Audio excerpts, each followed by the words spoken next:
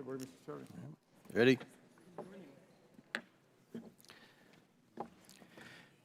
The committee will please come to order. A quorum is present. Without objection, the chair is authorized to declare a recess at any time. Pursuant to Committee Rule 5B and House Rule 11, Clause 2, the chair may postpone further proceedings today on the question of approving any measure or matter or adopting an amendment on which a recorded vote or the yeas and nays are ordered. The first order of business is ratifying the new subcommittee roster. The clerks have distributed the roster electronically. I ask unanimous consent that the committee approve the appointments and assignments as shown on the roster. Without objection, the subcommittee roster is approved. The chair also notes that points of order pertaining to the engaging of personalities against the president will not be in order for the duration of this markup. Given the underlying subject matter of Hunter Biden's subpoena and this committee's investigation, members must be allowed to speak frankly. Now, pursuant to notice, I call up a report containing a resolution recommending that the House of Representatives find Robert Hunter Biden in contempt of Congress for refusal to comply with a subpoena duly issued by this committee. The clerk will report the report, which has been distributed in advance. A report containing a House resolution recommending that the House of Representatives find Robert Hunter Biden in contempt of Congress for refusal to comply with a subpoena duly issued by this committee. I ask unanimous consent that the report be considered as read and open for amendment at any point. Without objection, so ordered. The chair recognizes himself to offer an amendment in the nature of a substitute. The clerk will please report the amendment.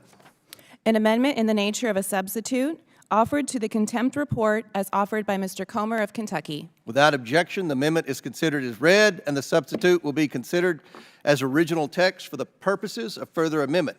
I now recognize myself for 5 minutes for a statement on the report. Today, the House Committee on Oversight and Accountability will consider a resolution and report recommending the House of Representatives find Hunter Biden in contempt of Congress for his refusal to comply with a subpoena duly issued by the committee. The House Committees on Oversight and Accountability and Judiciary issued subpoenas to Hunter Biden for a deposition to be conducted on December 13th, 2023. On December 13th, Hunter Biden failed to comply with the deposition subpoenas relevant to the House of Representatives impeachment inquiry and the committee's oversight investigations. Instead, Hunter Biden appeared on the grounds of the U.S. Capitol where he read a short, prepared statement without taking any questions from the media. Our investigation has produced significant evidence suggesting President Biden knew of, participated in, and benefited from his family's cashing in on the Biden name. Based on witness testimony, Joe Biden was the brand his family sold around the world to enrich the Biden family. The Bidens and their associates raked in over $24 million from 2014 to 2019 from countries like China, Russia, Romania, and Kazakhstan. Witness testimony confirms then Vice President Biden met, spoke by phone, dined, and had coffee with his family's foreign business associates. President Biden has repeatedly lied to the American people about speaking with his son's associates. We've also traced how money from the Biden's China deals and other influence peddling schemes landed in Joe Biden's personal bank account. We plan to question Hunter Biden about this record of evidence during our deposition, but he blatantly defied 2 lawful subpoenas. Hunter Biden's willful refusal to comply with the committee's subpoenas is a criminal act. It constitutes contempt of Congress and warrants referral to the appropriate United States Attorney's Office for prosecution as prescribed by the law. We will not provide Hunter Biden with special treatment because of his last name. All Americans must be treated equally under the law, and that includes the Bidens. Now,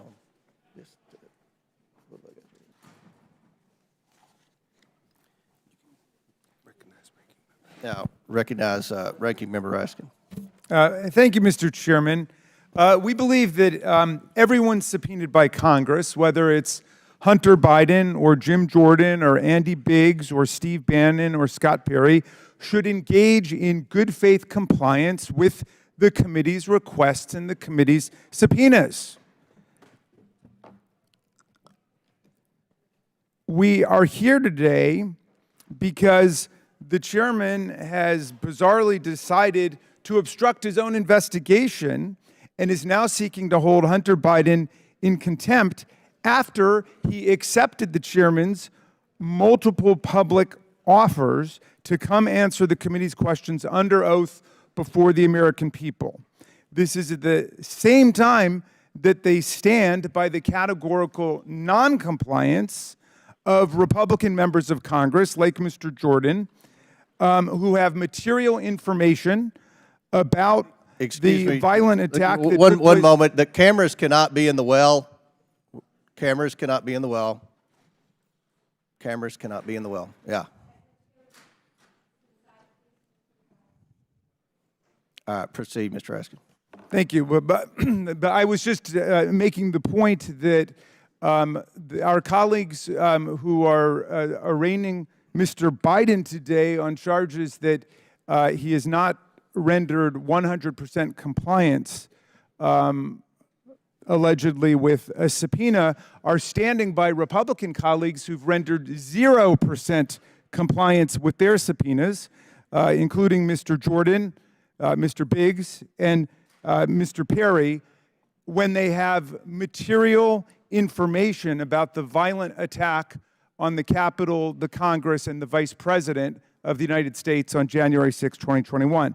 In any event, for the last 11 months, the chairman has repeatedly refused offers from Hunter Biden and his attorney to meet with the chairman and his staff and with members of this committee. On February 9th, just one day after the chairman's first letter to Hunter Biden, Mr. Biden's lawyer responded and offered Chairman Comer to, quote, sit with you and your staff, including the ranking member and his staff, to see whether Mr. Biden has information that may inform some legitimate legislative purpose and be helpful to the committee.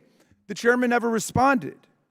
On September 13th, Mr. Biden's lawyer again wrote to Chairman Comer after a Newsmax interview in which the chairman falsely claimed that he never got a response back to his original letter. Mr. Biden's attorney explained the chairman actually never responded to his offer to sit down and discuss the committee's request, but stated that he remained available to have the discussion, but the chairman again completely failed to respond. 2 months later, on November 8th, Chairman Comer and Jordan issued subpoenas to Mr. Biden requiring his appearance for a deposition on December 13th. In the cover letter, the chairman noted, given your client's willingness to address this investigation publicly up to this point, we would expect him to testify before Congress. Throughout the fall, the chairman urged Mr. Biden to come appear at a public committee hearing. On September 13th, on Newsmax, the chairman stated, Hunter Biden is more than welcome to come in front of the committee. If he wants to clear his good name, if he wants to come and say, you know, there weren't 20 show companies, he's invited today. We'll drop everything.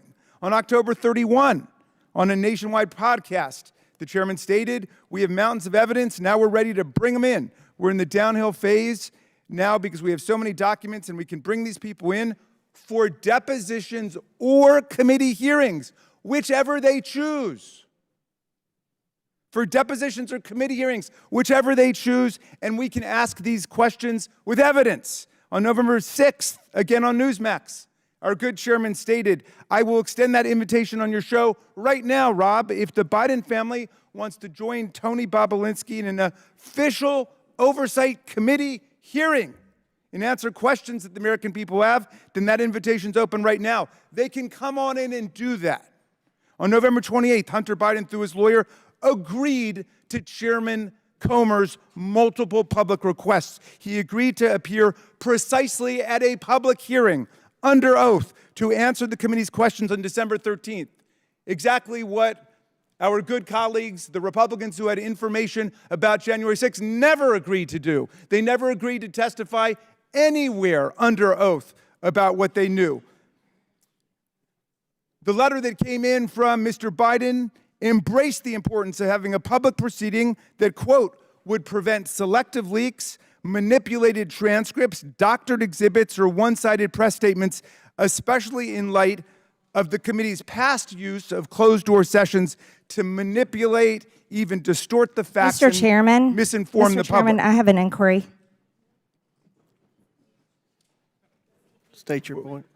Mr. Chairman, don't we have House rules and committee rules regarding subpoenas and then rules about having hearings and having questions with witnesses We that do. must be followed? Mr. Chairman, I'd like to reclaim my Could you time. state the rules, Mr. Chairman? Hold on. one We could second. just interrupt each Mr. other with an Rasmussen, inquiry? Your time was expired. I'd like to know the rules of the House and our committee. Read them. They're available to every member. The rules state for a deposition, if that's what you're asking, 3 days' notice. You have to have the stenographer and all of that. So that's. Mr. So Chairman, just to All clarify, right, we can't have someone Mr. just Raskin's walk time's in. expired. Mr. Chairman, point of Do inquiry. any other members wish to be heard? Mr. Chairman, point of inquiry. Mr. Chairman, I did endure multiple interruptions in my opening. Could I finish? Would that be all Well, right? you went over your 5 minutes, but I'll give you 30 more seconds. Okay. The chairman refused to take yes for an answer from Hunter Biden. Instead, on December 1, they pulled a bait and switch. They changed the terms of their request. They rejected his offer or his acceptance of their offer and insisted that he now come in and sit for a secret closed-door deposition. On December 6, Hunter Biden's lawyer reiterated that Hunter Biden was willing to accept the chair's original request and once again offered to appear on December 13th or any other date in December to answer any question pertinent and relevant to the subject matter. He again raised concerns about closed-door sessions. That's what brings us to today, Mr. Chairman. He has materially, substantially, in good faith complied with what your requests were. He complied with the subpoena. I don't think he We complied. All right. would Your have time's expired. We Do would have any- loved that. Do kind any of other members compliance. wish to be heard? Mr. Chair Chairman. recognizes Ms. Mace from South Carolina. Thank you, Mr. Chairman, Chairman Comer. First of all, my first question is, who bribed Hunter Biden to be here today? That's my first question. Second question, you are the epitome of white privilege, coming into the Oversight Committee, spitting in our face, ignoring a congressional subpoena to be deposed. What are you afraid of? You have no balls to come up here and... Mr. Chairman, point of inquiry. Mr. Chairman, If The ladies recognize. I'm not If the done. gentlelady Play wants to hear stupid from Hunter games. Biden, we can hear from him right now, Mr. And you Chairman. win Let's take a stupid vote and hear prizes. from I'm Hunter Biden. speaking. What are you women afraid allowed of? to speak? Hold What are you on, afraid hold of? on, hold on. Why- Order, why are you order, guys not order. willing to let Ms. us Are Mace, women Ms. allowed to Mace. speak in All here right. or no? Okay. Are women allowed to speak in here or no? Order. Because you keep interrupting me. I'll interrupt the You keep chairman. I don't interrupting. know that he's a lady. I think that that Hunter Biden should be arrested right here, right now, and go straight to jail. Our nation is founded on the rule of law. Come on. And the premise Come that the on. law applies equally to everyone, no matter what your last Point of order, name. Mr. Chairman. Point of It order. doesn't matter who you are. Point of order, Mr. Chairman. Biggs over here. Donald Trump Jr. Biggs over here. State your point, Mr. Biggs. Yeah, my point of order is this. Are we going to continue on with this blatant interruption? This is absurd and inappropriate. I intend to give my statement. I don't intend to have anybody interrupted. I'm not going to interrupt your statements. I think you should have decorum and courtesy and don't act like a bunch of nimrods. You just interrupted a woman. And that's five, I got Can permission. we I did- agree everyone has Mr. 5 Chairman, minutes? Can we agree? Point of order again. The assertion that I interrupted was absolutely false. That's typical of the gentleman who spoke it. I got permission to speak from the chairman. I spoke. I was interrupted yet again by the gentleman who doesn't choose to go through the chair and follow proper order. I encourage us, I think if we're going to have any respect at all, we need to have proper decorum. Well said, well said. I'd like to finish. The rules are everyone's going to be recognized for 5 minutes. Anyone that wants to be recognized will be recognized for 5 minutes. Ms. Mace has 4 minutes and 13 seconds left. Chair recognizes Ms. Mace. It does not matter who you are, where you come from, or who your father is, or your last name. Yes, I'm looking at you, Hunter Biden, as I'm speaking to you. You are not above the law at all. The facts in this case are crystal clear. This committee used and issued a lawful subpoena to Hunter Biden, a critical witness in this committee's investigation into Biden family corruption. Hunter Biden and his lawyers did not claim privilege of any kind because clearly he has none. They didn't contest the legitimacy of our reasons for issuing this subpoena, no reasons, because they clearly are legitimate. And yet, he refused to comply. Trump's family members, Don Trump Jr., he did not defy a congressional subpoena. He showed up multiple times for multiple depositions for several hours. In doing so, Hunter Biden broke the law. He did so deliberately. You did so flagrantly. You showed up on the Hill, on the Senate side, the day of that congressional subpoena to defy it and spit in the face of this committee. That's what you did. The question the American people are asking us is, what is Hunter Biden so afraid of? Why can't you show up for a congressional deposition? You're here for a political stunt. This is just a PR stunt to you. This is just a game that you are playing with the American people. You're playing with the truth. Hunter Biden wasn't afraid to sell access to Joe Biden to the highest bidder when he was in elected office. He wasn't afraid to trade on the Biden brand, peddle influence, and share those ill-gotten gains with members of his family, including Joe Biden. He wasn't afraid to compromise the integrity of the presidency and vice presidency by involving Joe Biden in shady business deals with our foreign adversaries. But Hunter Biden, you were too afraid to show up for a deposition, and you still can't today. I believe that Hunter Biden should be held completely in contempt. I think he should be hauled off to jail right now, because it wasn't long ago, too, my friends on the other side of the aisle, that you also believed in the power of a congressional subpoena. Not long ago at all. You believed in holding those who refused to comply with a congressional subpoena accountable. And I stood with each and every one of you. I am the only member in this room today who has held a member of my own party in contempt of Congress for not showing up for a subpoena. And I see nothing but complete hypocrisy on the other side of the aisle. The ranking member of this committee even so eloquently put it, the lesson is, please tell your children out there in America, if you get a subpoena to go before Congress, go. You have a legal responsibility to do so. So the hypocrisy is stunning. What are we to tell our children today? There's nothing the other side can say with a straight face. As the only member of this committee to vote to hold a member of contempt of my own party, let me be clear, this should not be a partisan issue. If Congress issues a subpoena, you show up, period. This is not a responsibility we take lightly. It brings no joy for us to do this, but the president's son broke the law and must be held accountable in the same way anybody else would. I urge my colleagues on both sides of the aisle to do so. And my last message to you, Hunter Biden, you play stupid games, you win stupid prizes. Will the gentlelady yield for a question? Will the gentlelady yield? Will my friend yield from South Carolina? Sure. I do want to commend the gentlelady who was the only Republican who stood up and voted to hold in contempt the Republican members of the House who blatantly and categorically refused to comply with subpoenas that came from the bipartisan January 6th committee. I would like to ask my friend, Ms. Mace from South Carolina, whether she's aware of all the case law which says that the committee has to engage in good faith interaction with the witnesses they've called, and they're supposed to arrive at a solution. And what do you think about the fact that the chairman on multiple occasions gave this witness the opportunity to come before the full committee, and he agreed to that? We issued a congressional subpoena, and I know with your constitutional law background, you know exactly what that means, and he should have showed up. And because of your vote and because of your statements, you should be voting to hold this man in contempt of Congress today, right now, if you're going to be consistent on your own policies and your own words. Gentlelady's time's expired. Chair recognizes Mr. Moskowitz for 5 minutes. Thank you, Mr. Chairman. It's good to see you after a long break.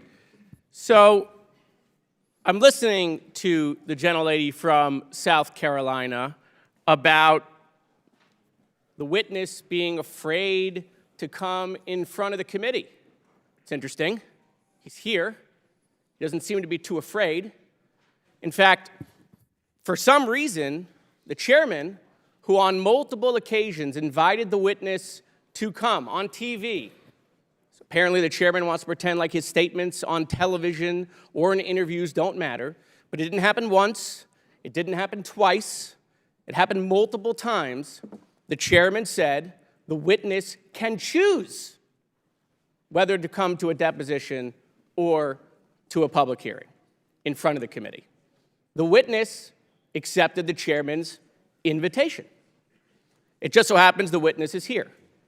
If the committee wants to hear from the witness, and the chairman gave the witness that option, then the only folks that are afraid to hear from the witness with the American people watching are my friends on the other side of the aisle. I don't know if there's a proper motion, Mr. Chairman, but I'll make a motion. Let's vote. Let's take a vote. Who wants to hear from Hunter right now, today? Anyone? Come on. Who wants to hear from Hunter? Motion's out of order. Yeah. No one. So I'm a visual learner, and the visual is clear. Nobody over there wants to hear from the witness. Oh, there's one. Thank you. Will you yield for a question? I'm not there yet, but I will eventually. So there's no one, well, other than one or two, that want to hear from the witness. So the majority of my colleagues over there, including the chairman, don't want to hear from the witness with the American people watching.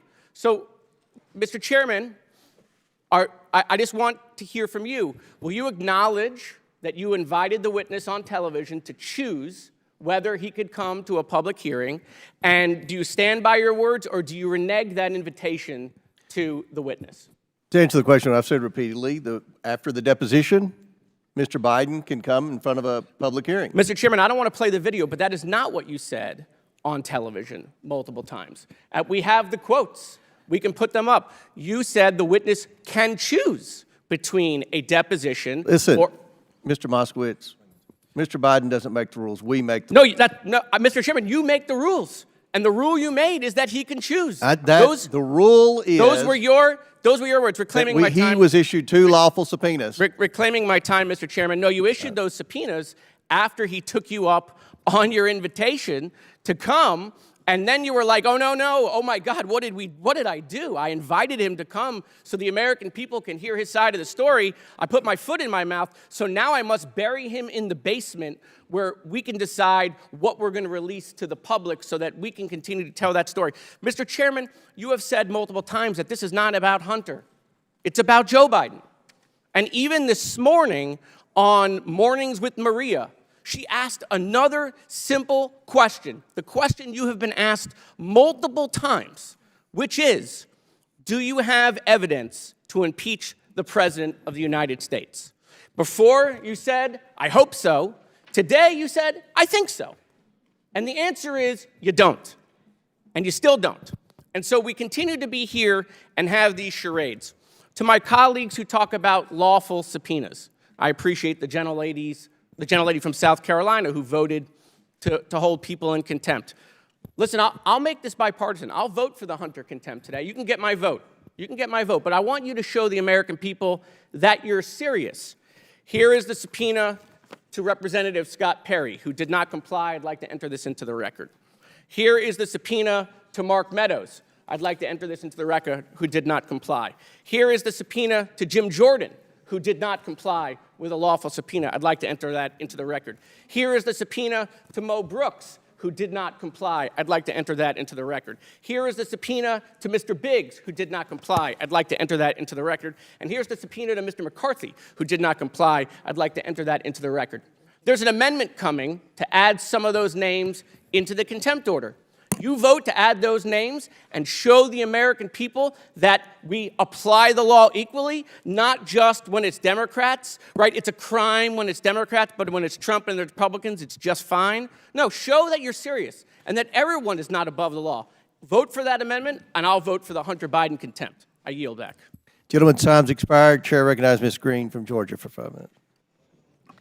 Thank you, Mr. Chairman. Excuse me, Hunter. Apparently, you're afraid of my words. Whoa! Oh. I'd like to reclaim my time, Mr. Chairman. Kind of burst their bubble. Wow, that's too bad. I think it's clear and obvious for everyone watching this hearing today that Hunter Biden is terrified of strong conservative Republican women because he can't even face my words as I was about to speak to him. What a coward. And this is also a coward that sat right here in front of Mickey Babbitt, Ashley Babbitt's mother, who was murdered on January 6th by Michael Byrd, the Capitol police officer. And you want to talk about a committee, a political sham? I'll totally disagree with you, Ms. Mace. That January 6th committee was not bipartisan.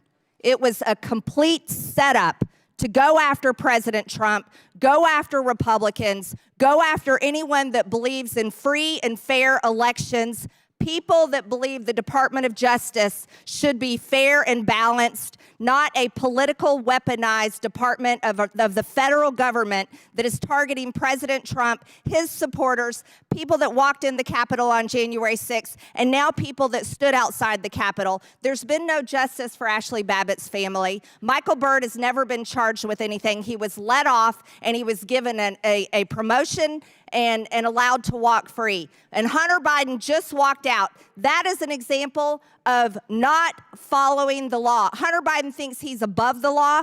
Don Jr., Eric Trump, Ivanka, Trump family members had to come in to Democrat subpoenas and be questioned by Democrats for over 8 hours, each of them. Hunter Biden runs away. Hunter Biden did not come when we subpoenaed him. He did not follow the law. And then one of our colleagues helped him evade his subpoena by going and reserving a press conference for him on his behalf, helped him evade the subpoena, helped Hunter Biden break the law. Let's talk about his own father's words. President Joe Biden said in October 2021 that individuals who defy subpoenas from the January 6th House Select Committee should be prosecuted. And the Justice Department indicted Steve Bannon for doing so in November 2021. Hunter Biden's father, the President of the United States, said that he should be prosecuted. Anyone that defies a subpoena should be prosecuted. Hunter Biden didn't show up for his subpoena. Hunter Biden showed up today to make a clown show of himself, to show that he is nothing but someone that will not obey the law, that wants to show up when he wants to, and sits here with a smug look on his face and runs away when it's my turn to talk. Not only is he a criminal, but he is a coward. Nothing but a coward. Let's talk about voting for things. We have members on this committee that are on record on their own Twitter accounts talking about people blowing off subpoenas on the January 6th committee that states the rule of law is stirring all over America. That's Representative Jamie Raskin. Right here, I'll enter this for the record. Representative Jamie Raskin, Steve Bannon has been convicted of acting in contempt of Congress. My argument with Rep. Gates is now settled. If subpoenaed, you show up and assert any privilege you think applies to specific questions, but you can't blow off the proceeding. He blew it off. Walking in today is too late. We have to hold Hunter Biden in contempt of Congress because he's not above the law, and neither is the President of the United States. And this committee has produced more evidence that any Democrat ever dreamed of having against President Trump and his family, while they constantly make up lies and attacks about the Trump family and President Trump. They make them up all day long. It's nothing but a political witch hunt. This committee has produced the evidence that Joe Biden has taken payments through his son, Hunter Biden, and all their dozens of fake LLCs. You can't buy a Biden product. You can't hire a Biden for a service unless you're a foreign country and you're asking and paying for political favors and political payouts. And that is exactly what the Biden brand is all about. We will hold Hunter Biden in contempt. And if the Democrats are not the hypocrites that they constantly display that they are, then they will vote for contempt of Congress because they voted for it on every other subpoena that didn't go through. And here's the last thing. You guys had your chance. If you wanted to hold people in contempt of Congress, you could have done it last Congress, but you didn't do it, and it would have been a major mistake because you know that it could have been turned exactly back on you. Mr. Chairman, I yield. Thank you, Mr. Chairman. I think it's really interesting to hear the gentlelady from Georgia speak about Hunter Biden leaving, and she is the person that showed nude photos of Hunter Biden in this very committee room, showing dick pics in this committee room of Hunter Biden. I have my 5 minutes, gentlelady, and so I think it's really ironic, hypocritical, quite shameful that the person who's complaining about somebody leaving when she's showing nude photos of him to this committee, showing nude photos of him to this committee in this very room. And you also talk about decorum. You're talking about January 6th. Ms. Green, I was there with you when we went to the January 6th jail, and when you were hugging, high-fiving, talking to, and providing so much comfort and joy to the insurrectionists that attacked our Capitol. And you were insurrectionists that attacked our Capitol. You were hugging and giving them all the support Mr. that Chairman, you the could. gentleman I'd like has to- the time. Stop the clock. Chair recognizes Mr. Garcia. I'd like to continue You my have 3 minutes and 50 my seconds. 5 minutes. And I just want to remind everyone, that this is, again, about the Donald Trump revenge show. We're here today, and the majority is doing this hearing because this is all about Donald Trump and trying to make sure they do everything they can to support him. For weeks, we as Democrats and Republicans and the chairman demanded a public hearing, and I agree with Mr. Moskowitz. Yet, Mr. Chairman, you have denied it. We want a public hearing. If we need to take a vote or ask unanimous consent, we should hear from Mr. Biden today. That's what the public demands. Democrats are united. We like to see the same thing. And I'd like to see a vote to actually have Hunter Biden actually, with unanimous consent, do actually a hearing and address us today, if possible. Would my friend yield? Yes. Thank you. Well, the fact of the matter is, Mr. Biden showed up this morning and was willing to show up weeks ago to appear at a public hearing, which he was led to believe was his option. And today is all about a combination of chutzpah and delusional theory. We just heard some of the delusional theory from the gentlelady from Georgia.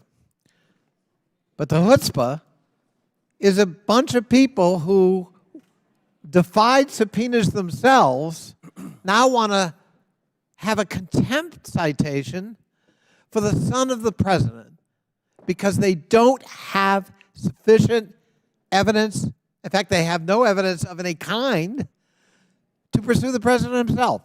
So when you can't go after the principal, try to hurt the people around him, including a wounded member of his own family who has had all too public troubles put before our country. It's mean-spirited, it's cruel, and it's beneath the dignity of this committee and this body. If you want to have political differences with the President of the United States, our system invites it. But resorting to punitive measures against members of his family because you can't get at him, I think crosses a boundary. And by the way, I counseled Democrats in the previous administration to take great care in going after members of President Trump's family because I felt the same dynamic at work. So I would urge that we give real serious consideration to the matter at hand, that we show more respect for the president and his family, whoever that president may be at any given time, and that we respect due process and we hold ourselves to the same standard we are asking this body to act on today in terms of a contempt citation. We've let many of our fellow members off the hook in defying the January 6 subpoenas. I yield to Mr. Raskin. Can I have the rest of my time? I just want to also, Mr. Chairman, I think Mr. Biden has agreed to address this committee publicly. I just want to ask unanimous consent to swear in Mr. Biden either today or at a future meeting and have every member be able to ask 5 minutes of questioning to the witness. So I'd like to officially ask that, Mr. Chairman. Yeah, we object. That's not in order. How is that not in order? It's just not in order. Time's expired. Chair recognizes Mr. Perry for 5 minutes. Thank you, Mr. Chairman. I'd just like to remind members of this committee and anybody watching that this is a duly constituted committee under the rules of the House of Representatives. Duly constituted. You see Republicans on this side and Democrats on that side. The Democrats on that side were selected by their leadership and their process. Same thing for the Republicans on this side. Why do I mention that? Why do I bring that up? Because this is a stark difference from what is being referenced on the other side of the aisle. The so-called J6 committee, which was nothing more than a Soviet show trial in America. That's what that was. And so every single action that they took, subpoenaing people, disparaging people, referring charges of people, were not legitimate. Were not legitimate. So to compare what's happening today to what happened years ago is completely out of context, and you need to understand that. This is a game for these folks. Sure, they want to support their guy. They don't care about America. They don't care about what the president's doing to destroy America.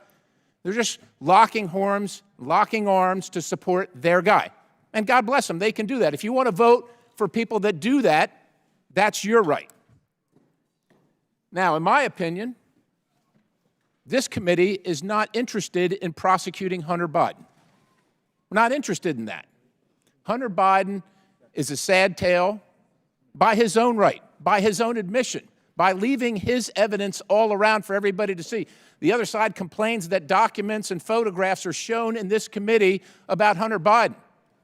Don't blame the person that showed the documents or the photographs. The person that committed the acts is the person who is responsible for the acts. And we do take no joy because it's a waste of time to prosecute Hunter Biden. But he created this for himself, along with the rest of his sad tale of his life, unfortunate that it may be. But we, in this committee, on both sides of the aisle, on behalf of the American people, are charged with finding the facts. And the facts show that President Biden profited from his name, and the person that arranged the deals was Hunter Biden. And so we would like to delve into that. Now, Hunter Biden, regardless of his last name, even though he thinks he's special, he thinks he can leave evidence all around and blame it on the Russians when he knows it was him. He can go on TV and say that he thinks he's special because his last name's Biden and that no one will touch him. Ladies and gentlemen, the great thing about America is that we're all special because the law is blind to each one of us regardless of our station, our economic position, or our political position. Hunter Biden sadly chose to violate federal law. That's unfortunate. But we are duty-bound to do something about it because without law, we have anarchy. And that's what Hunter Biden would like. By coming here today, he shows that he can be here. He shows that he displays that he could show up to a lawfully, legitimately presented subpoena. But he chooses not to, and that's his choice. He can do that. But there are consequences for that, ladies and gentlemen. There are consequences for that. And we are duty-bound. Will the gentleman yield down here, Mr. Perry? I will not yield. We are duty-bound. We are duty-bound to pursue the consequences of that so that the American people can trust in the system of justice in the United States of America, which they do not right now. They don't trust in it, nor should they, because this side of the aisle has made a mockery of it for the last 3 years and beyond that. Will the gentleman yield for? I will not yield. Mr. Biden is not special. He was given a subpoena. He should have appeared. He chose not to. We have no choice. We have no choice if we are to uphold our oath to uphold and defend the Constitution of the United States. We have no choice except to refer charges and find Hunter Biden in contempt. His choice. That was his choice. Now we have to make our choice. And conflating the so-called J6 committee, unduly authorized, not a committee, no jurisdiction, no authority whatsoever under the law of anything. To conflate that with these proceedings today is an abomination. My friends on the other side of the aisle know what they're doing, should be ashamed, should be embarrassed, but will not be.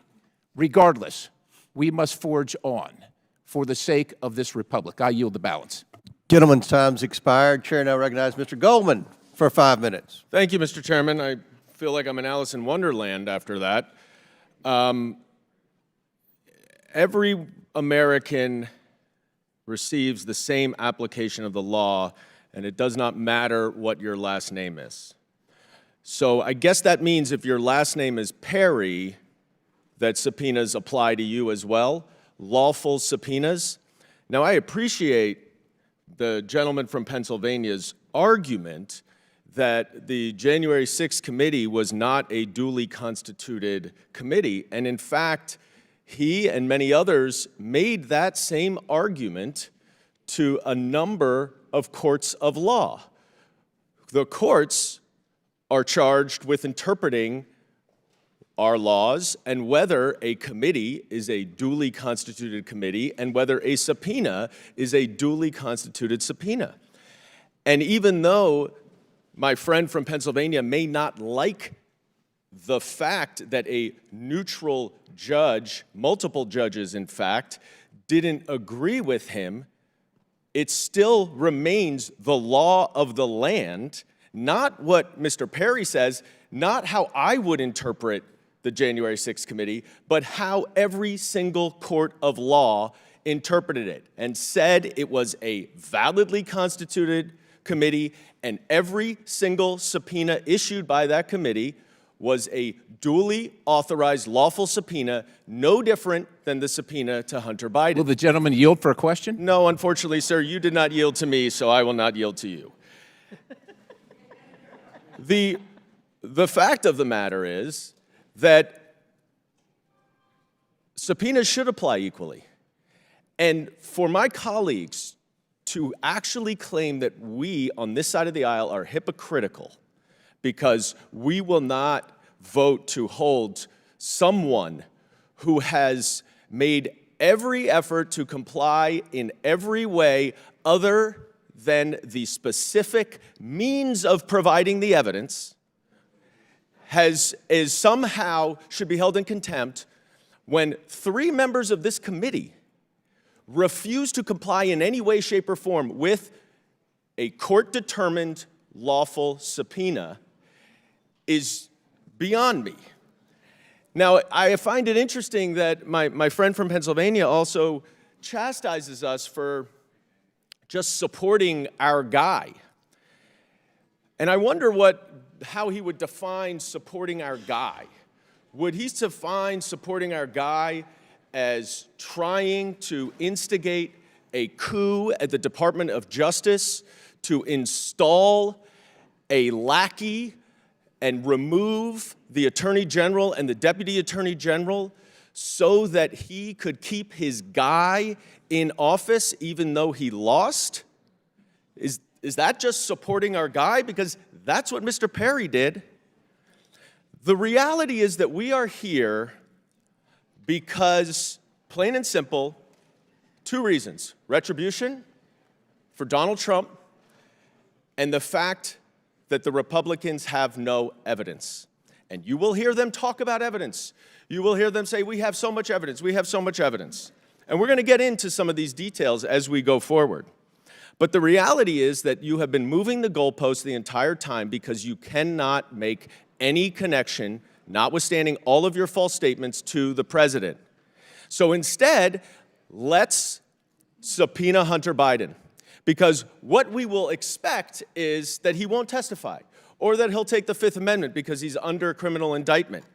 And then we get to say, aha, all of our specious allegations must be true because if they weren't, he would come here and testify.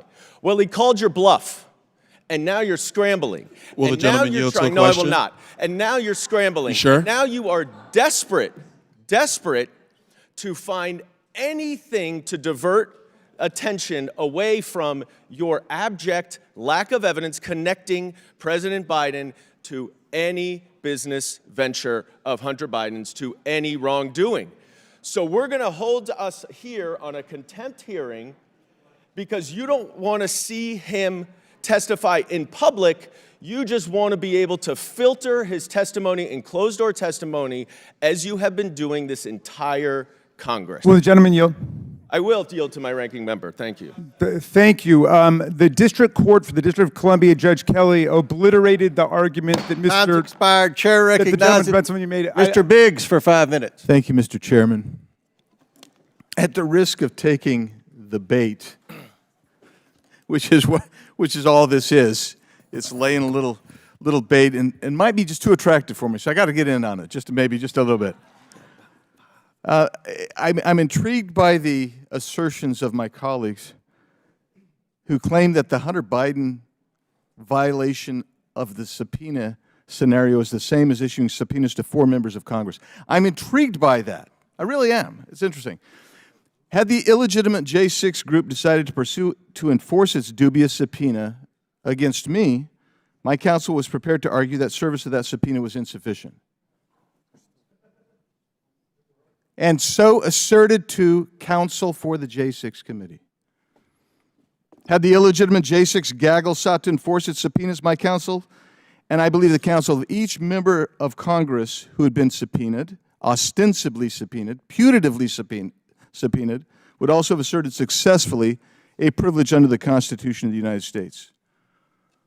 Those questions never arose formally because the now defunct J6 committee, which has no authority anymore because it passed with the closing of the last session of Congress. I think that cabal surely understood that its tenuous claims, how tenuous its claims were, and chose not to try and enforce its questionable subpoenas. And why do I say that? I say it because in reporting to Reuters, the committee's own chairman, Benny Thompson, said this, quote, "There are some questions of whether we have the authority to compel testimony from Republican colleagues." He knew you didn't have that authority, but yet you still tried to assert it. Now, what's the distinction? Well, Hunter Biden has no claim to insufficiency of service of process. Why do we know? Because he stood on the lawn of the Senate the same day that he was supposed to be here and asserted publicly, hey, I'm supposed to be somewhere else. I'm supposed to be giving a deposition, but I won't do it. I won't do it. Secondly, Hunter Biden has claimed no privilege against testifying before this committee or the Judiciary Committee pursuant to the subpoena, except for the privilege that he has claimed throughout his life. And as the LA Times said about Hunter Biden, quote, "Biden is still on the nepotism gravy train," close quote.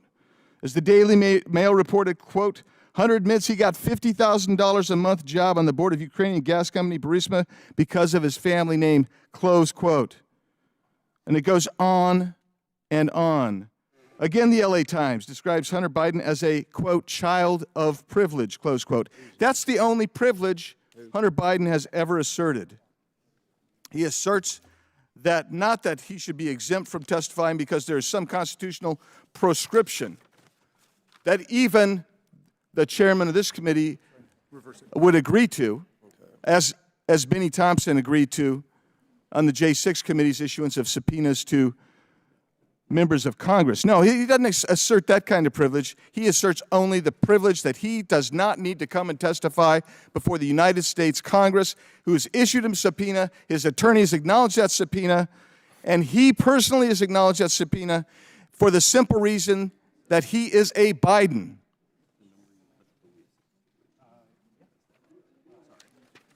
So, where are we? Merrick Garland has authorized pursuing Republicans for contempt of Congress.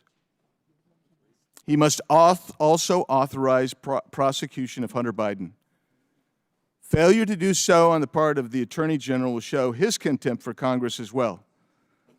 But it will show even greater contempt for the American people who now recognize the weaponization of the federal government and the two-tier system promulgated by Democrats. Mr. Chairman, to Mr. Thompson's, to former Chairman Thompson's questioning of his own authority to actually issue subpoenas to members of Congress, Chairman Jordan requested legal analysis and authorities. But Chairman Thompson never responded. That committee could have pursued contempt if they thought there was valid subpoenas issued and a contemptible warranted contempt citation. They chose not to. Their authority expired, and ours is not expired. We should issue contempt. I yield back. Gentleman yields back. Chair now recognizes Mr. Conley. Thank you, Mr. Chairman. 3 names: Jordan, Perry, and Biggs. Not a law firm. 3 members of this body who defied a legitimately issued subpoena upheld by courts of law. I think it's really important to remember that when the word hypocrisy is thrown around by some of our friends on the other side of the aisle. The other thing I think that's really important, before I yield to the ranking member, Mr. Biden, Hunter Biden, knows that if he appeared in camera, in secret, to be deposed, Republicans would cherry pick what he said and leak it. He preferred sunshine. He preferred to come here out in the open and testify before the entire American public, this body, and everyone watching, and take his chances with public testimony that could not be used to his detriment by cherry picking and distortion. That is and ought to be the right of an American citizen. I yield to the ranking member. Thank you kindly, Mr. Conley. I wanted to introduce for the record, Mr. Chairman, United States District Court for the District of Columbia opinion in RNC versus Nancy Pelosi, rendered by Judge Tim Kelly, rejecting, obliterating, and demolishing every argument that we heard from Mr. Perry and Mr. Biggs. Their whole argument seems to be that Republicans were entitled to blow off subpoenas of the United States Congress that came from the January 6th committee because they didn't like the committee, they didn't think it was legitimate, they thought it was not validly authorized. The courts roundly and uniformly rejected those arguments. So now they purport to render the law for themselves. If they don't want to comply with the subpoena, they won't, and yet they would now hold other witnesses like Hunter Biden to a standard they won't accept for themselves. That's a remarkable thing. I started off this hearing, Mr. Chairman, by saying we believe that everybody should respond in good faith to the subpoenas of the United States Congress. Now, Mr. Biden asserts that he responded in good faith to what you repeatedly publicly asked him to do. And he's at least got an arguable, colorable claim that that's true. All the case law I've been able to read, Mr. Chairman, suggests that the committee is supposed to engage in good faith negotiation with witnesses, which is precisely what the January 6th committee did. The dates don't always work out. The times don't always work out. Some people want to assert a privilege. Some people don't. There are certain questions that are agreed to or not. So there are negotiations. But as I read at the beginning of this Will hearing— the gentleman take a question? But I will as soon as I get to that. In the Excuse me, it's my time. Oh. Mr. Raskin. Thank you, Mr. Conley. Why is the committee not engaged in that negotiation with Hunter Biden? I just don't understand that. I mean, he's a guy who appears to be 99% willing to do what you even asked him to do in the written subpoena, but he's given 100% good faith compliance with what you repeatedly publicly challenged him to do. So I don't understand why you won't meet with them and work it out, which is what every court in the land has said. The courts don't want to be involved in all this stuff, especially when you've got a guy like him who's overwhelmingly complying with what you're asking for, unlike all of these colleagues on the other side of the aisle who unfortunately 100% defied the subpoenas of the United States Congress, which is what they did. And I don't think those people should be able to vote on any subpoena relating to any witness in this committee until they render cooperation with the January 6th committee and come forth and tell us what they know. Now, there's another point that I need to make, and I want to thank Mr. Conley for his indulgence here. Our good friend, the gentlelady from Georgia, referred to the murder of Ashley Babbitt. Well, the Department of Justice, the United States Attorney, and the U.S. Capitol Police Inspector General all rejected the idea that there was any Point of murder. order, There was Mr. Chairman. Or inquiry. There's no such thing. There's never been a court hearing. Mr. Chairman, we agreed. Michael Byrd was never charged. Reclaiming order here. The time is Mr. Conley's. I yield back to Mr. Conley. Thank you, Mr. Chairman. But I will submit for the record a document entitled Department of Justice Closes Investigation into the Death of Ashley Babbitt, United States Capitol Police. Document USCP completes internal investigation into the January 6th officer-involved shooting. I think it was a scandal. It was a tragedy that people died because Donald Trump put them at risk, as many of the former insurrectionists are now willing to say publicly, that he said you got to go and you got to fight and fight like hell, or you will not have time's expired, Mr. Conley. Time's expired. Mr. Conley's time is expired. Mr. Conley's time is expired. Order. I was trying to reclaim the time the gentlelady stole from me. Oh, we stopped the clock. I watched it. I'm paying close attention. I do feel compelled to respond to this. We have engaged in good faith negotiations. We've offered every witness a narrow scope of topics, documents in advance. They can choose the date. Hunter Biden's lawyer has not engaged with the committee regarding Hunter Biden. Chair now recognizes Mr. Waltz. Did you respond to their letters to offer to for 5 cooperate, minutes. sir? Mr. Chairman, did you respond to the lawyer's offer to cooperate with the committee and meet with the committee?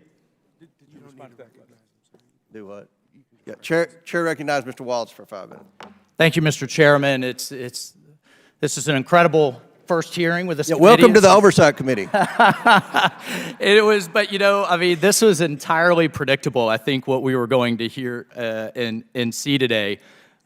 We saw that Hunter came and staged a PR stunt with my friend from Florida, Mr. Moskowitz. That was clearly organized and recognized. But what I'm hearing from the ranking member and his colleagues that claim that transcripts are subject to, quote, partisan and twisted leaks and distortions is incredibly rich. Let's talk about calling the kettle black first.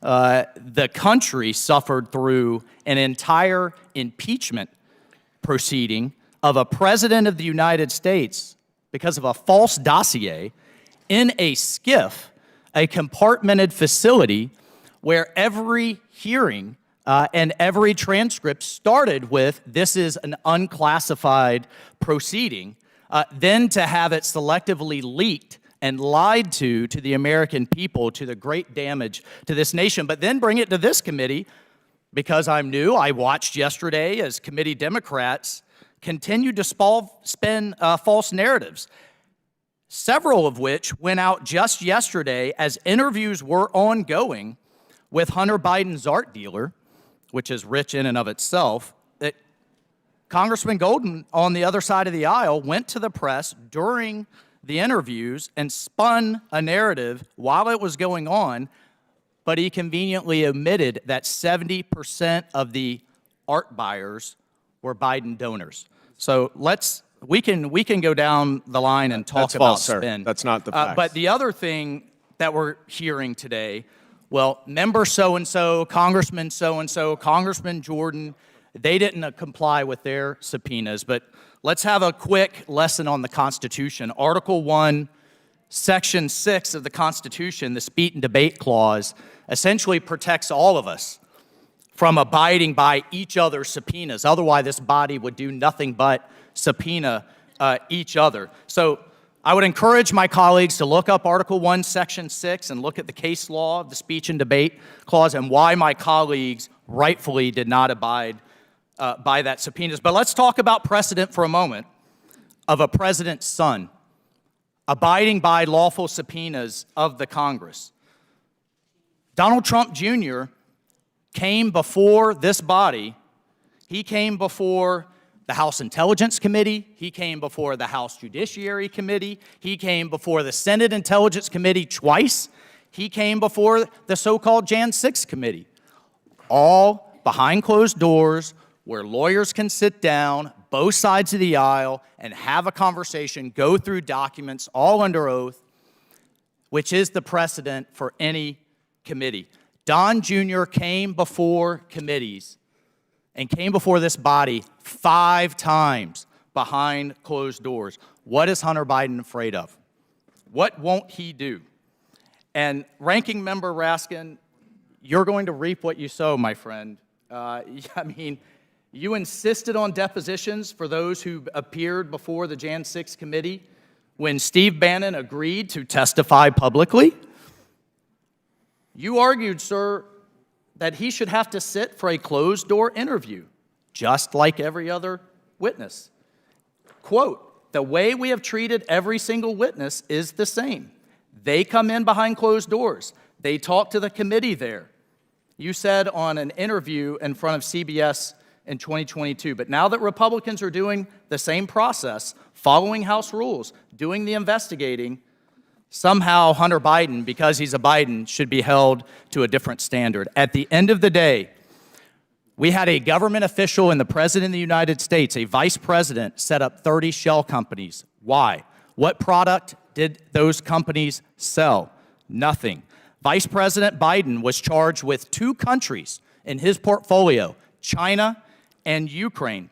While the vice president, his son, traveled on official business on Air Force Two and received massive monetary contributions afterwards. We have laws in place, colleagues, that prevent foreign powers from influencing government officials.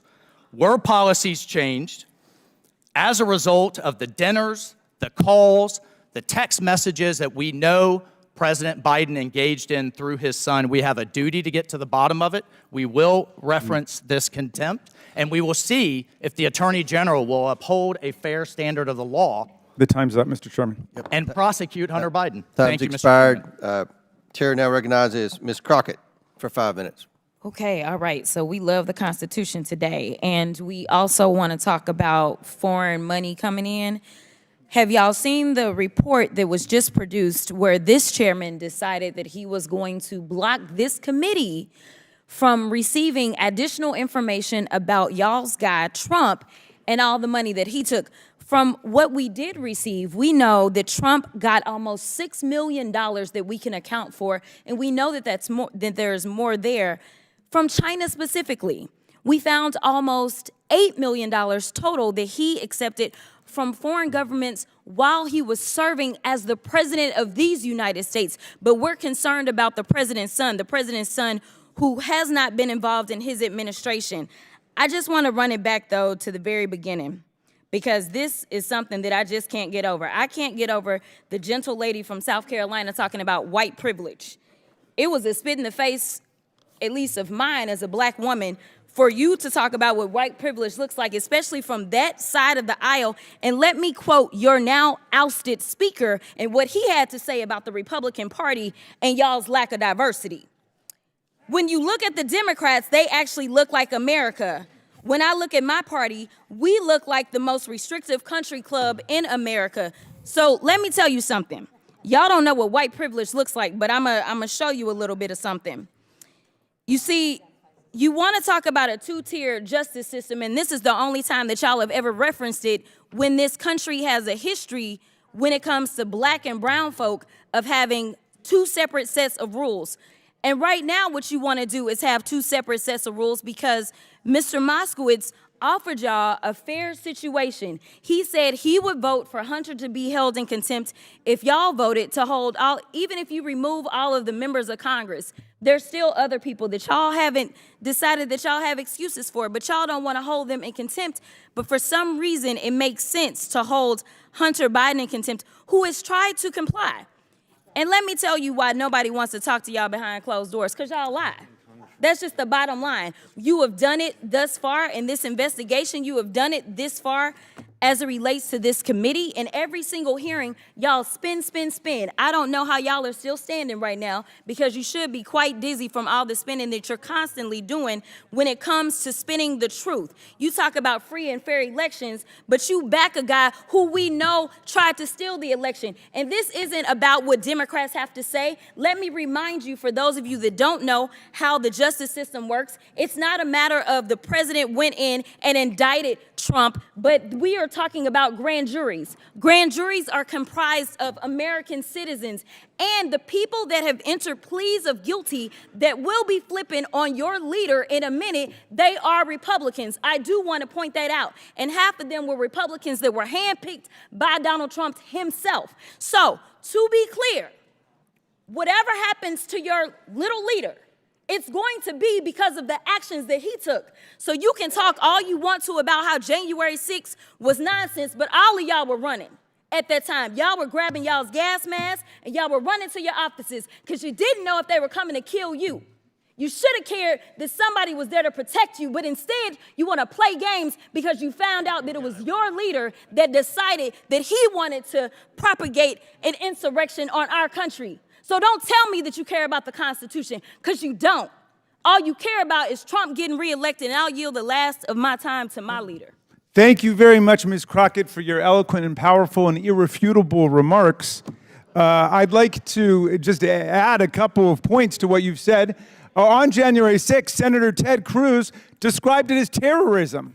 They later came to attack him during their revisionist, Orwellian, Stalinist attempt to rewrite history. Unfortunately for them, we know that there were 147 or 48 of our officers who were wounded, bloodied, and hospitalized by the rabid mob that beset the Capitol that day. We know that Kevin McCarthy, one of their deposed leaders over on their side, called Donald Trump from his office to complain about how his people were storming the Capitol and putting people's lives in danger. And Donald Trump said, no, those aren't my people, those are Antifa. And McCarthy corrected him and said, no, those are your people, Mr. President. To which Donald Trump said, well, maybe they just care a little bit more about who won the election than you did, Kevin McCarthy. You guys have got to deal with reality here. By the way, the speech and debate clause stands for the exact opposite principle who our distinguished new member just spoke about a moment ago. It says that members of Congress Mr. cannot Chairman, be questioned Mr. anywhere Chairman. else other than Congress. So Point of he should privilege. read the speech or debate Mr. clause Chairman. aloud. Let him finish his sentence there. Now, Chair recognizes Mr. Burchett from Mr. Tennessee Chairman. for 5 minutes. Thank you, Mr. Chairman. My colleagues seem to want to talk about the justice system, so let's talk about it. November of last year, the chairman issued a subpoena to Hunter Biden to appear on December 13th, for a closed-door deposition. Instead of respecting the rule of law, Hunter Biden chose to give a press conference on the front steps of the Senate. To show such contempt for Congress without fear of repercussions highlights a theme throughout this administration and Democrat administrations before it. If you're a big-name Democrat, then you are immune to prosecution. Former Attorney General Eric Holder said as much in a memo he wrote regarding collateral consequences. For those that don't know, the collateral consequence policy allowed prosecutors to consider whether charging a company or individual will result in greater societal harm than not charging them. It's why the banks weren't held criminally accountable to the fallout of the 2008 financial crisis. It is why Jeffrey Epstein's clients aren't behind bars. It's also the mindset of President Biden and his family. Too big to jail. Not too big to fail, too big to jail. The two-tier justice system is a disgrace to our country and the principles it was founded on. I thank the chairman and the committee for the hard work they put in to hold the Biden administration accountable, but I doubt our Justice Department has the guts or the wherewithal to do anything about it. And I would like to yield my time to my friend from Florida, Byron Donalds. Actually, I'll yield. yield let to me Mace. yield to Miss May. She hasn't gotten enough quality TV time today, so I'll give her a little more time. Thank you, and then I'll yield to my colleague from Florida as well. I'm going to try to be quick here because I was accused by my colleague on the other side of the aisle about my white privilege. I want to say, number one, as the former ranking member of the Civil Rights Subcommittee under Chairman Raskin last session, I take great pride as a white female Republican to address the inadequacies in our country. I come from a district where rich and poor is literally black and white, black versus white on most days. My largest jail in my district, which is the largest jail in the state of South Carolina, has had 7 or 8 deaths in the last 2 years. And I was there with our black and African American council members trying to get the right thing done. And I come from a district where black men have been killed by law enforcement, tased to death in our jails, and I've stood with those black families because I know the differences that they see day to day in their life, and I try to do the best that I can. I come from a district where the first African American, first black man in the U.S. House of Representatives was Joseph P. Rainey, represented my district back in the 1800s with that. The last black member of the U.S. House of Representatives before Reconstruction came from South Carolina, George P. Murray, the black man, former slave, and entrepreneur who founded the Republican Party in South Carolina. One of the founding members was named Robert Smalls, who commandeered a Confederate ship and gave it to Union soldiers and served his country admirably in the process.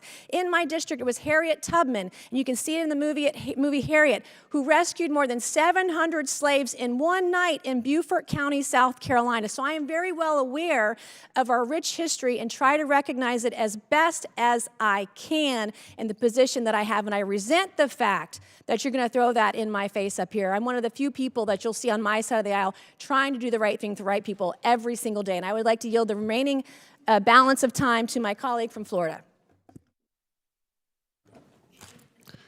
This has been a very interesting hearing. Mr. Waltz, welcome to Oversight. Yes, it usually gets like this. Look, let's be very clear. This isn't about Hunter Biden's white privilege. It's about Hunter Biden's Democrat privilege. Because Donald Trump Jr. showed up for 5 congressional subpoenas. There was never this circus where he was subpoenaed by House Democrats and he showed up on the Senate side or showed up at the White House to answer in some fake, phony, lame press conference, not actually going to the House and doing what he was compelled by a subpoena to do. Hunter Biden did that. And then he has the unmitigated gall to show up here when we know that we're going through actually the legislation for contempt with, by the way, Mr. Chairman, we should actually get to the legislation of contempt. The speechifying is great, but let's do our business, members. He has the gall to come here, show up, and then when the Democrats are saying, hey, he wants to speak, he leaves. This is a joke. This is a farce. The man has been subpoenaed by Congress. Oh, and by the way, the January 6th committee, Mr. Raskin, which you did sit on, by the way, that was not a normally ordered committee of Congress because Nancy Pelosi did not want the Republican members that then Leader McCarthy put up. According to the courts, it was. I my time, sir. Will you yield for I a correction? I was respectful of your time. I didn't say anything.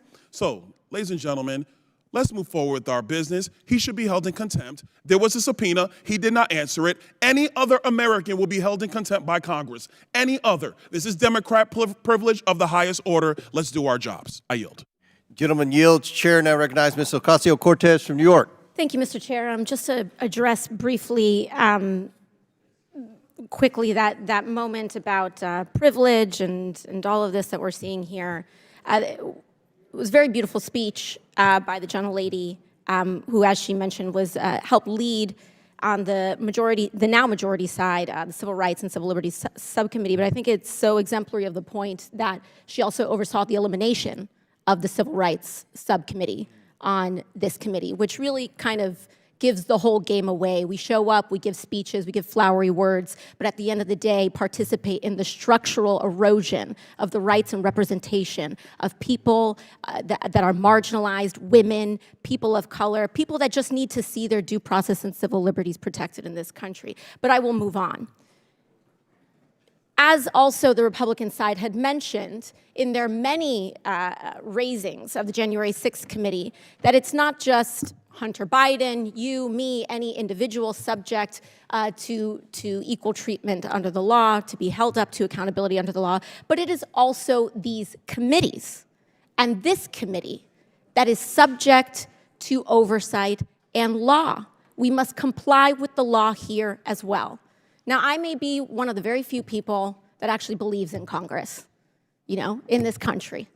But I do, and many of us do here. And we have an obligation to engage in good faith participation to execute and comply with a subpoena. The chairman said in front of the country several times to Hunter Biden, you can show up here in front of the world, in front of the public. Hunter Biden took him up on that offer. He said, I will show up in public. I will show up in public. He showed up here today. He showed up here in the past. And Mr. Chairman, I know you do your best with what you've got, but you've got members here that have submitted falsified evidence to the record.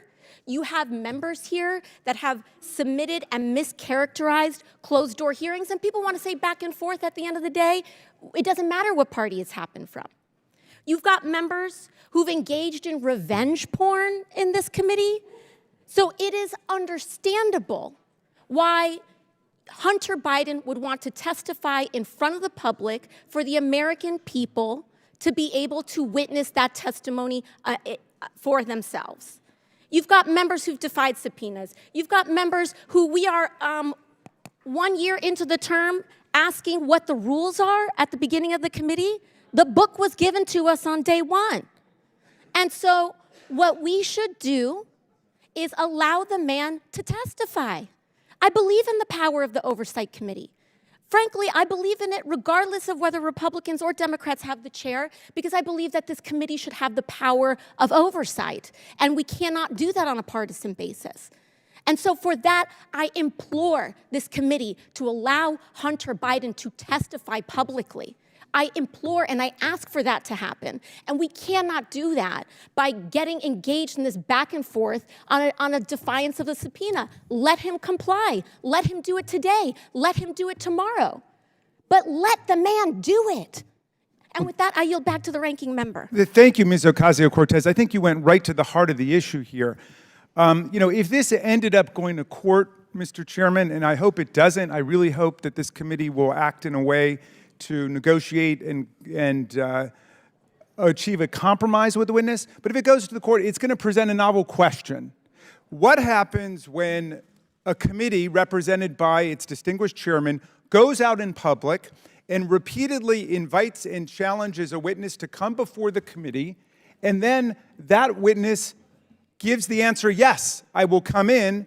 At that point, the committee pulls a bait and switch and says, well, we actually don't want you to come before the full committee as was offered repeatedly in public by the chairman, but instead, we'd like you to come to a back room and do it there in a closed deposition. Now, undoubtedly, if that had been the original offer, the committee would stand in a very good place, the way we did with Mr. Biggs and Mr. Perry and Mr. Jordan, because they were told to come in, they were subpoenaed, and they blew off the subpoenas of the committee, which is why I don't think anybody should be voting on that side other than Ms. Mace, because Ms. Mace is the one who took the position that the rule of law means something. And I take the position, if we give somebody a subpoena, they should come in. But there's a very sticky problem now. What happens when we give them one offer A and then switch it over to offer B? That's why I hope you will work it out, Mr. Chairman.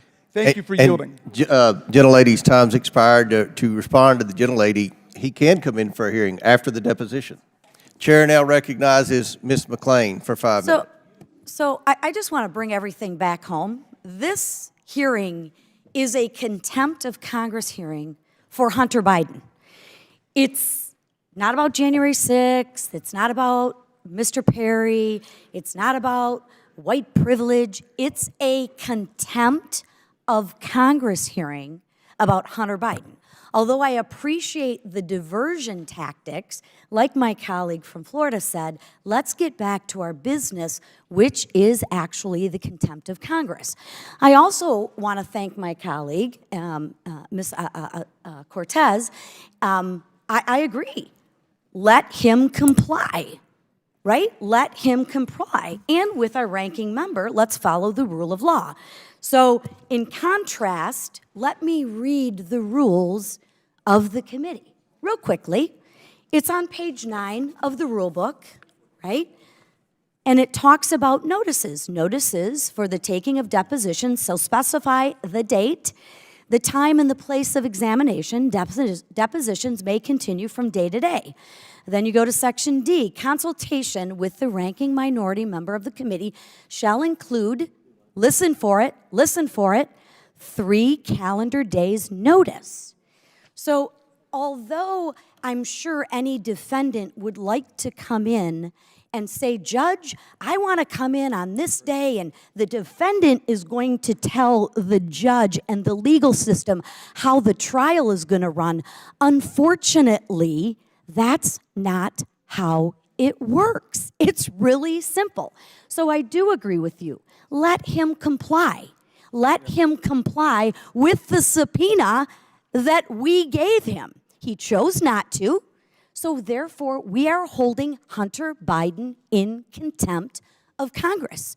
And I would also like to say, you had the opportunity when you all were in charge, or y'all were in charge, to do the same with the members on our side of the aisle. You didn't do that. That's not our fault. That's yours. So we're here to talk about Hunter Biden. For everyone watching today, and for my colleagues on the other side of the aisle, I want to be clear again what this hearing is really about. Hunter Biden was subpoenaed to answer Congress, right? That's it. Questions. But he violated federal law by failing to appear before the committee. You can't spin that, for my colleague on the other side of the aisle. You can't spin that. The bottom line is, Hunter did not show up, and he committed a crime. You see, we are a land of laws, and we must follow those laws. And that's what we're here to do today. Instead, he was on the grounds of the U.S. Capitol where he made a public statement without taking questions from the media, conveniently. So instead of showing up for his legal obligation, he showed up just steps away from a hearing room to spit in the face of this Congress. And unfortunately, that is Hunter Biden's MO. We're merely doing our job. What we're doing here today is showing the country that Hunter will not receive special treatment due to his last name. It's very, very simple. And he will be held to the same standard that every other American citizen would be expected to do. Can you imagine if you're average America and you get a subpoena and you go in and tell the judge, hey, let me tell you, here's how it's going to work, judge. I'm not showing up. I'm not showing up. I'm going to do it my way. I know we have laws, but don't worry about those laws because that would never fly. But that's exactly what Hunter Biden's doing. And if we care about this institution, if we care about democracy, at some point in time, we have to hold the law and people who break the law accountable. Or, like my colleague said, we are going to have anarchy. So simply put, it's not about anything else. We're talking about Hunter Biden and his non-compliance. And you can get up and scream and holler and rant and rave and talk about everything but the fact we subpoenaed Congress legally Hunter Biden, and he chose not to show up. Read the rules. He has to follow the law. I know that's a very foreign concept, but you have to do it. And for the Biden family, you too have to follow the laws. And with that, I yield back. Gentlelady yields back. Quick parliamentary inquiry, Mr. Chairman. Yes. The gentlelady makes an excellent point about the 3-day notice requirement for subpoenas. I don't think that's ever been complied with in this committee. Will you commit to? That's not my issue. I'm just reading the laws. No, it's my time, Mrs. McClain. Thank you so much. Would you commit to honor the 3-day notice requirement that Mrs. McClain properly invoked? What I comply. I'll say this to answer the ranking member's question, then I'll recognize Ms. Stansberry. We have complied with the 3 okay, well, we might have a dispute about it, but What you I will would ask continue is, that will you going comply? forward. You will continue Will you going comply? forward. We have followed That's the my rules. question. Will We you don't comply? have the chair, Mrs. McClain, and you don't have the time. We have followed the rules. This is it's Chair now recognizes Ms. Stansberry. Thank you, Mr. Chairman. Well, it's always a wild and interesting adventure here in the Oversight Committee, and this morning certainly doesn't disappoint. I want to talk for a few moments about the resolution that's been proposed in the ANS here, because that's what we're here to debate this morning, and really the content of that, including the assertions about the investigation that led to the moment that we're at here today. But I am really glad that my colleague mentioned that we are a land of laws and that every citizen should have to comply with them, including members of this committee, not to mention a chairman, who was subpoenaed during the last Congress and refused to respond. So if we're going to apply these laws, then they must apply equally, I would think, to even members of this committee. And certainly to the frontrunner in the GOP's presidential election, which I'll get to in a moment. But let's talk a little bit about this ANS and about the background and correct the record a little bit. First of all, I want to talk about the evidence that was presented to this committee as part of this investigation. More than 62,000 pages of records from the National Archives on top of 20,000 pages that were already made publicly available, 30,000 pages of private bank records, 2,000 pages of activity reports provided by the Treasury Department, dozens of hours of testimony from special counsel, U.S. attorneys, DOJ officials, FBI, IRS agents, financial advisors, friends, business partners, evidence provided by the Ways and Means Committee, and expert witness testimony by the GOP's own witnesses right here in this committee in September who sat right there at that table and said there was not sufficient evidence to support proceeding with an impeachment. In fact, there are numerous members of the GOP currently serving in Congress who do not believe there is sufficient evidence. So my question is, where are the receipts? You have reviewed thousands of pages of documents, countless hours of testimony, talked to expert witnesses, including your own witnesses, that can't provide a single iota of evidence of wrongdoing by this president. But last week, House Democrats released this. We have the receipts. In fact, they're all right here in the Mazars report. And for any of you that have not dug in on this report, I want to talk a little bit about what this report shows, because it's actual receipts from foreign governments who spent $7.8 million at Trump properties during his presidency while they were actively seeking to influence foreign policy and decisions by the administration. Will the gentlelady yield to the question? Let's talk about some of the receipts that are in here. Malaysia, over $250,000 was spent by representatives of Malaysia while their ex-president was being investigated for a massive corruption scheme and which Trump's ex-fundraiser was indicted for illegally lobbying on.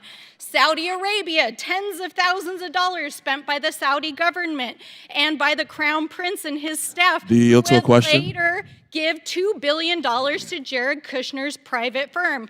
Qatar, tens of thousands of dollars spent by Qatar during what was described as a charm offensive and an arms sale to the government of Qatar by the Trump administration.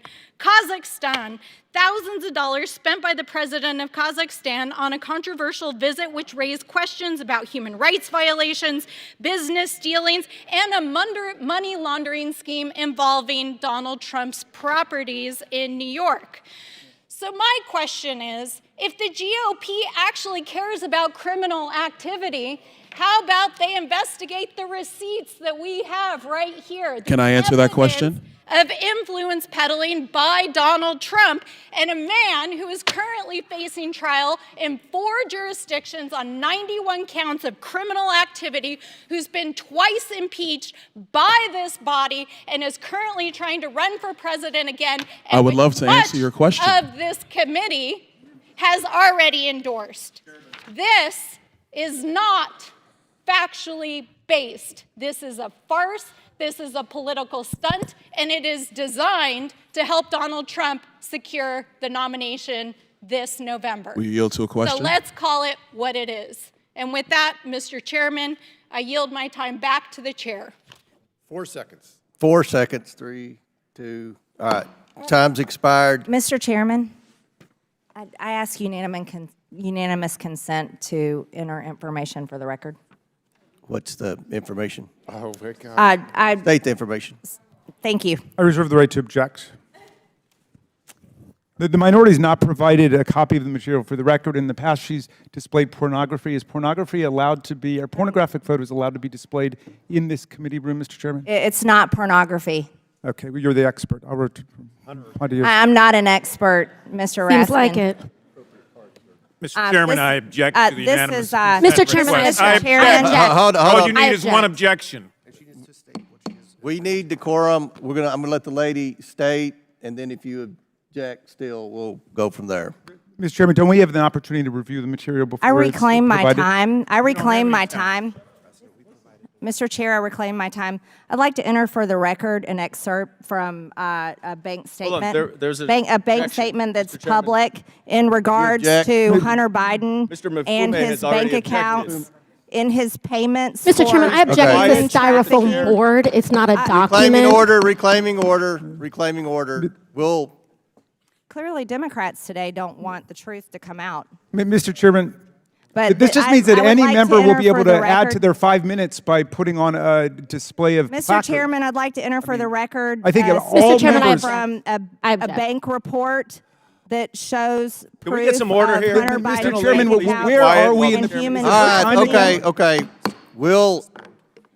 Let's hold off on this. There's several objections. We're gonna talk staffs between each other, and then we'll go from there. But I understand, I think what you're saying is from the laptop.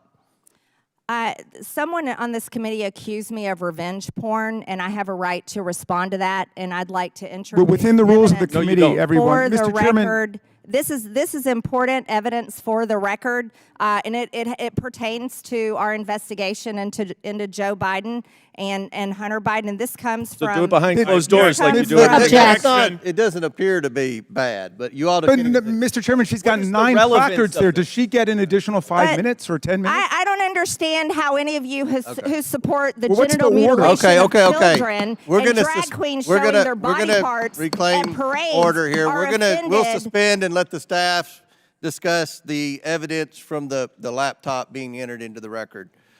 Chair now recognizes Mr. Fallon from Texas.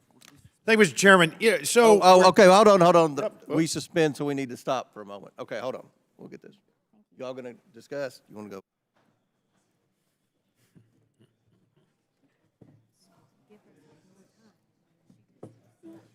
Yeah, you see, you just submit it and you put it in. You don't get a speech. Right. You don't get a speech to UC. No. You get the request, you say what it is, and you put it in.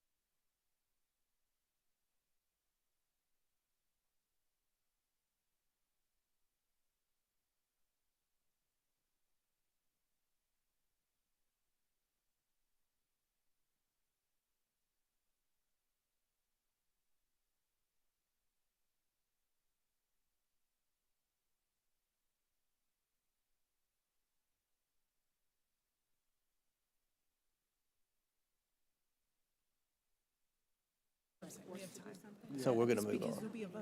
We're going to call on Fallon now. Okay. All right. Reconvene. Chair now recognizes Mr. Fallon from Texas for 5 minutes. Thank you, Mr. Chairman. You know, you have to acknowledge that there's a concentrated effort to deflect and distract, and this is not about January 6th, and unfortunately for the Democrats, it's not about Donald Trump. This is about Biden family corruption, plain and simple. And what really gets me is from just an individual and from an American to being an American is the fact that I disagree vehemently with most of our friends across the aisle when it comes to politics. I will submit that most folks that serve in Congress, whether they're Democrats or Republicans, are not corrupt. They're not on the make. They're not trying to enrich themselves. Hunter Biden is. The Biden family was. And so to sit here and defend a fella that doesn't merit that kind of defense is just interesting, and quite frankly, I find it sad as well. And I think he's a coward to come in here with this stunt, again, because, you know, you can define someone that's all about themselves by the way in which they act, and he clearly does that. That's what we're here to discuss. So let's talk about the process, because we've been told that, hey, he was here, he's ready to testify, just let him testify. For the American people, to make it very clear and digestible, when you are deposed in Congress, the majority gets an hour and the minority gets an hour, and it can go on indefinitely. So what usually happens is you can get 100 hours of questions in. You can go drill down. You can get into the efficacy of the procedure because you can go in depth, and you can hold whoever is the witness to account. If we have just public testimony, what happens here is we all get 5 minutes. Times roughly about 60 equals 300. Doing the math without a calculator, that's 5 hours. So instead of hundreds of hours, you only get 5. And witnesses are very good with their counsel to deflect and distract and answer really slowly, etc. That's why this is about procedure. 100 hours, 200 hours, and then we can come in to public testimony and ask questions about what we have read and make that public. So what I would have loved to, he was here, he left, unfortunately, because I would have loved to at least ask questions while he's in the room for the first time. I've never laid naked eyes on the man until just now. But I would have loved to have asked certain questions like, why did he feel special that he could evade paying taxes on millions of dollars of income? Why doesn't he pay it back?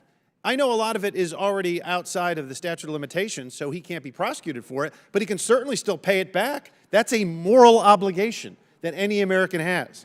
I'd like to ask him what he did, his company did, to earn $3.5 million from Yelena Baturina, who was married to a corrupt oligarch who used to be the mayor of Moscow. What did he do to have Kenesh Razhikev from Kazakhstan wire him $142,300. The very next day, he bought a Porsche. What did he do for Mr. Razhikev? What did he do? Did he get bribed, naked bribe, of $5 million by Mykola Zlochevsky? And did he have any experience in the energy sector prior to his father becoming vice president, because Zlochevsky paid him $1 million a year? Interestingly enough, the CFO of Burisma, Vedant Pazarsky, had dinner after he paid Hunter Biden millions of dollars, had dinner with his then sitting vice president dad at Cafe Milano. Did that happen? Because it seems like it did. Did Kenesh Razhikev, who gave him, but essentially bought him the Porsche, he also had dinner with his dad. And yes, coincidentally, Yelena Baturina as well had dinner with his sitting vice president father at the time. Who I would also like to have asked him, having been an entrepreneur, business person myself, why create 30 shell companies if you have a legitimate business? What did your business do? What services did they provide? What goods did they sell? Who pockets seed money? I have never met anybody in business that pocketed seed money. It's the lifeblood of your venture. Why did you take millions from foreign entities? And who was the big guy? Mr. Hunter Biden, was it your dad? 10% for the big guy? When you said in that WhatsApp message that I'm sitting right here with my father, was your father really there?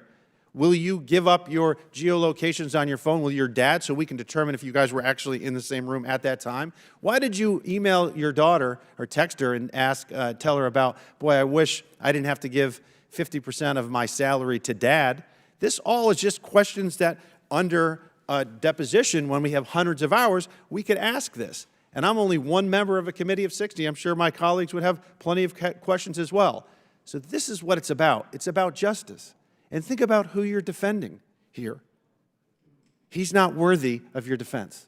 Mr. Chairman, I yield back. Gentleman yields. The chair recognizes Mr. Lynch for 5 minutes. Thank you, Mr. Chairman. I will agree with my friend and colleague, the gentleman from Texas, that this is a sad day, but perhaps sad for different reasons. This whole process has become such a sham.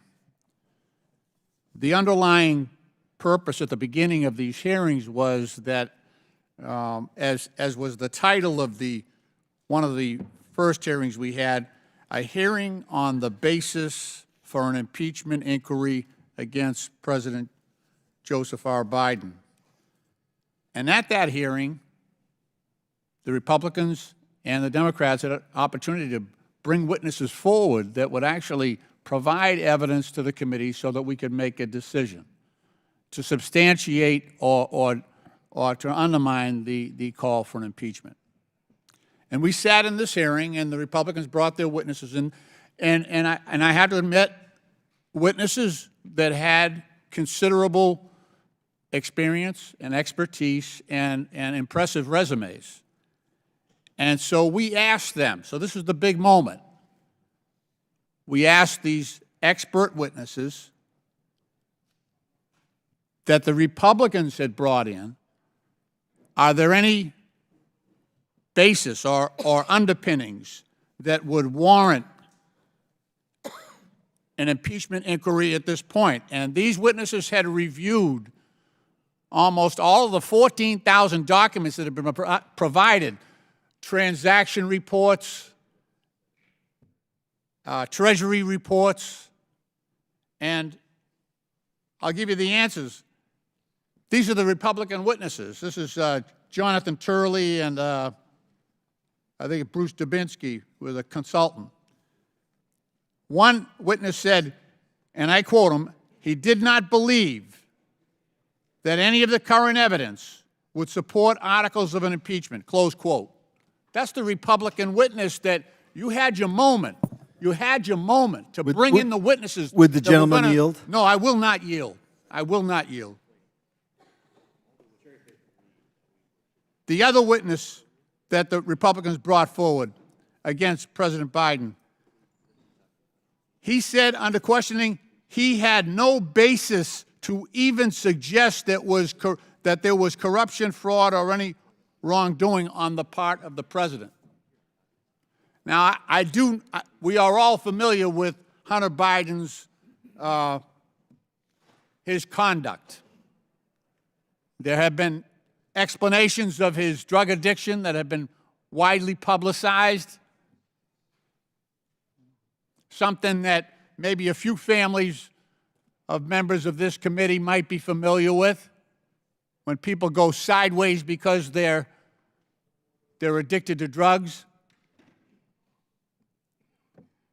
But the very moment to pursue the underlying purpose of these hearings has been completely diverted.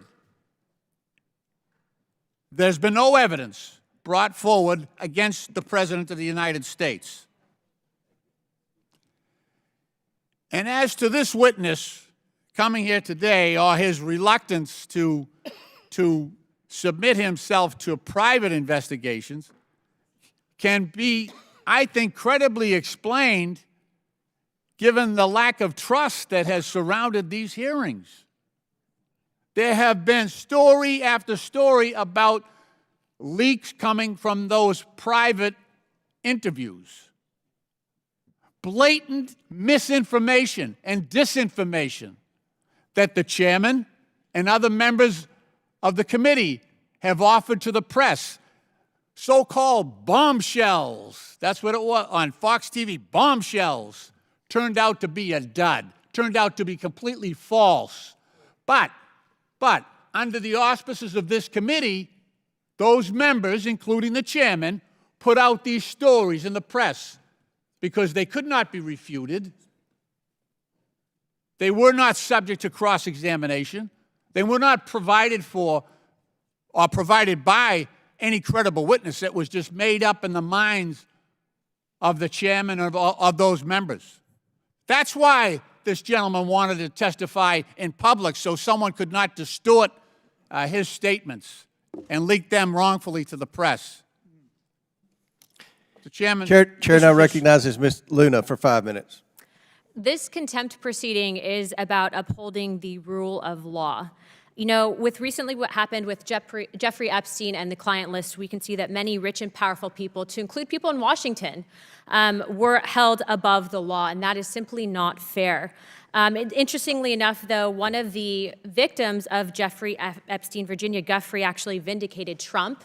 What you'll notice is that the media did not want to cover that, but why is that? It's because it will show a double standard that exists within our justice system, and also the media bias against those, especially Republicans and conservatives, that are simply not guilty of what they are accusing us of. So I just want to put this in perspective. The reason we are doing this today is because Hunter Biden failed to comply with our subpoena.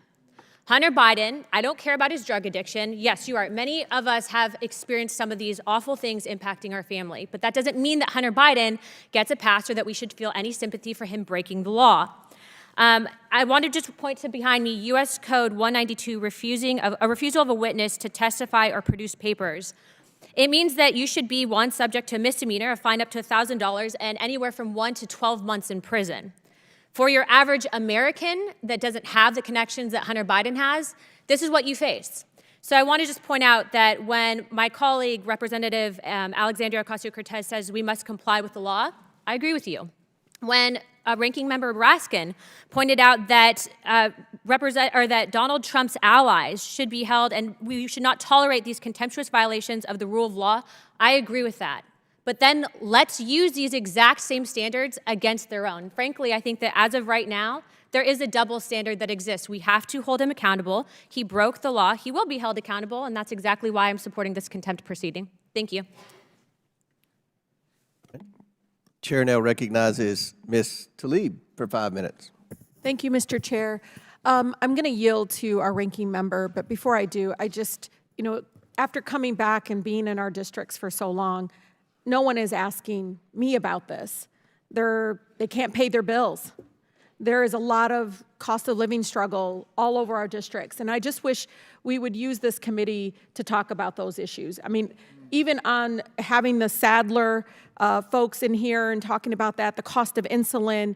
I mean, Mr. Chair, I would love to work with you in a bipartisan way to talk about those issues that I think really there's responsibility all over the place in regards to the fact that so many of our American residents and communities across the country are struggling.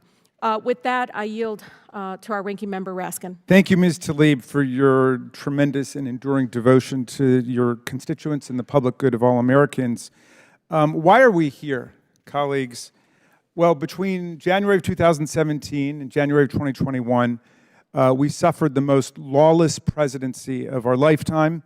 It began by Donald Trump saying that he would keep his more than 500 businesses going. That's right, and he wouldn't divest himself of any of those businesses, and he would not adopt a rule in honor of the Emoluments Clause, consistent with the Emoluments Clause, declining to take money from Saudi Arabia, China, United Arab Emirates, and so on. And then he proceeded, as we've learned, to collect at least $7.8 million from foreign governments, and that's actually a tiny fraction of what he got, because that was only for the first 2 years before the chairman, in his wisdom, decided to tell Mazars to stop complying with the judicial court order. And so that was all we got, was 2 years for 4 businesses out of more than 500, and that was just for 20 countries out of 195 countries on earth. But the lawlessness lasted up until yesterday, when Donald Trump's lawyer got up before the D.C. Circuit Court of Appeals and asserted that President Trump, or any other president for that matter, has a right to order assassinations of his political opponents and not be prosecuted for it unless he's impeached and convicted first, which is completely at odds with the text of the Constitution, the history of the Constitution, but he asserted a right to assassinate other citizens unless first he's impeached or convicted, which means all you got to do is kill your political opponents and then kill enough of your political opponents in the House and Senate to keep yourself from being impeached or convicted. My friends, please don't look at your phones and papers right now. This goes to the heart of the republic. Take a position on it. Even if you're going to support it, take a position on it. Don't stick your heads in the sand. Donald Trump is doing this to our country. He's asserting the right of the president to murder people and not be prosecuted for it. Well, so why are we here? Well, Donald Trump insisted to numerous Republicans and in public and on Twitter and on Truth Social that Joe Biden be impeached. Why? Well, because Donald Trump was impeached twice. The last time for inciting a violent insurrection against his own vice president, against the Congress of the United States to overthrow an election. And if you don't believe that, you've got to tell me that if Mike Pence had buckled under to weeks and months of pressure, that Donald Trump would have said, oh no, I was just kidding. I'm not actually going to seize the presidency. Come on, if you believe that, you're too innocent to be let out of the house by yourself. So anyway, Donald Trump says, I don't want to be the only one running for president who's been impeached. Impeach Joe Biden. Figure out something. We were here for a year. You guys did not lay a glove on Joe Biden. You don't have a single credible piece of evidence, not one iota, showing any crime by Joe Biden. As Mr. Lynch says, even your own witnesses came up and said they didn't see it at the one hearing that you had on impeachment. So why are we here? Well, we can't go after Joe Biden. He's clean. Let's go after Hunter Biden.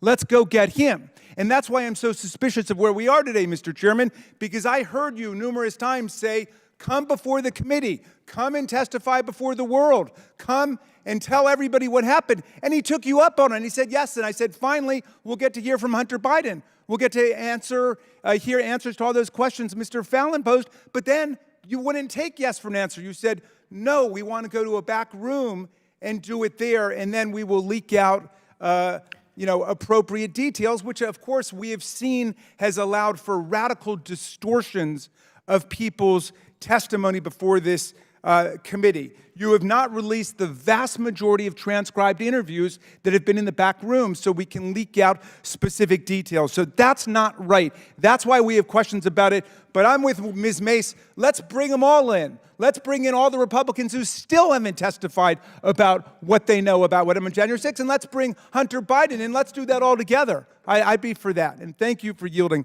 Ms. Tlaib, and I yield back. Chair recognizes Mr. Langworthy for 5 minutes. Well, we've certainly had enough distractions here today, and in the political stunt that we saw here at the beginning of this hearing, Hunter Biden strutting in here like a real tough guy while he refused to sit for a deposition that he'd been lawfully subpoenaed to do. It must be embarrassing to have to defend all of this, and we certainly have Trump derangement syndrome on display in a big way in this chamber today. Over the last year, the Oversight Committee has uncovered a plethora of evidence that is directly pointing at the corruption from Joe Biden and his family. This level of corruption is what you'd expect to see in a third world country, not the United States of America. If the volume of evidence was uncovered on any other influential family in the United States, my colleagues on the other side of the aisle would no doubt initiate thorough investigations. Now, just imagine if Hunter was a Republican. The president's son does not deserve special treatment, period. Holding Hunter Biden in contempt of Congress is the responsible reaction to his blatant disregard for federal law and our duty to investigate potential wrongdoings by the President of the United States. This committee has analyzed thousands of pages of bank records, leading to the discovery of $24 million of wire transfers and payments from foreign companies and foreign nationals directly to this Biden family. Through interviews with Biden family closest associates, the committee discovered that Hunter Biden used his father's name and influence in meetings with foreign nationals over 20 times. Witness testimonies proved that Hunter Biden dined with foreign individuals from countries such as Russia, Ukraine, and Kazakhstan alongside his father, who is the sitting vice president of the United States. And the list of evidence goes on and on. The president himself has been exposed for lying. Both the White House and Hunter have used every tool at their disposal to obstruct this investigation and to block the gathering of evidence. This blatant corruption must be held to account. It's one of the major duties of this very committee. And that's why on September 12th, 2023, as a result of the significant evidence against the current president, the Speaker of the House asked the Oversight Committee to conduct an inquiry to determine whether or not sufficient grounds existed for the impeachment of President Biden. Hunter Biden's testimony is a critical component of the impeachment inquiry into whether President Biden or his family personally profited from his office as vice president or his current role as president of the United States. And these facts cannot get in the way. We have got to get on with this investigation and end the distractions that we've heard here today. Let's get this contempt provision put forward, and let's move forward with this impeachment inquiry. Will the gentleman yield? Will the gentleman yield? Mr. Gosar. Will yield my time to Mr. Gosar. Thank you very much, Mr. Langworthy. You know, to the ranking member, you know, we're cherry picking, and to Mr. Lynch, we're cherry picking because if you go back to those individuals we had as witnesses, they all said there doesn't exist that information now, but there exists the potential to be there. And the inquiry is different than an impeachment. It is a search for that document. So I think we got to be very, very careful when we're on both sides, when we're talking about this, that we give the whole picture, not part of the picture, the whole picture to this. And what's been found since then? Well, once again, there's stuff there. So I'm sorry? There is stuff there. There's stuff there? Yeah. Could you share it with us? Because you stack up these random corporations. What are you producing? If I'm a manufacturer, I would do that because I may have different businesses accomplishing that. They have nothing to sell. Some paintings, it was access to the president. So now whether that reaches high crimes and misdemeanors, I don't know. I'm not an attorney. But last but not least, I want to make sure that we also get to this, is that you did the process and you stated it. The language has been repeated over and over again. You do this massive hunt with attorneys, not people like dentists or others. You do it with attorneys to gather that information. And then they selectively compile it. You guys get questions, we get questions, and we cover the ground more efficiently. That's why this process works. I agree with you. You do the behind the doors, then you come out here for the public. I think there's no difference there. I yield back. Good. Chair now recognizes Mr. Kassar for 5 minutes. Thank you, Mr. Chairman.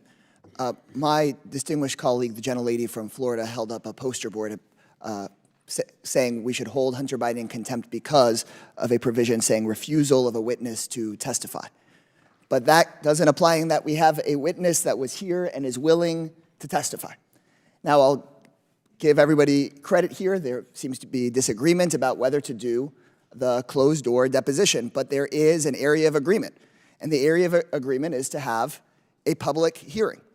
And so what I'm interested in, I'll yield a minute of time over to you, Chairman, or somebody from the other side. We've been here for hours, and I have still yet to figure out why we don't have Mr. Hunter Biden here to answer our questions for whatever period of time we want in front of the Oversight Committee. So I want to understand. I want to give Mr. Fallon due credit from the great state of Texas for saying, well, he wants to make sure we have enough time. Mr. Chairman, I'm sure we could agree to whatever amount of time was necessary, but I'm having a lot of trouble understanding why the Republican majority won't take yes for an answer and ask questions of Hunter Biden here publicly. I think we would really learn, because all I've been hearing on TV news is over and over again that we need to ask Hunter Biden questions. He's saying we can. Why refuse to have this public hearing that it sounds like? Are you yielding me? Yeah, I'm happy to yield you 30 seconds. So we've obtained thousands of pages of bank documents. We've reviewed 170 suspicious activity reports from banks filed against the Bidens. From my banking background, that's unprecedented to have that many bank violations that allege very serious things, from money laundering to tax evasion to bribery. And we have a lot of questions. We want to treat him like any other witness. He doesn't get to set the rules. We will depose him. And look, we split time with Democrats. You all get an equal amount of time with Hunter Biden. Then we'll have a public hearing. But I guess my question is, if there is disagreement, and it sounds like there is, around the deposition, why not have the public hearing? Is there Well, a we reason? will is after there a the reason? deposition. I understand, Mr. Chairman, but nobody has explained to me clearly yet, and I think to your own districts, to my district, why not call Hunter Biden in tomorrow? Why not ask him in next week? We're ready. Well, to gentlemen, schedule. yield. I'd love to Would answer you that yield? question. Would Yes, you? sir. Yeah, so I would have loved to have deposed him right here today. We But had a there's motion- rules. we had There's a motion to do rules. it. You have 3 days. Let's do it in 3 days. No, but my who whole wants to point sign up? is behind closed doors. I would have gone right there. He's here. He's got his legal representation there. Let's play this game. But we have rules that say you have 3 days. I'm not playing game one. I'm sure we could waive the 3 days. Second, we could have it here in 3 days if there's agreement about if what we're hearing from the Republican side over and over and over again is they've got questions for Hunter Biden. The quotes from this hearing. Hunter Biden's testimony is critical. I want to delve into questions I have for Mr. Biden. Why not ask for those? Why not ask for that tomorrow? We could The see if he deposition would- tomorrow? No, we would have him here in public tomorrow in front of everyone. After the I understand deposition. you're saying after the deposition, but my question for you is just very clearly, why not have the public hearing tomorrow? Will the gentleman yield to that question? Yes, sir. Mr. Chairman, if and you Mr. may. Donalds, I want to compliment you because I remember our first oversight committee hearing. You said it would be good to have these real conversations. So I genuinely I want am to all for this, Mr. Kassar. I actually enjoy this part. If we ever get to it, look, the reality is, and you have attorneys on your side of the aisle, there is never any proceeding that takes place without a deposition of the witness. The reason why is because if something comes up in the round of questioning, either A, members of this committee may not be prepared because they don't have all the information from the witness, because the witness was never given an opportunity with his attorneys present to actually give out that level of information. So you need the deposition process before you bring a witness into open hearing. This happens all the time. This is actually the protocol of the House. And Mr. Kassar, what your side of the aisle is requesting, with all due respect, is a deviation from the historical precedent of the House of Representatives. I'll yield back to the ranking member. Well, but thank you for moving the ball forward with that explanation. That has been the practice sometimes, not all times. The vast majority of witnesses who come before this committee come without being deposed first. We come and ask for their testimony. But in any event, even for a witness who's being subpoenaed, like Mr. Biden was, we have a completely different situation when the chairman goes out publicly and says, we will give you the choice, A or B. You can have a deposition or you can come in the hearing, but I challenge you, I invite you, I insist that you come before the committee, and repeatedly says that. So that's why I think legally it's a very complex question, but I don't see why we take this all the way to all the way to court. If you guys really want to hear from him, let's have a public hearing and then depose him afterwards. But he's saying he doesn't want to be misrepresented. Thank you for yielding. Time's expired. Chair recognizes Mr. Burleson from Missouri.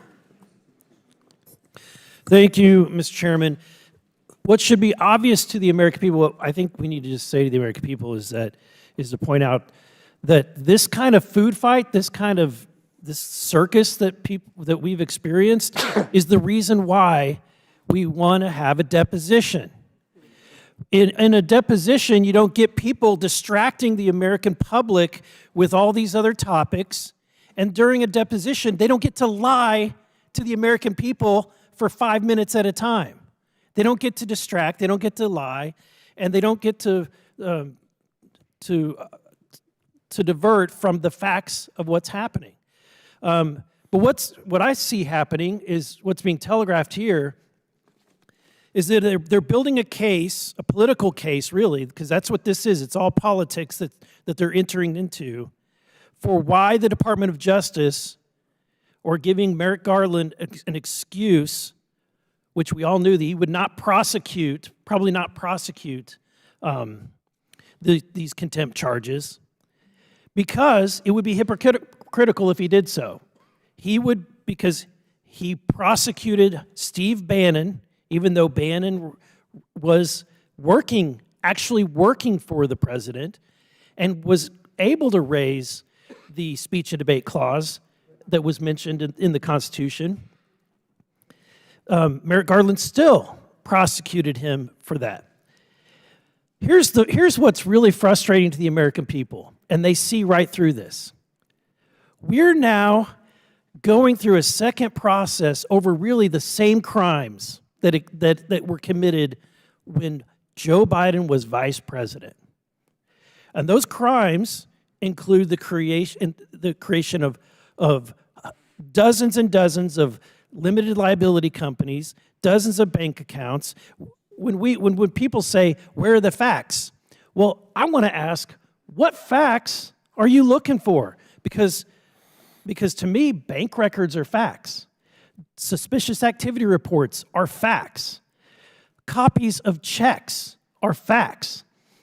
When you juxtapose that with the WhatsApp message and what's on the Hunter Biden laptop and the deposition from witnesses like Mr. Archer, when you add to it further depositions, as we're going to hear about soon, the art dealer, when you layer all that together, that's a compelling story. There's a lot of facts. And you know what? I would hate to be on the other side of the aisle and try to defend this situation. And so I think that the only outcome would be to distract, to try to make this a political process. But it still stands as a fact that when the Democrats were in charge, they brought in the president's son. They brought him in multiple times, and they brought him into depositions, and he agreed. And this should be should be the takeaway message to the American people. When the Trump family was asked, when they came in and they gave depositions, the Biden family, once again, Hunter Biden feels that he's privileged. He's privileged. He doesn't have to pay taxes like everyone else. He's privileged that apparently he can traffic sex workers across the globe and get away with it. He's privileged in that he can get away with acting as a foreign advocate and be able to get away with it when other people are prosecuted and sent to jail for the very same thing. The American people see that there's two standards of justice. And when we're trying to go about the people's business in a serious manner, we end up allowing a food fight, which is exactly why he did what he did when he went across the street as far away as he could from this building and had his press conference, and then why he today showed up when the hour is way too late. I yield the remainder of my time. Ms. Brown. Ms. Brown. Chair recognizes Ms. Brown. Thank you, Mr. Chairman. I am not a lawyer, and nor do I try to pretend to play one on TV. But it is plain for all of us to see we are here on behalf of one man, the self-proclaimed dictator on day one, the twice impeached, 4 times indicted, insurrection initiator and supporter, election denier, convicted fraudster, and maniacal manipulator from Mar-a-Lago, the one who lost and lost badly. We are here because my colleagues on the other side of the aisle have no positive agenda to run on. They have not accomplished one thing in their year in the majority to improve the lives of the people around this country. We are not here to hold the president in contempt of Congress. We are not even here to hold a member of President Biden's administration in contempt of Congress.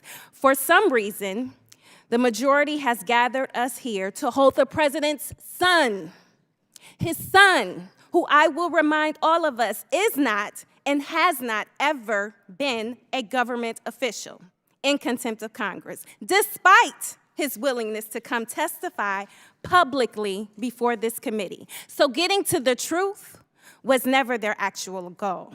Instead of working together to solve big problems on behalf of the American people, my Republican colleagues continue to pursue a meritless, groundless, baseless investigation into the president's family.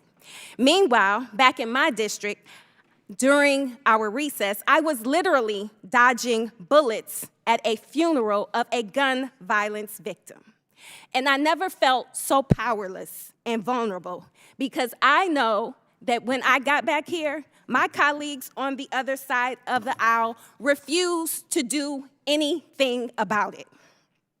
Yet, they continue to make efforts to ban books, rewrite history, make it harder for people that look like me to vote, and to make it harder for women to make their own health care decisions.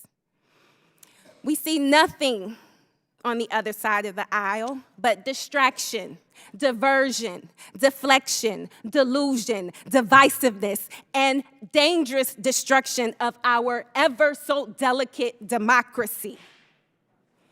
So with that, I am tired of the political theater. I want to get to work for the people back home in the 11th Congressional District because they, quite frankly, don't care about Hunter Biden. Will the gentleman And with yield? that, I will yield the balance of my time to my ranking member. Ms. Brown, thank you so much. You know, you started off by saying something pretty profound, which is we are here instead of doing the business of the American people because the Republicans have offered us no positive agenda in their year in office. We know we've wasted countless weeks in them just trying to pick a speaker, and we've wasted countless weeks with their inertia and their do-nothing policies. But Ms. Brown, I don't know if you recall, I just don't want people having to take your word for it. I think numerous Republicans have gotten up on the floor of the House complaining about the fact that they have no agenda. I think our colleague Chip Roy from Texas said that the Republicans have not given him one thing, a single thing, I remember him saying, to campaign on.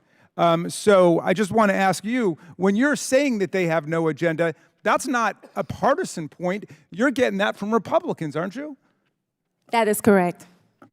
One of our colleagues said that there was Trump derangement syndrome, and of course, Trump derangement begins with Donald Trump himself. He thinks he has a legal right to assassinate U.S. citizens. He thinks he can grab women by their genitals, although that's not the word that he used. He said that if Joe Biden is reelected president, there will be World War II. He is obviously deranged and disoriented, but the real Trump derangement syndrome that I see is those people who cannot break from Donald Trump after he's proven himself to be completely and totally unworthy of your support. Because I'm looking at talented, gifted people on the other side of the aisle, the ones who have not left Congress in frustration or because they've broken with Donald Trump and clashed with him. But I'm still looking at people who have their wits about them, I think, but you're acting like cult members, like you're sleeping on the basement of a cult, listening to tapes all night, and I beg you to get over your Trump derangement syndrome. Thank you very much for yielding, Ms. Brown. Chair recognizes Mr. Donalds from Florida for 5 minutes. Thank you, Mr. Chairman. A couple of things. First, it was said in this hearing, Mr. Chairman, about you specifically, that you repeatedly said you would give Mr. Biden any opportunity. He could choose which one to come and speak in front of this committee. He could do it by deposition. He could do it by open hearing. It was up to him. The truth of the matter, though, is, members, is that the chairman's words are not binding. Like, no other member's words of Congress are really not binding. The binding article. Point of order. Does the chairman agree with that? Point of order. Does the chairman agree? Are you going to restore my time? Point of order. Just point of order. Okay. Does the chairman agree that the chairman's words are not binding on the committee? That's not a point of order. It has nothing to do with the order of this hearing. Thank you. Can I go back to 4 minutes and 34 seconds? That's where I was before I was interrupted by Mr. Raskin. Yes, reset the clock. Thank you. Thank you. What is binding is the actual written document, the written language in the subpoena, because a subpoena from this committee is also signed off on by the clerk of the House. That is the binding document that matters here. That is what governs. That's number one. Number two, that was said in this hearing. It was said that our witnesses said that there was no basis for an impeachment.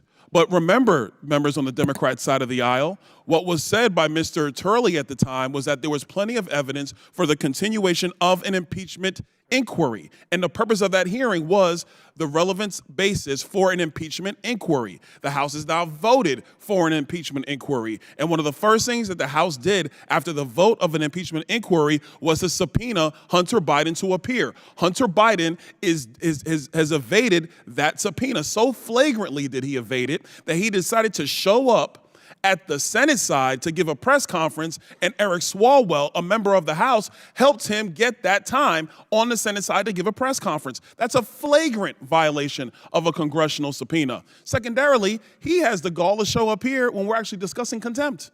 And he didn't stay. He was sitting right over there. He's not here now. He said he wants to talk. He could have stayed through the whole proceeding. He chose to leave. That's his business. but he was subpoenaed to come here. Back in December, he chose not to of his own volition. He's in violation of that subpoena, a subpoena that was executed with the signature of the clerk of the House of Representatives. That is the document that is binding. That's what we work off of. Mr. Chairman, I actually want to submit for the record an article from The Hill written by Jonathan Turley, and it is titled Eric Swalwell and the Politics of Contempt. Without objection, so ordered. Thank you. I'm glad something got admitted to the record. Last, a couple other points. One quick point I want to make, and this is in reference to the minority's report about this $7.8 million. I want the minority to understand one very important distinction between Presidents Biden and President Trump.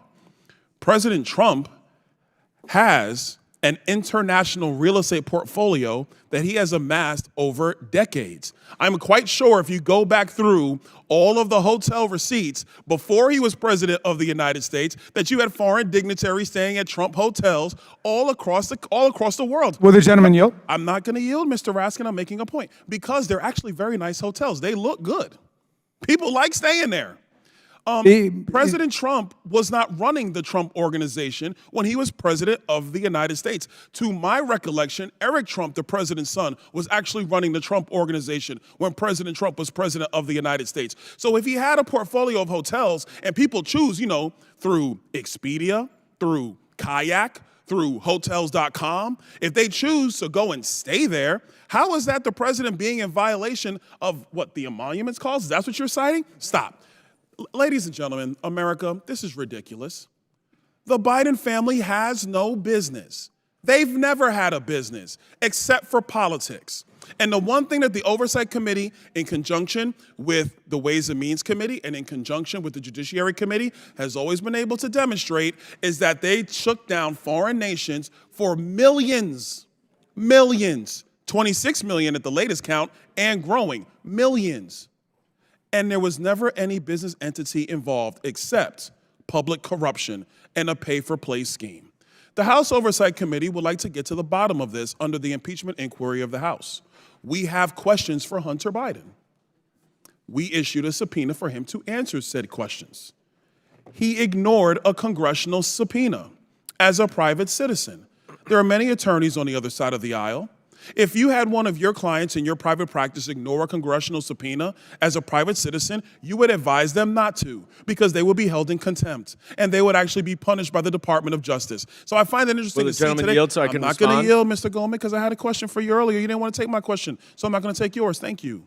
So, in closing, I will say, private citizens, yes, they have a responsibility to answer congressional subpoenas. They do. Hunter Biden had it, and he was flagrant. He decided to give a press conference. So we're going to do this business, and he should be held in contempt by the full House of Representatives. I yield back, Mr. Chairman. Very good. Chair now recognizes Ms. Norton from Washington, D.C. for 5 minutes. I yield my 5 minutes to Mr. Raskin.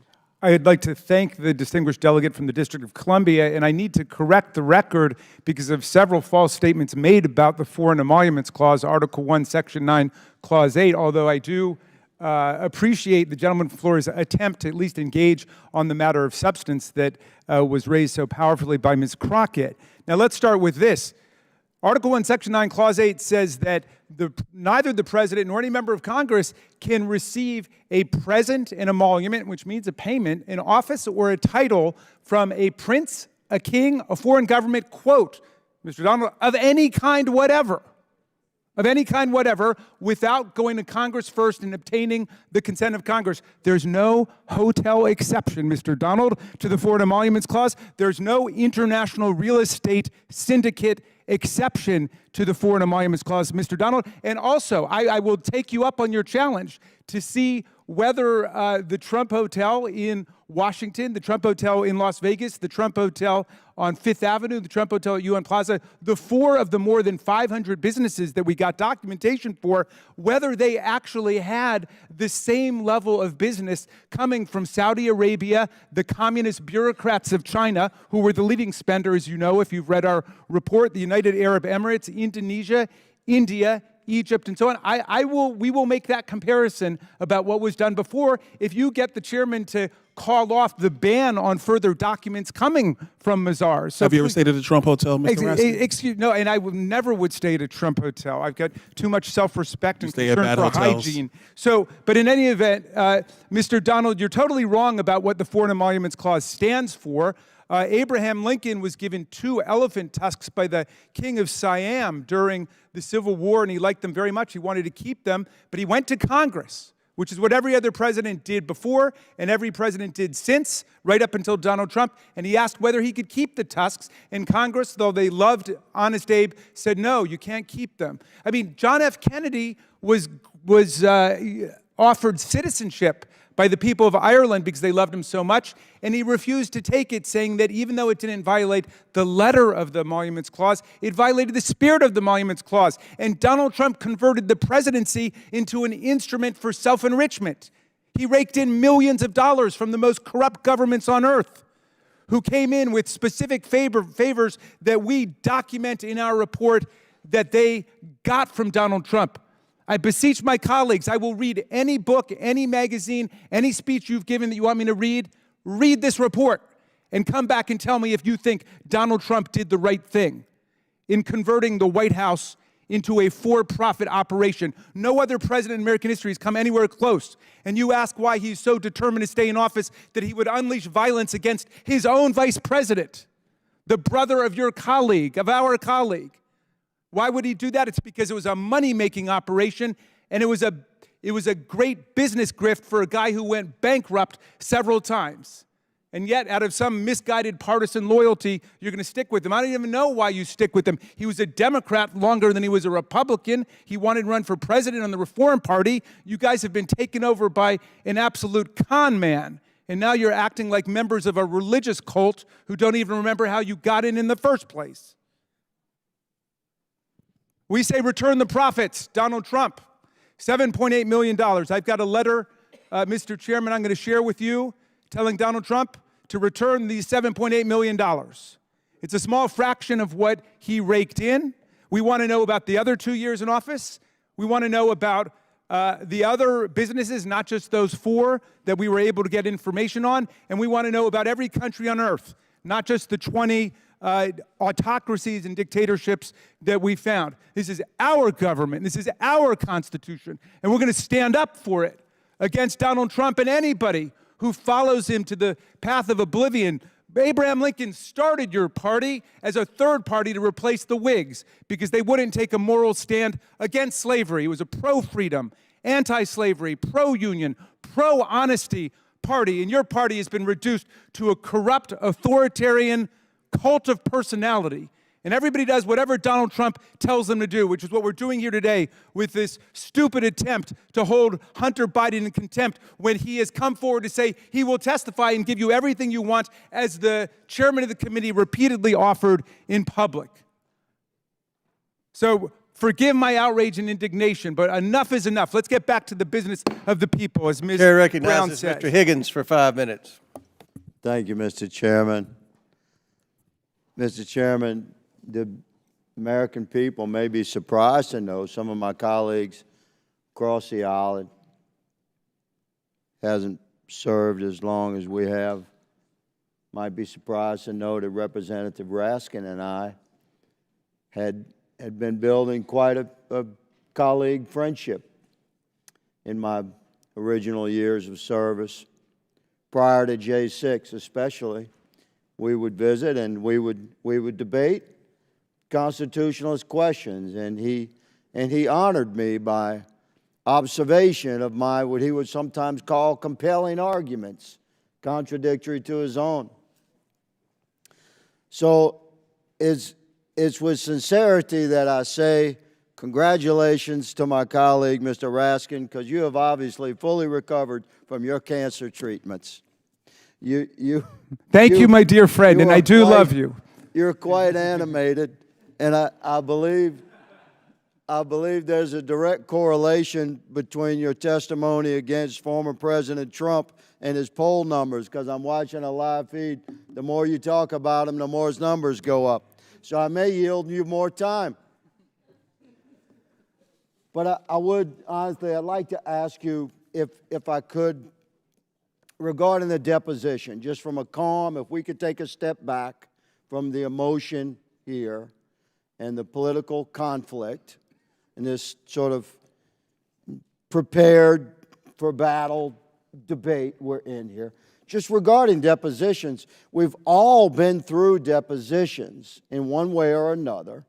They're very cold and calculated, and you have your attorney there, and then the bad guys, there's always the other guys. They have their attorneys, and you're either being sued or you're part of a suit. You're either the defendant or the plaintiff, and you're in a room for hours until all the questions have been asked. So, sincerely, why, if you were Hunter's attorney or advisor, why would you advise him not to participate in a deposition wherein his own attorney is there, it's private and everything is transcribed, his words cannot be twisted by the fake news? Just tell us, Mr. Raskin, and I yield for your answer. Thank you kindly. And I should tell you that your feelings are not unrequited. I still have very fond and warm feelings for you. I'm sorry that January 6th came between us, and I look forward to a day in our republic when we will be really good friends again. But in a direct answer to your question, if I were his lawyer and I were his advisor, I would never advise him not to come and testify before the committee, except for one thing.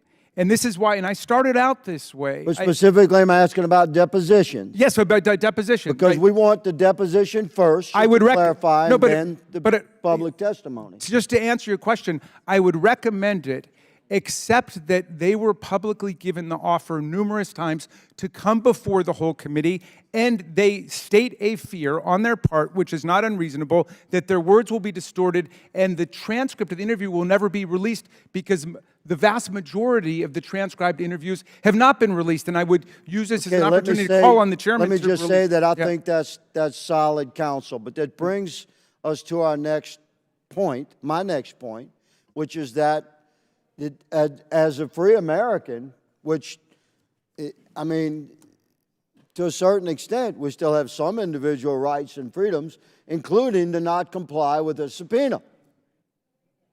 But so as a free American, Hunter Biden has a right to not comply with the congressional subpoena, but we have the right to take the next step as a Congress.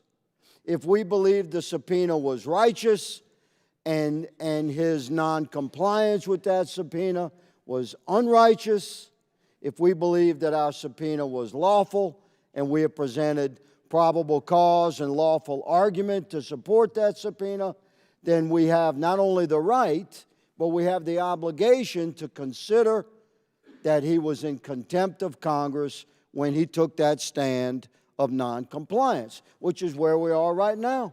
Doesn't have to be emotional. The man had the right to not show up. We have the right to hold him in contempt, and that's what's happening. So, by all means, as my colleagues have stated, let us move forward with the people's business. The people's business today in this committee is to move forward with the vote to hold Hunter Biden in contempt. Mr. Chairman, I yield. Gentleman yields back. Does any other member wish to be heard before we begin the amendment process? Seeing none, I understand there's an amendment at the desk.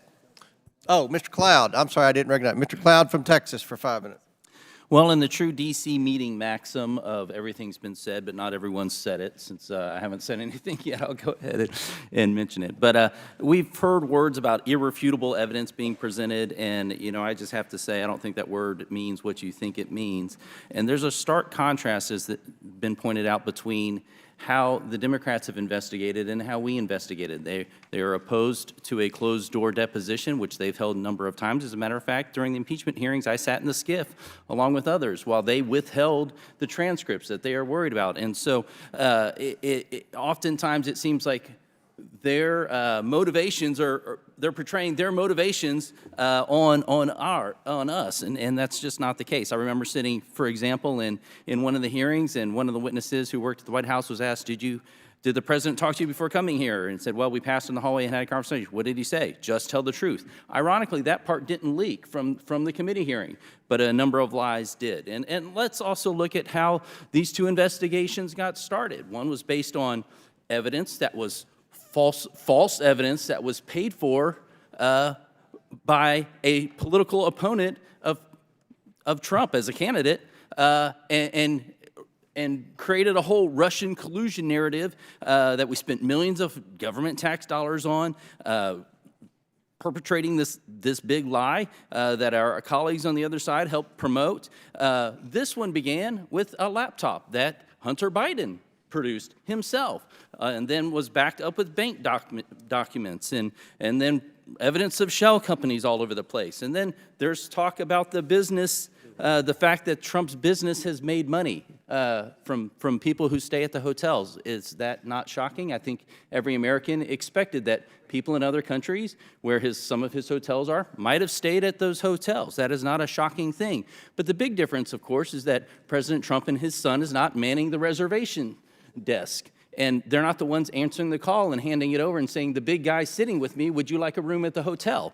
That is not happening. But yet for these shell companies that Hunter Biden has set up in the Biden family, that's exactly what we've seen has been happening. And I would say that money that comes into the Trump organization doesn't go directly. Now, I'm sure there's some return on the investment that the Trump family has made, but it also employs several employees that get money from what comes in.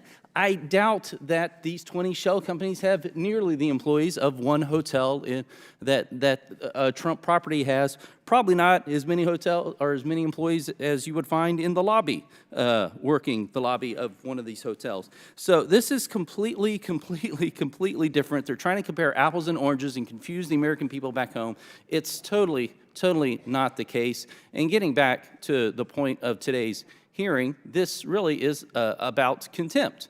And so what we've seen happen is Hunter Biden has come here now twice just to not speak to this committee. So contempt is defined as a lack of respect or reverence for something, a willful disobedience or open disrespect for a court, judge, and legislative body. He flew all the way over here the day he was scheduled for a deposition just to not appear and to kind of thumb his nose here at this body. Today he showed up, and the minority is trying to make the case, well, he showed up to speak. We've been here a couple times. I've been in a couple committee hearings, not nearly as many of the members here.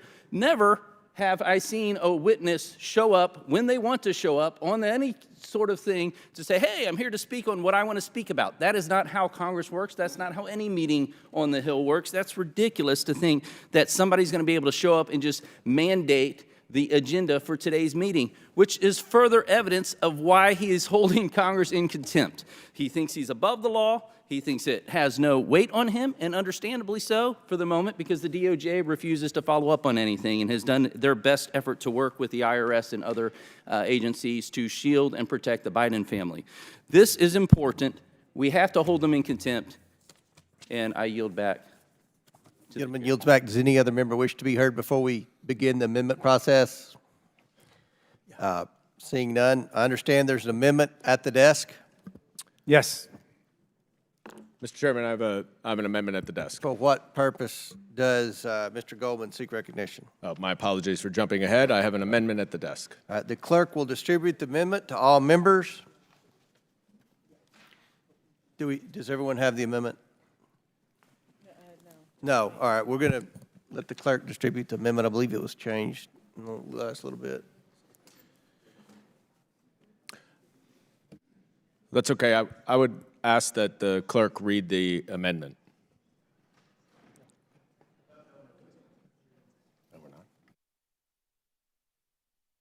My apologies. I withdraw.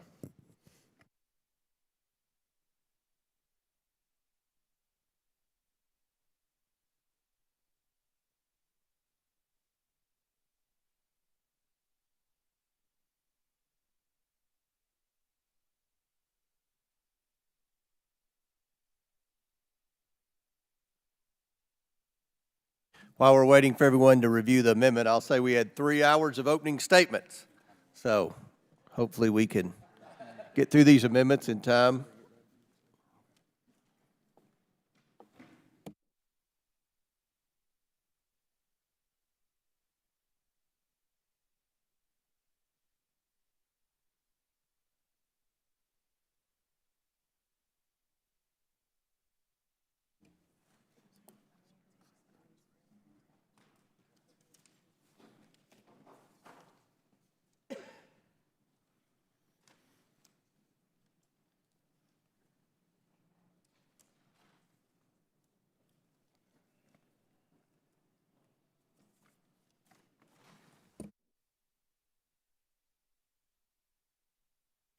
Just a note, we're working on printing the amendment because we just got it. You want to move to another one? I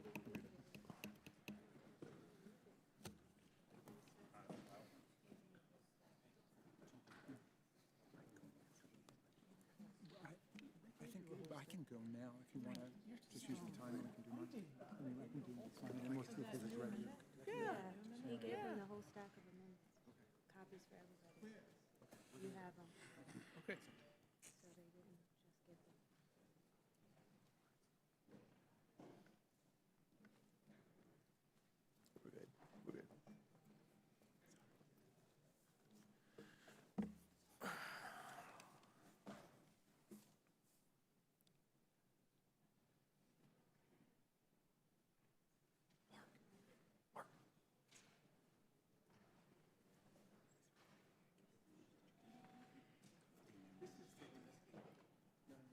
didn't just give them. Okay. I mean, if you, do you want to start with another one, Mr. Chairman? Mr. Garcia is ready to go.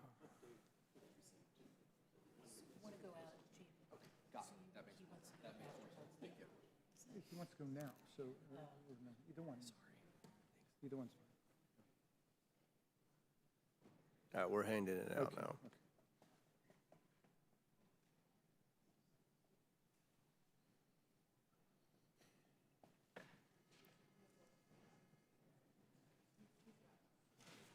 I'm going to proceed with the clerk to read it. Okay. The clerk will designate the amendment. Amendment to the amendment in the nature of a substitute as offered by Mr. Goldman of New York. Without objection, the amendment is considered as read. I reserve a point of order. The gentleman from New York is recognized for 5 minutes to explain his amendment. Thank you, Mr. Chairman. This amendment would strike all of the resolve clauses and the report, and it would insert language that details all of the extensive efforts to cooperate that Hunter Biden and his attorney have made in response to this committee's requests for testimony and information from him. That began in February when Chairman Comer wrote to request documents and communications related to our investigation of President Biden's involvement in your financial conduct. The following day, his attorney wrote back to Chairman Comer offering to sit down with the staff to discuss the request. Then, 7 months later, Chairman Comer goes on television and said he never got a response back from Hunter Biden, which is flat out false. And that day, Hunter Biden's attorney wrote again to Chairman Comer to say that he did respond, he never heard a response, but that he remains available to have a discussion. So next, without any response from the chairman, you went straight into a subpoena. The subpoena was for testimony, and the witness, Hunter Biden, has put no conditions or limitations on his testimony. There are no limits on the topics. There's no limits on the length of time. He's happy to do it under oath. He has said he would not assert the Fifth Amendment privilege, even though that's available to him. That's in stark contrast to Devin Archer, their star witness, who so narrowly limited the time and scope of his testimony that we could not ask him anything about any of his own criminal conduct. But the only request that Hunter Biden has made is that he wants to give his testimony in public, not behind a closed-door deposition where his transcript wouldn't be released. There's absolutely no certainty or guarantee that there would ever be a public hearing again, and I would bet a lot of money that you will never put him in that witness chair, whether or not he comes in. That's all he wanted, just to speak to the American people. He has not, unlike your dear leader, filed a lawsuit to prevent third parties from turning over financial information. In fact, you've received tens of thousands of bank records. The problem you have is not Hunter Biden's cooperation. It's that all of those bank records, which would show any connection between Hunter Biden and his father, if there were any, has zero money going from Hunter Biden to Joe Biden related to any of his business ventures. So your problem is that the evidence doesn't show what you say it does. It's not that he's not cooperating, so that's why we're here today, so that you can change the topic, can claim that there's some kind of obstruction, and therefore Hunter Biden really did do all of these terrible things, and Hunter Biden should be impeached. Oh, wait, no. It's not Hunter Biden who's being impeached here. Now, this is far worse because the chairman, as we've discussed many times, has multiple times offered Hunter Biden to come testify in public. So if you had wanted a closed-door deposition, I don't understand why you would go on TV, Mr. Chairman, and offer for Hunter Biden to come in and testify publicly, whichever he chooses.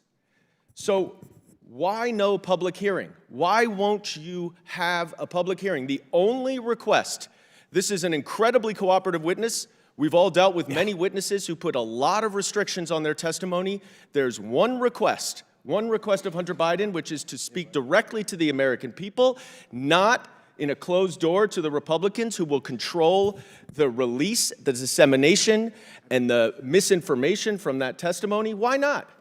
Well, one of your own colleagues went on the House floor last fall and said that this impeachment investigation was, quote, failure theater, unquote. A Republican said that. So the theory here must be, let's avoid the theater part of that and just keep the failure behind closed doors. Last month, Hunter Biden showed up to the Capitol on the day that he was subpoenaed, ready to testify in this hearing room. You refused to take his testimony. That very same afternoon, you went on the House floor to vote for an impeachment resolution on the rationale that you needed to pass a resolution to get more evidence. You reject evidence in the morning, and then you cry foul about no evidence in the afternoon. He's ready to testify, and this is a dangerous precedent you're setting if every single line in every single subpoena must be adhered to, or you're going to hold in contempt. I know my colleagues on the other side of the aisle who defied subpoenas outright would be very afraid if that became the standard here. And I yield back. And I'll recognize myself. I oppose this amendment. This amendment claims that Hunter Biden has cooperated with this committee's investigation. How has he cooperated with the investigation if he has not abided by a congressional subpoena? Abby Lowell has never discussed scope or logic with us. And we have identified at least 2 checks directly to Joe Biden where we traced the money directly through the Biden influence peddling schemes. That is a fact. We have published evidence. This isn't like Adam Schiff and the Steele dossier where you just make stuff up. We have produced bank records, and bank records don't lie. So Mr. Biden mocked our legitimate congressional impeachment inquiry and flew to D.C. to hang out outside of Congress and did not show his face for a deposition. He is not in compliance. He openly defied a congressional subpoena. Do any other members wish to speak on this amendment? Mr. Chairman. Chair recognizes Mr. Raskin. I want to yield back to Mr. Goldman. Before I do, I just want to pose a question to you. When you said that there was documented checks involving the president in an influence scheme, are you referring to the auto loan repayment checks between Joe and Hunter Biden?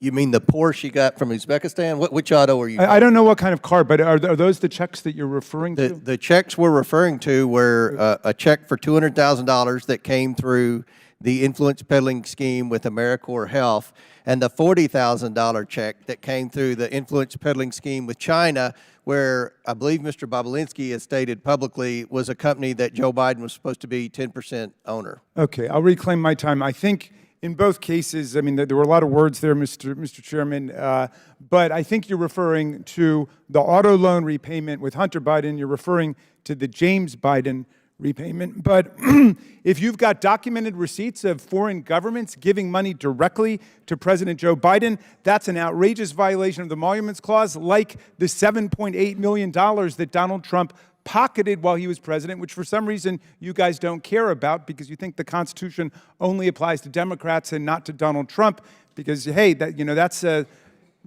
identifying characteristic of an authoritarian political party. It's got a charismatic leader whose word is considered above the Constitution, above the rule of law.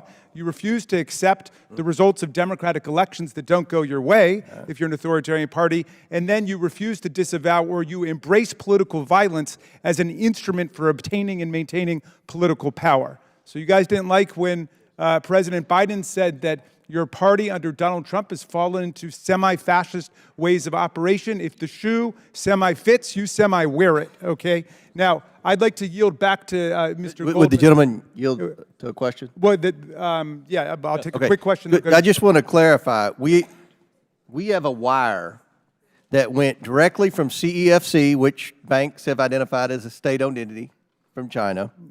That this wire went from CEFC to Hunter Biden, then to Joe Biden for $40,000. Okay. Joe Biden has been directly implicated in the family influence peddling scheme at least 3 times. No, you haven't. You have not. I've not ever seen that. You have not Well, produced read the bank memo. You have not The produced 40,000 is for Jim Biden. No. The 200,000 is from Jim Biden. The 40,000 is from Hunter Biden. All right, but please produce the documentation. We have it. We have 4 bank memorandums. Give it to the members of this committee and 4 bank memorandums. Okay, I'll reclaim my time, Mr. There Chair. has never been a more substantive I'm saving my time. You go ahead, investigation but I'm saving my time. in the 7 years I've been in Congress. All right, let me say this. The Democrats undertook a serious investigation despite every effort by the chairman to undermine it, and we determined there were $7.8 million documented receipts from foreign governments to Donald Trump. You guys don't care about that. That's unfortunate. ranking member yield? But if you've got documented... Will the ranking member yield? Yeah, we will in just a moment. Let me make my point, okay? If you have documented receipts of foreign governments writing checks or giving credit card payments to Joe Biden, show it to us. We've been at this for a year now. We haven't seen anything. Then we show you in our more than 100-page report the documented receipts of money going to Donald Trump, and you don't care about it. In other words, you don't care about the principle that our government leaders should not be on the take from foreign governments. That's outrageous. Well, because I will oppose any government official of any political party who's on the take with money from foreign governments, and I hope you would join me in that. And yet we've shown it to you, and yet you guys don't care about it. I mean, that's just unfathomable to me. Now, at least the Trump family has responded to it. I mean, they're very nervous about it. You know what Trump said? The Trump's people say, well, he didn't take his $400,000 government salary. You know what? That's the only thing you're allowed to take is your salary from Americans, not money from corrupt Saudi monarchs who order the assassination of journalists, not from Chinese communist bureaucrats crushing the human rights of people in Tibet and the Uyghurs. You're not supposed to be on the take from those governments. That's what our Constitution says. Then they say, well, we return the profits. These guys think it's, well, if it's a hotel, they could just keep the money. At least the Trump family understands. Some lawyer told them what the Constitution says. We return the profits. Well, guess what? They didn't give us the accounting of the profits, and that's not what the Constitution says. The Constitution says you can't take any payments at all from a foreign government without going to the Congress of the United States. It's not that you can't keep the profits from foreign governments. Do you guys understand what you're doing here? You're putting that Gentleman's White House time's for sale. expired. Chair recognizes Mr. Timmon from South Carolina. Thank you, Mr. Chairman. My colleagues across the aisle missed the point here. The Trump family has pre-existing businesses built over decades, hotels all over the world, and President Trump divested himself of control over those businesses to his children, and business arm's length transactions between foreign governments and between the Trump International Hotel chain, there's actually an arm's length transaction. They're getting hotel rooms, they're getting food and whatever from these hotels. So the difference is this. The Biden family doesn't produce anything. They don't have anything. They don't have hotels. They don't have services rendered. There are none. Hunter Biden has said that he was on the board of Burisma and he has no qualifications. They actually cannot document any service rendered by the Biden family, whether it's Jim Biden, whether it's Hunter Biden. So that's the issue. The issue is that the Biden family, all they have is the big guy and his policy favoritism, and that's why we're here. And I just think y'all are muddy in the water, and it's not doing the American people justice. Would the gentleman yield? I yield back. Would the gentleman yield? Yes, I will yield to. I thank the gentleman. I do want to point out that, to the point that Mr. Timmons was making, that the operation of the Trump Hotel was a legitimate enterprise that was approved by this committee in 2013, before President Trump was elected to office. But prior to that, it was the old post office. It was losing $6 million per year. The turnaround was a plus $3 million that went to the federal government.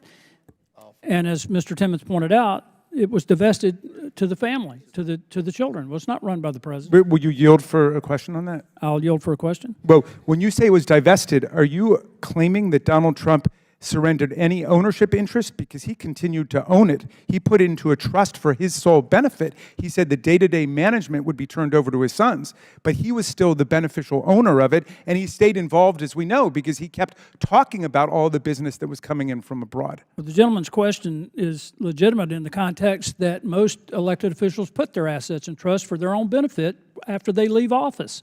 But it was not a blind trust. He should not be forced to divest himself of the asset, an asset that was approved by this committee. No, I'm afraid Mr. not. You're referring to... I'm reclaiming the time yielded to me by Mr. Timmons to point out that what is happening right here should concern every American citizen, because we refuse to investigate, prosecute corruption. We're constantly pounded about corruption in other countries, but we've got corruption right here that we do not. We form partisan sides on this thing, and we don't do our job.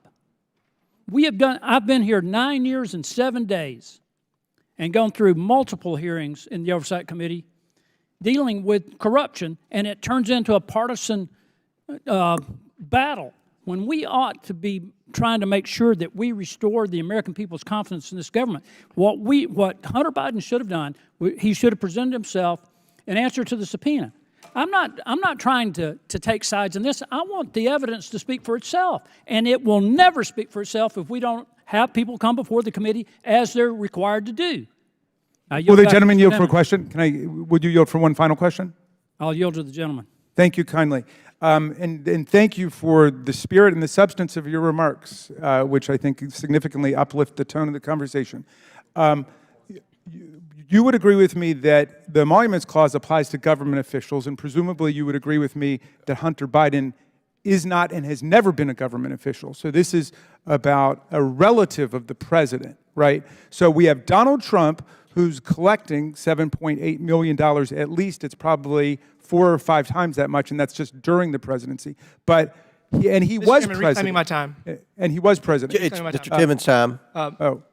Ranking member, do you have any evidence that Donald Trump received any of this money you're alleging that was received by the Trump Hotel organization? Yes, he bragged about it, and in fact, he returned what he called the profits to the government, which gave the game away. So $8 million in revenue, of which you don't know what the costs were associated with that, and you don't have any evidence that the president actually received any of this money. By the way, we've got all the evidence. Have you read our report yet, Mr. Timmons? What is the amount of money that you allege he's received? $7.8 million, and it's a tiny fraction. That's just factually inaccurate. Have you read our report? That's revenue. It's not. I beseech you to read the report. I'll read any book you want me to read, any poem, any ghost story, whatever it is. Read the report, please. Read the report. Please. My time's expired, Mr. Chairman. Gentleman's time's expired. Before I recognize the next member, since Mr. Raskin's into reading, I'd like to submit to the record the last bank memorandum, that details the Chinese wire that went to Hunter Biden, then to Joe Biden. It's in the bank memorandum. This is substantive memorandum. This is the 4th memorandum. If you need the other 3, we will resend them to you. Mr. Chairman, can I introduce something for the record, too, before we break? Yes, but without objection, we entered in the 4th bank memorandum into the record. Now you have something, Mr. Raskin. Yes, this comes from Newsweek. This is Republican Congressman Andy Biggs warns his party has, quote, nothing to campaign on. All right, without objection. I object. Ordered. I object. Has nothing to do with the subject at hand. Oh, well, it was very much discussed by the members today. I still object. Okay, could I call for a vote on that then, Mr. Chairman? Yeah? Yeah, all right, thank you. Let's get our members to vote. We'll do a... All right, all those in favor of entering into the record a new story, say aye. Aye. All those opposed, no. No. It's recorded vote, Mr. Chairman. Recorded vote. Recorded votes called as previously announced, further proceedings on the question will be postponed. We have votes coming up on the House floor, so, all right.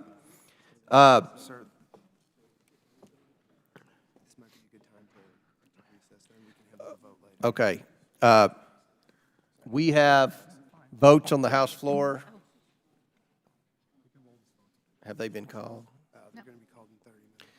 Votes on the House floor are going to be called in 30 minutes. We will recess until the last vote has been recorded. Then we'll reconvene and take up the amendments and the votes. So without objection, the committee's now in recess.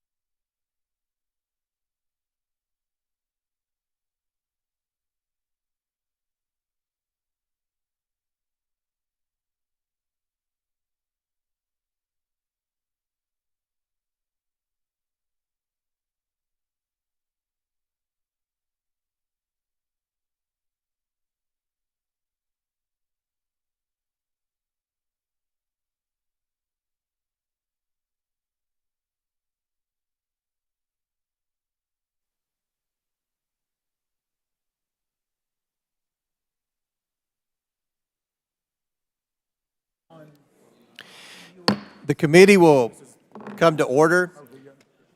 The first order of business is a vote on Ranking Member Raskin's motion to insert a document in the record.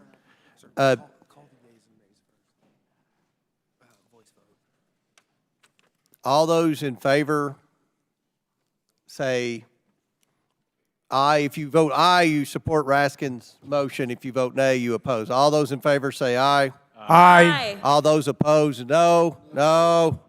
The motion fails. I'd like to ask for a recorded vote, Mr. Chairman. The clerk will call the clerk will call the roll. Right. So a yes vote means you support Raskin's motion to insert a document in the record. No means you oppose it. Clerk, call the report. Mr. Jordan. Mr. Turner. Mr. Gosar. Mr. Gosar votes no. Ms. Fox. Ms. Fox votes no. Mr. Grothman. Mr. Grothman votes no. Mr. Cloud. Mr. Cloud votes no. Mr. Palmer. Mr. Higgins. Mr. Sessions. Mr. Biggs. Mr. Biggs votes no. Ms. Mace. Ms. Mace votes no. Mr. LaTurner. Mr. Fallon. Mr. Donalds. Mr. Perry. Mr. Perry votes no. Mr. Timmons. Mr. Timmons votes no. Mr. Burchett. Ms. Green. Ms. Green votes no. Ms. McLean. Ms. McLean votes no. Ms. Boebert. Mr. Fry. Mr. Fry votes no. Ms. Luna. Mr. Langworthy. Mr. Burleson. Mr. Burleson votes no. Mr. Waltz. No. Mr. Waltz votes no. Mr. Raskin. Aye. Mr. Raskin votes aye. Ms. Norton. Mr. Lynch. Mr. Connolly. Mr. Krishnamurthy. Mr. Khanna. Mr. Mfume. Ms. Ocasio-Cortez. Ms. Porter.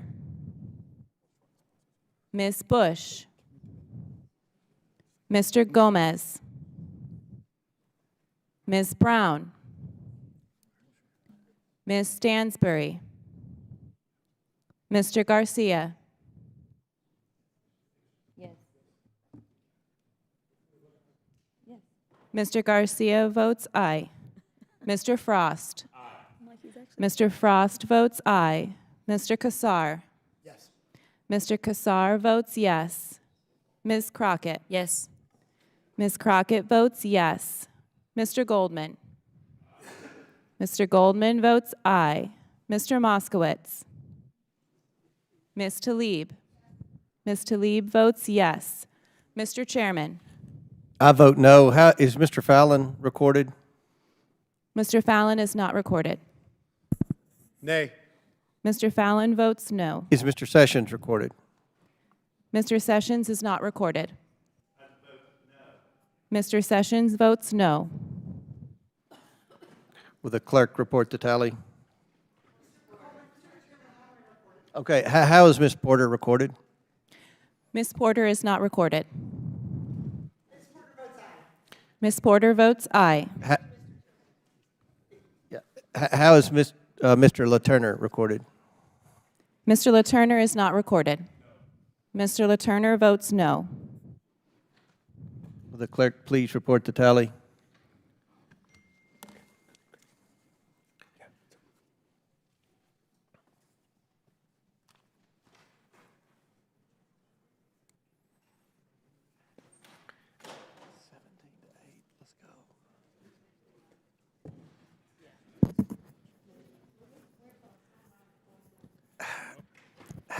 How is Ms. Norton recorded? Ms. Norton is not recorded. Ms. Norton vote yes, I assume? Yes. Ms. Norton votes yes. How is Mr. Burchett recorded? Ms. Norton votes yes. Mr. Burchett is not recorded. Mr. Burchett votes no. And how is Ms. Luna recorded? Ms. Luna is not recorded. Ms. Luna votes no. And how is Mr. Moskowitz recorded? Mr. Moskowitz is not recorded. Mr. Moskowitz votes yes. Okay. Will the clerk please report the tally?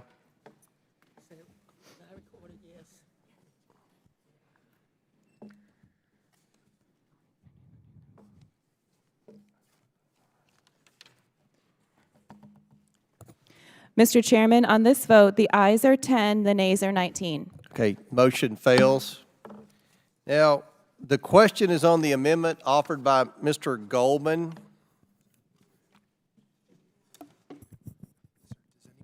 Does anyone else seek recognition?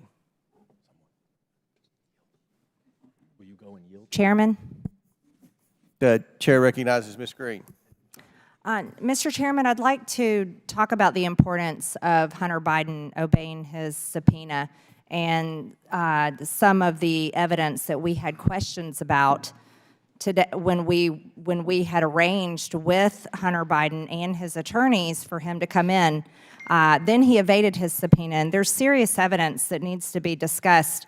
That has to do with many of the bank reports that we had read in the Treasury, outlining very serious crimes that Hunter Biden had committed or has allegedly committed, and then we have evidence of that. Crimes of Mann Act violation, human trafficking, these were in the bank reports, and the American people deserve to know about it. Here's another excerpt from a bank report. Mr. Chairman, what is talking about a victim in California. I reclaim hold my on time. one moment, Ms. Green. State your point, Mr. Goldman. what is the gentle lady just showing to the cameras? This is her 5 minutes on your amendment.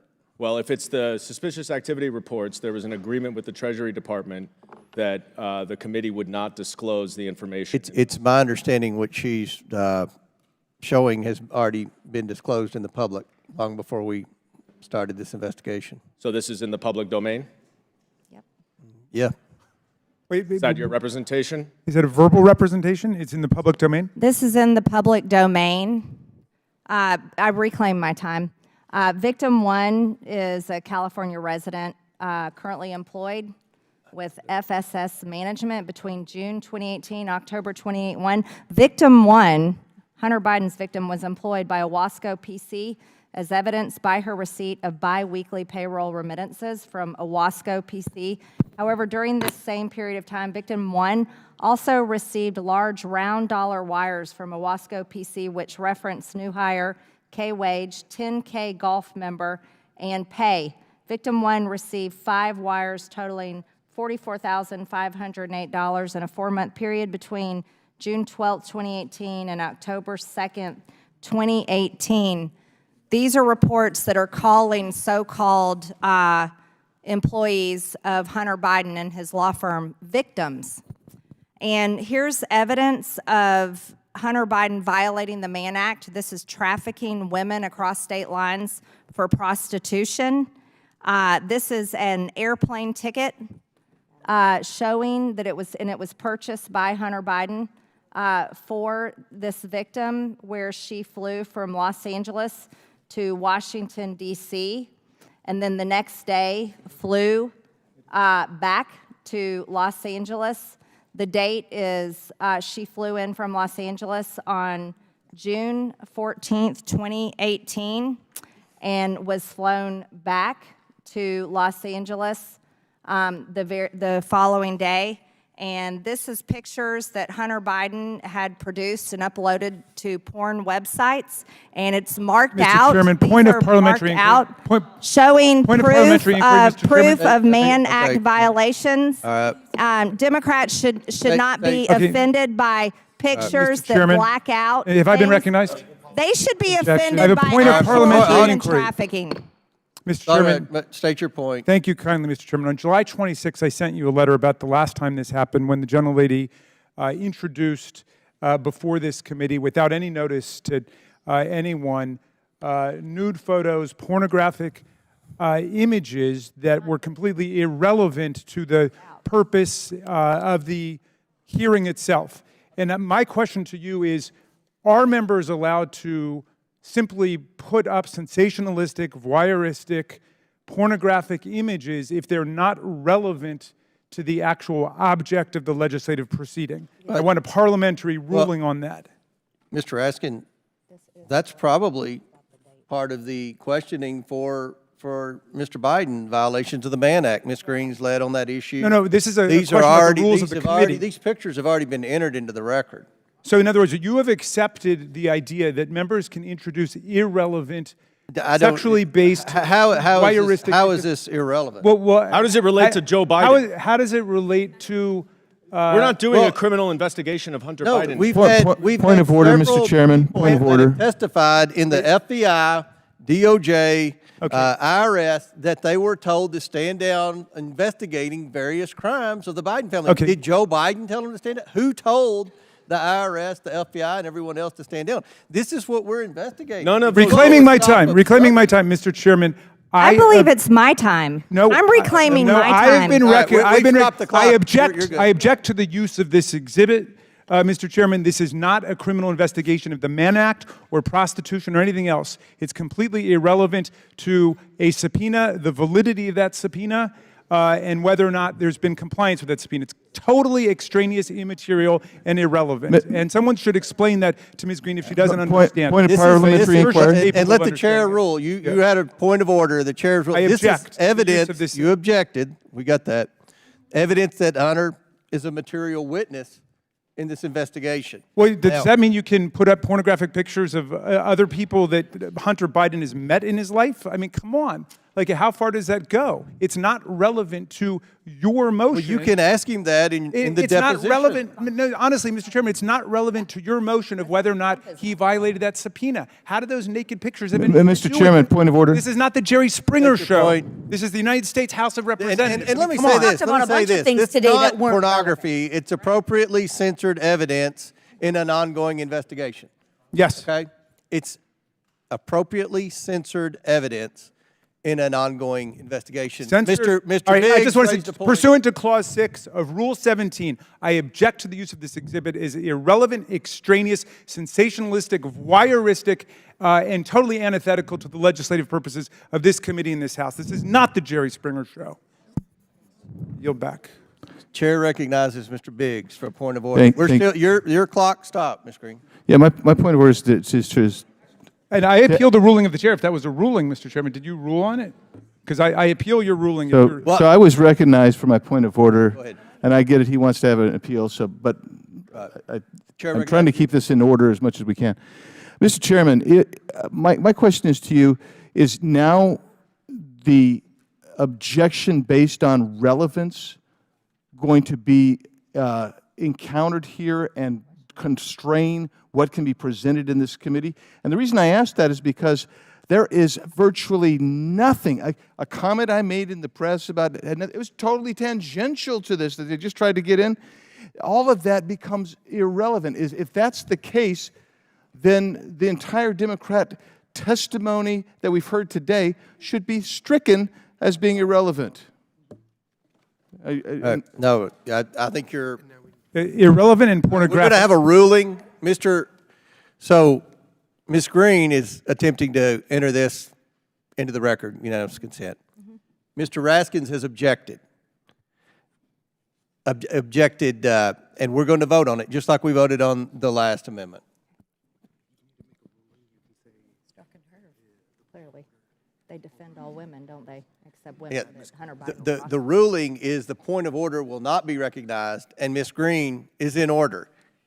If you want to object. Well, yeah, I object. And Mr. Chairman, you have the authority to bring to the full House under Rule 17 whether or not pornographic material should be entered without a clear showing of relevance. And I would ask you to bring that to the floor of the House. Let the members of the House decide whether that's the new standard, whether the Mr. Congresswoman Chairman, Marjorie may I Taylor have Greene's my- standard is going to be may the I standard for reclaim the my whole time? House. The quorum is within discretion of the chair. We've overruled your objection. And I appeal that. You appeal the ruling of the chair. Yes, I do. I would like So a we're vote. going to vote on that. We're going to vote on the pornography. May I finish? Hold on. All right, Mr. Gosar, you're recognized. I move to table the motion. Okay. Motion to table the motion that of Mr. Raskins. This motion is not debatable. As many as are in favor of tabling signify by saying aye. Aye. All those opposed signify by saying no. No.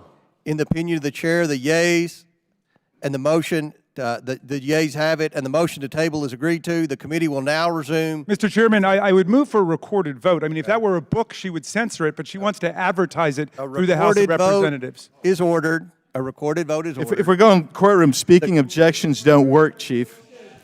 The clerk will call the roll.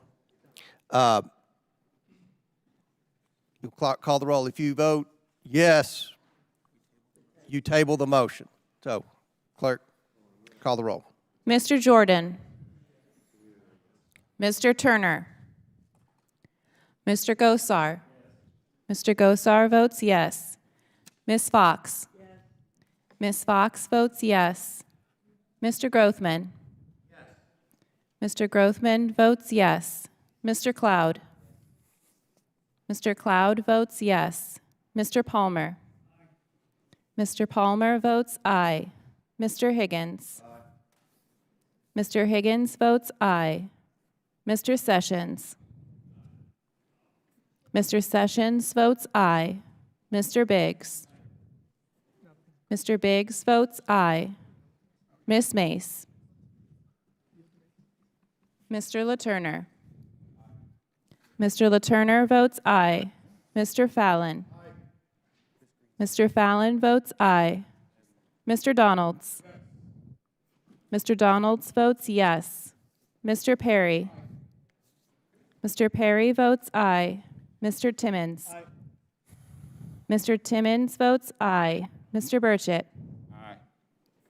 Mr. Burchett votes aye. Ms. Green. Aye. Ms. Green votes aye. Ms. McLean.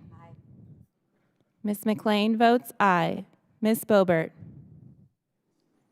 Mr. Fry. Mr. Fry votes aye. Ms. Luna. Ms. Luna votes aye. Mr. Langworthy. Mr. Burleson. Mr. Burleson votes aye. Mr. Waltz. Mr. Waltz votes aye. Mr. Raskin. No. Mr. Raskin votes no. Ms. Norton. No. Ms. Norton votes no. Mr. Lynch. Mr. Lynch votes no. Mr. Connolly. Mr. Connolly votes no. Mr. Krishnamurthy. Mr. Khanna. Mr. Khanna votes no. Mr. Mfume. Ms. Ocasio-Cortez. Ms. Porter. Ms. Porter votes no. Ms. Bush. Ms. Bush votes no. Mr. Gomez. Ms. Brown. Ms. Stansbury. Mr. Garcia. Mr. Garcia votes no. Mr. Frost. Mr. Frost votes no. Mr. Kassar.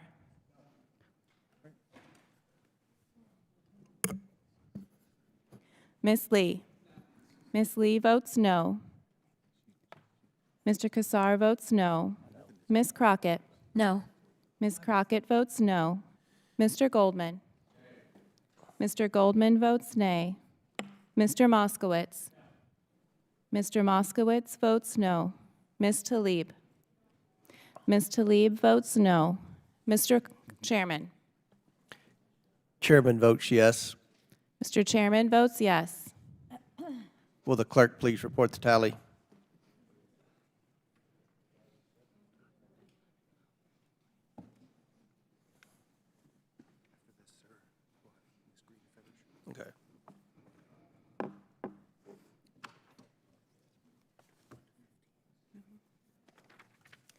Mr. Chairman, on this vote, the nays are 15, the ayes are 21. The yeas have it, and the motion to table is agreed to. The committee will now resume consideration of the Goldman Amendment. Ms. Green has 2 minutes remaining. Thank you, Mr. Chairman. And again, this information is extremely important because Hunter Biden refused to obey his subpoena, and we are holding him in contempt of Congress for doing so. This is important evidence of human trafficking, Mann Act violations that we had questions for the president's son about. And there's evidence, I'd like to show the evidence of payments. These are payments made from Hunter Biden and his law firm to so-called assistants. These were not assistants. These are prostitutes that he was trafficking.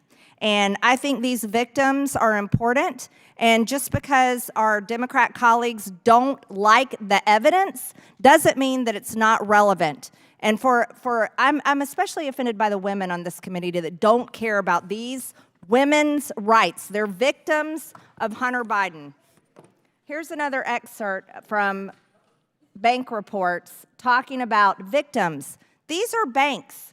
And these banks are identifying these women as victims. Victim 2, talking about victim 2, victim 1, each appear to be in the adult entertainment industry and are receiving payments from Hunter and Owasco PC. It is unclear what relationship Hunter or Owasco PC have with these individuals. And based on public media, it appears possible the payments may be associated to prostitution or adult entertainment services. Victim 2 is a New York resident and employed as freelance. Per internet research, she is a social media influencer and adult entertainer. She received 6 quick pays for $6,250 from Hunter between 3/29/2018 and 11/20/2018. This is clear evidence, Mr. Chairman. These are important questions we have for the president's son pertaining to Mann Act violations. Thank you, Mr. Chairman. Mr. Chairman, just a point of order. I didn't want to interrupt the good lady, but 2 points here. One is the majority has purported to be in possession of the laptop, and you're supposed to share all evidence with us. We've been asking for a year. Will you make the laptop available to the Democrats so we can look at it? The guy who originally apparently leaked it has said he can't vouch for anything they're talking about because he doesn't understand the chain of custody. We don't know who made those pictures. We don't know who made those statements. If it's coming from the laptop, we don't know where it's coming from. So please, could you please share with us what you've got? If I can interject, I can give you a copy of it. Marco Polo has the actual entire publication. We can get every single Democrat member a copy of that. Well, I want to get at least the copy that the majority is using. I don't even know what Marco Polo is. I will get you. I promise. Like, I'm not trying to be rude. I will. Well, get you a copy. you mentioned you wanted to read some stuff. That would probably be something good to read, the Marco Polo report. But what about your copy? Because you know you have an obligation under the rules to share with us any evidence you claim to have. So as far as we know, all that stuff is completely confected. It's just made up. It's with all due respect, Mr. Raskin, you spent a lot of time investigating the former president, and you haven't spent any time on this. The American people are keeping up with this investigation. We want to investigate. But you all are 3 or 4 steps behind. Give us the evidence. So Ms. Green's time. Okay. Ms. Green's time has expired. Does anyone else wish to speak on the Goldman Amendment? Mr. Mr. Moskowitz. Thank you, Mr. Chairman. You know, again, just to reiterate the point, but I rather than my words or my opinion, I think I'm going to quote Senator Ted Cruz, who the chairman appeared on his podcast. And in fact, just to remind the chairman of Ted's own advice to the chairman, I made a board for you, Mr. Chairman. You were on the show with Ted Cruz, in which Ted Cruz said to you, I'm going to give you some unsolicited advice. Now, by the way, Ted Cruz, clerked at the Supreme Court. He knows the Constitution pretty well. But you guys know who Ted Cruz is, right? He's run for president a couple times. So Ted Cruz said to you, Mr. Chairman, you should have Hunter Biden in a public hearing. He actually said his advice to you is just have him in a public hearing. And again, I go back to what is the majority so concerned, or to use some of the words of my colleagues, afraid to have Hunter Biden sit at this desk. Mr. Chairman, you control the rules. You could give everybody 10 minutes. You could give everybody 15 minutes. You could give everybody 20 minutes. You could give your side as much time. We could go on for days here, quite frankly, because, again, you control the rules, as you just showed. But the one difference that you guys object to is you object to those. You object to the cameras because you don't want the American people to hear the answers. No, you want to take the transcript and release it 6 months after you've gone out and lied about what has happened. And so, again, because the gentle lady from Georgia, I know is such an advocate for women's rights, as she mentioned, and is so concerned about grooming, and apparently we don't have any standards here anymore. Again, I just want to remind my colleagues, because, you know, I don't want them to forget about hypocrisy, okay? I don't want them to forget about hypocrisy. But, you know, Donald Trump was asked about Jeffrey Epstein, and when he was asked, he said, you know, Jeffrey likes him young. Well, how did the president know that? How did he know that Jeffrey Epstein likes him young? Perhaps some people are saying he was there, since you're so concerned, right? But again, I bring this up not to make jest. I bring it Point up, of order, Mr. Chairman. I bring it up. I thought we weren't going to interrupt. We're going to stop the clock. We did this with Ms. Okay. Green. State your point. Yeah, I'm just curious about the impugning of the former president's character. That we I don't have to do that. He does that himself. Have we basically thrown that rule out? I'm just curious, or are we going to follow that? Would you accept a pornographic photo? Of Bill Clinton? Yeah, we suspended the rule to the current president, but we didn't suspend it to the former president. But. Oh, by the way, please, so you're making the point that we can Right, disparage Joe right. Biden, but not Donald Trump. Please make that point to the American people. Please. And Bill Clinton's not running for office. that's my point Right. of order, Mr. Chairman. Right. I'll wrap it we up. suspended the rule on the disparaging the current president because this is a contempt proceeding with the Biden. So he's part of the investigation. But the rule remains in place for all prior presidents, I including. would say that, but in all honesty, they've broken the rule many times today. Mr. Okay. Chairman, it doesn't apply to prior presidents. It does not apply to former. Okay, All right, very good. Thank you. Listen, I won't talk about the photo and the 11 of them and the fact that he was on the plane and on the island anymore. What I will point out is the hypocrisy of today. The hypocrisy of today is you want to hold you guys break the rules by not complying with subpoenas in the last Congress, and now you're shocked. You can't believe after you broke all of that now it doesn't work. You come up here and talk about Hunter Biden's behavior, and you're so disgusted. But the guy that you all kneel to, okay, associates himself with a pedophile. But remember, I get Mr. it. Chairman, Mr. Chair. Mr. Chairman, that should be stricken. I ask his words taken down. A statement That of a should be fact, and it's his stricken. time. It's a Mr. Chairman. fact. I ask his words to be taken Okay, down. there's a motion to strike the words. Yeah. Yes. On what Mr. grounds? On what grounds? To say that we associate with pedophiles. No, he was referring to and Donald Trump. No, I said Donald Trump The man just associates. said that we all kneel. I kneel to Christ. I stand for the flag. And if Support? you're concerned about I'll pornography change my- being I'll shown change in my word public, to support, Mr. Ranking Member, you might look to No, the fair library point. No, content okay. that your people So support. you're referring to the kneel down. Donald Trump said that I someone moved for took the his knee. words to be taken down. And I think he withdrew It's a that. motion. I withdraw my He withdrew it. He withdrew that. That'll be taken from we the have to accept him withdrawing it. All right. Accept Everybody it. good? That's going to be taken Word from the record. withdrawn, Okay, accept I right. withdraw the kneel down. I'll use the word very much support. We okay with that? No snowflakes offended? Okay, wonderful.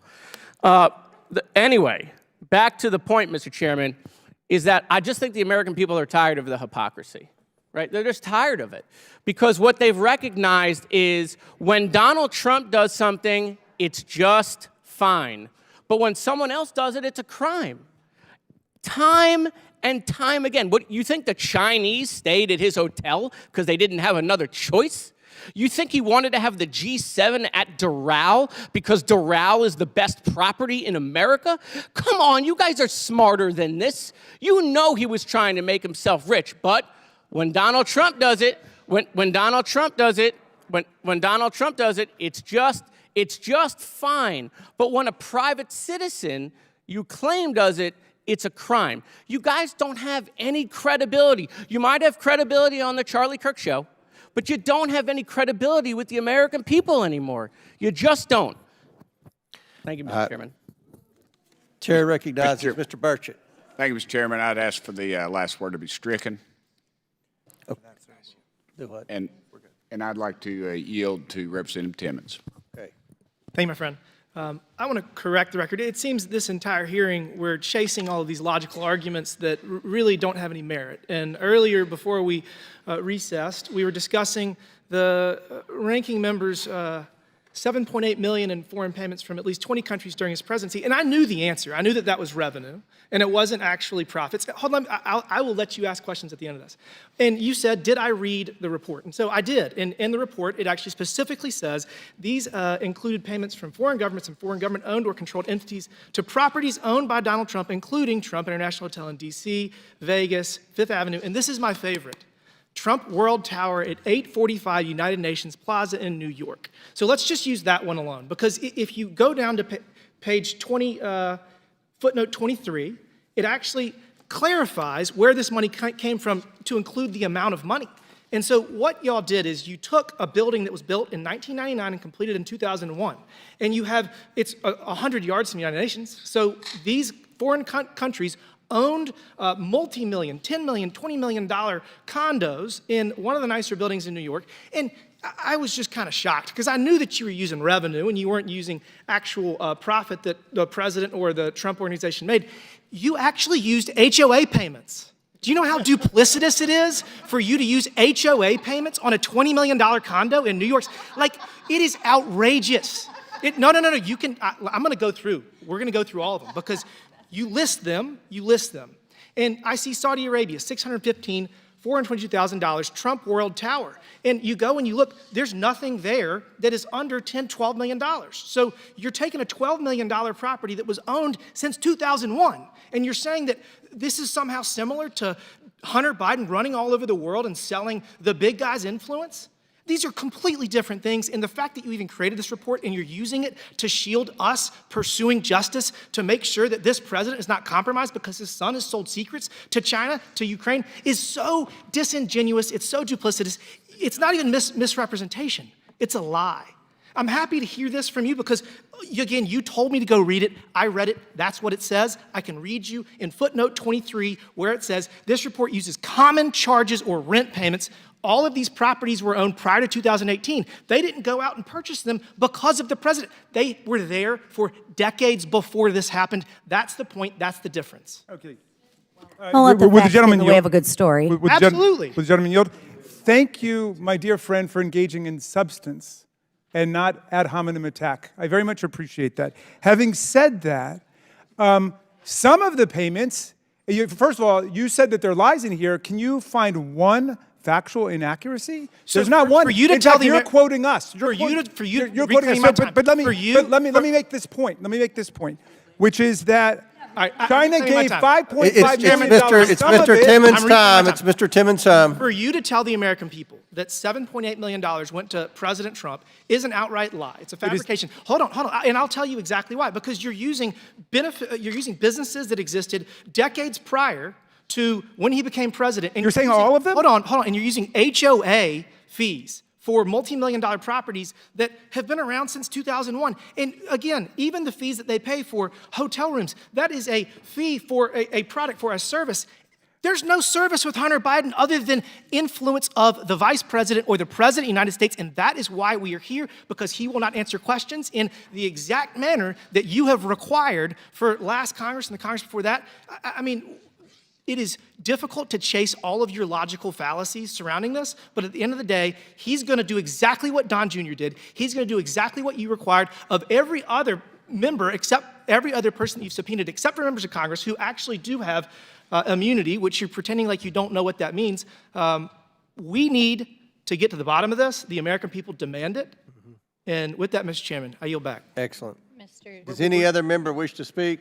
You wish to speak on the amendment? Yes. Ms. Stansberry is recognized for 5 minutes. Yes, thank you, Mr. Chairman. Just quickly, before I speak on the amendment, I do want to address the assertions that were just made about this report and the receipts that have been provided about the funding that came into various properties and businesses owned by Donald Trump while he was president. To address the inaccuracy put forward by Mr. Timmons, if you go to the source material, which is the actual receipts from Trump International Hotel, other hotels in New York, yes, there are condo fees. There's a number of different businesses, but it's very clear that there was influence peddling going on. So, for example, there's receipts. Will the gentlelady yield? No. There are receipts that show the Malaysian government between September 10th and 13th was spending $10,000 a night, butler service, personal trainers, lavish meals, at the same time that they were meeting with Donald Trump, and the media reports from the time say that they discussed their stay at Trump's hotel in the Oval Office. So this is just not true. Another one, UAE, during a military delegation visit in March of 2018, they were negotiating a arms package with the White House at the time. Okay. They dropped $85,000 at Trump Hotel and were discussing their stay at the hotel while they were negotiating the arms package.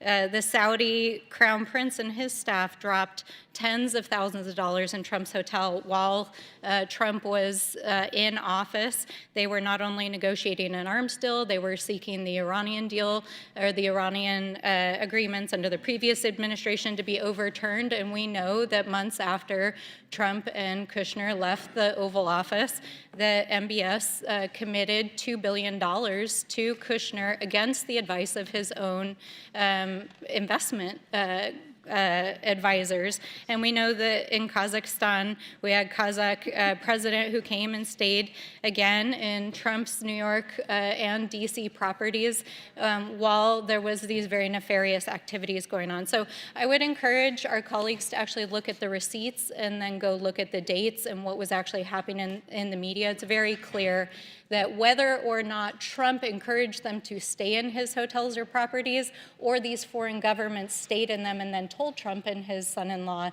they were seeking influence by staying at his property, and thus were trying to bribe him, which is a violation of the Emoluments Clause of the United States Constitution. So let's move back to the amendment here just for a moment. I do want to just establish a little bit of a timeline. And Mr. Chairman, if it's okay, I'd like to just ask some clarifying questions on the timeline. It's my understanding that in February of last year that you transmitted a letter to Biden's attorneys seeking documents and communications from the investigation. Is that correct? I'll go ahead and answer on your behalf because we have the records for that if it's not immediately or at your hands. Our understanding from the witness is that the chairman and his staff never responded to that request. In fact, they didn't hear back until, or they didn't hear another thing until 7 months later when in September, Mr. Comer, you appeared on a TV news station on Newsmax and said, quote, Hunter Biden is more than welcome to come in front of the committee if he wants to clear his good name, if he wants to come and say, you know, that these weren't his dealings, then he could come and clear his name. And so literally the next day on September 13th, Biden's attorney responded and wrote you back and said, you never responded to our offer. I'll come in. I'll come do a public testimony. A couple months later, after the impeachment hearing that just completely fell apart, Chairman, you went on the Ben E show and you extended another offer to Hunter Biden to come testify in front of the American people under oath. And yet again, when Biden's attorney transmitted a letter offering to do so, instead you issued a subpoena to do a closed-door deposition. It's just very odd, right? Like, here we are, there's been a lot of yelling today. I think we're all getting real tired of all of this. But the reality is that Hunter Biden has, even today, showed up in front of the committee ready to testify under oath. So, you know, like, let's be real. And I think the reality is that of all of these tens of thousands of documents that have been provided to the majority in their investigation, none of them have actually shown any wrongdoing by the president. And so it's easier to create a smokescreen, to keep this narrative in the media, and to peddle in disinformation behind Time's closed expired, doors. and there's so many inaccuracies with your statement, we don't have time to address them all. But Chair recognizes Mr. Donalds for 5 minutes. Thank you, Mr. Chairman. Members, we should be voting down this amendment. It is not needed. What is clear is that the only document that matters is the fact that there was a subpoena issued by this committee, signed by the Clerk of the House of Representatives. That is the only thing that governs subpoenas before anybody coming to this committee. It does not matter if any member of this committee did an interview anyplace, whether it's the chairman or any other member. That is irrelevant. The only thing that matters is a signed subpoena by the chairman of this committee and the clerk of the House. The semantics about what Hunter Biden thought he could do or what Abby Lowell, his attorney, tried to get him to be able to posture or get out of it is meaningless. And the Democrats know this is meaningless. This is a subterfuge because their guy bucked a subpoena against the law. Period. Full stop. Members, vote down this amendment. I yield back. The question is on the amendment, on the Goldman amendment. So, all those in favor of... Wait, we have another. What's that? We have another. I yield 5 minutes to the gentleman from New York. From New York. Thank you. Appreciate my distinguished colleague from D.C. I want to just take this opportunity to address some of the chairman's evidentiary allegations that you made earlier today. First, I would just note that we keep hearing this over and over and over again, that Donald Trump had a business, Donald Trump had real estate, Donald Trump sold widgets or whatever it is. Obviously, there are many different ways of investing or spending money or getting paid for services or for simply putting capital into another company. So I don't know what these investments were that Hunter Biden and Devon Archer and these other folks were involved in. Devon Archer testified that it was private equity.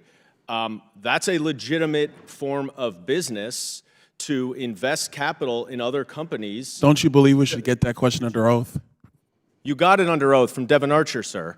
In any event, let's go back to I think the fourth bank memorandum is what you pointed me to earlier today, because you alleged, Mr. Chairman, that there is money that went directly from CEFC, a Chinese company, to Hunter Biden, then to Joe Biden in $40,000. Through the shells, yes.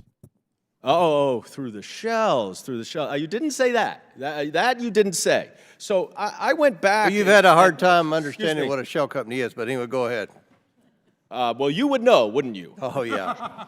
So that's right. Here we are looking at this Fourth Amendment. We have, well, I'll show this chart first because it shows how clear it is. You've got Chinese company going to Biden-China joint venture, going to a Hunter Biden individual entity, going to James and Sarah Biden entity, going to James and Sarah Biden personal bank account, going to Joe Biden. So that, I guess, is what is directly money from China to Joe Biden. It just had to go from a Chinese company to a joint venture that Hunter Biden entered into with another Chinese company. Would you yield the question? I just want to finish going through what you told me to go through, and then I'm happy to yield. Then it went to Hunter Biden's personal company that he generally used for a variety of his business ventures. Then it went to another entity for James and Sarah Biden. Then it went to James and Sarah Biden. Then Jim Biden, almost a month later, sent a $40,000 check to his brother, the president, which said was for a loan repayment, and the same bank records where you got this from showed that a loan went from Joe Biden to Jim Biden. That's not true. So this is the kind of duplicity that we're talking about. You want to say there's evidence connecting Joe Biden to Hunter Biden's business ventures, and you make a false and inflammatory allegation that money went from China to Hunter to Joe, when in reality, it's 4 pages, it's 21 bullet points of information to get from A to B to C to D to E to F. There's no possible way that you could ever show that Jim Biden knows. This is my time, Mr. Chairman. There is no possible way Jim Biden you could ever prove under any circumstances that Jim Biden knew where that money came from. And you certainly cannot show with any evidence at all that Joe Biden would know that 1 month before, 6 different transactions earlier, somehow this money came from a Chinese investment that Hunter Biden had. You are desperate. You are misrepresenting the facts. There is no evidence. There's no evidence of Joe Biden's involvement in Hunter Biden's business interests. There's no evidence of Joe Biden's involvement in any Mann Act or prostitution stuff. Hunter Biden should be investigated by the Department of Justice, and he has been for 5 years. He is a private citizen. This is what you call an impeachment investigation to the President of the United States based on complete fiction and smoke and mirrors. There isn't a piece of evidence that links anything that Hunter Biden did to Joe Biden, and this is a complete sham. Your time's expired, and those accounts that they went through were depleted. It wasn't hard to trace the money. When there's not any money in the account, he doesn't have the bank through, records. No. No, but you have the bank records too. You all get every bit of no one who evidence we receives have. the money has the accounts bank were depleted accounts that they records. laundered through. All right, order. Chairman. Order. Who's Mr. Chairman. Miss Luna's Can I say something? Yes, you have No 5 minutes. one is above the law. Even if you think that he's innocent, he cannot defy a congressional subpoena. That's what this is about. People here, I'm sure on that side too, have family members that have gone to jail for probably less offenses. So why is he given this special privilege? We have no authority if you have the president's son who's sitting there doing illegal things. I mean, I know it probably doesn't make you feel good to defend the guy, but like, for goodness sakes, he's denied. He should be held accountable. At least bring him in and admit that. He should be held accountable by the Department of Justice, where he is being held accountable. Let him. He should be held accountable by the Department of Justice, but that is what we are voting to do, is to send that to investigation, because he denied and defied a congressional subpoena. Will the general yield? Wait, let me finish. If the DOJ doesn't uphold that, though, we have a serious problem in this country that this man is held above the law, and that is why we are arguing here today. We are trying to send it to the DOJ, but you're arguing against that. Yes, I yield. Thank you. Would you agree that members of Congress who outright defy subpoenas should also be held to the same standard? I believe that certain members are protected under the speech and debate clause. Some people here can probably school me on that, but aside from that, this is a serious investigation. There's been a lot of personal attack in this entire correspondence that we've had in the last, couple hours that we've been here. But what I will say is that Hunter Biden is not above the law. We want to send him to the DOJ, and we want to trust the DOJ to do their job. But right now, the American people have a serious distrust factor with the DOJ, and for good reason. So we would like to pass this, send it to the DOJ, and let's see if they'll do what they promised the American people they would do. I yield my time. Very good. Mr. Chair? Ms. Tlaib? Yes, thank you so much. I'd like to yield my time to the ranking member. Ms. Tlaib, thank you very much. I want to pursue the very interesting conversation that we began about the Foreign Emoluments Clause. And again, I'm just delighted that after 7 years, several Republicans now are actually taking an active interest in the Foreign Emoluments Clause as a part of their investigation into the potential impeachment of Joe Biden, which we've been working on for a year. Let's start with this. When Donald Trump took office, he refused to divest himself of any of his more than 500 businesses, and he refused to put any of his more than 500 businesses in a blind trust. He said he would continue to be the owner of those businesses, but he would transfer some of the day-to-day management to his sons. If anybody wants to contradict me on that, I will stand to be corrected. But that was what Donald Trump said. When he was told by George W. Bush's ethics advisor that he was putting himself in extremely dangerous territory unless he stated that he was going to refuse to accept any money in the future from foreign governments, he ignored and defied the advice of all the ethics advisors for Republican administrations, for Democratic administrations. I want you to recognize the radically unprecedented nature of what he did at that point, and he set himself up for the trouble he got into. Now, the gentleman yield? I will. As soon as I make these points, I'll come right to you. Number two, Trump, my good friend makes it sound like Donald Trump was totally innocent. He was a businessman, and he didn't know any of this was going to happen with these foreign governments. Really? Read the report in detail, my friend. For example, go to page 69. Here's a quote from Donald Trump as he was campaigning. I love the Saudis. Many are in this building. Saudi Arabia, I get along great with all of them. They buy apartments for me. They spend $40 million, $50 million. Am I supposed to dislike them? I like them very much. We can find quotes just like that about the Chinese government. This is your guy. Now, the governments knew exactly what they were buying at the exact same time. For example, take ICBC. And by the way, the vast majority of businesses were not paying before as tenants. That's not right. They were patronizing the hotels in Washington and New York. They were going to the golf clubs and so on. A handful of them were pre-existing tenants. That in itself is unconstitutional and illegal. You want to be president of the United States? Then you get out of that. You divest, which is what other presidents have done. Look at what Kennedy said. Look what Obama did. Look what Abraham Lincoln did.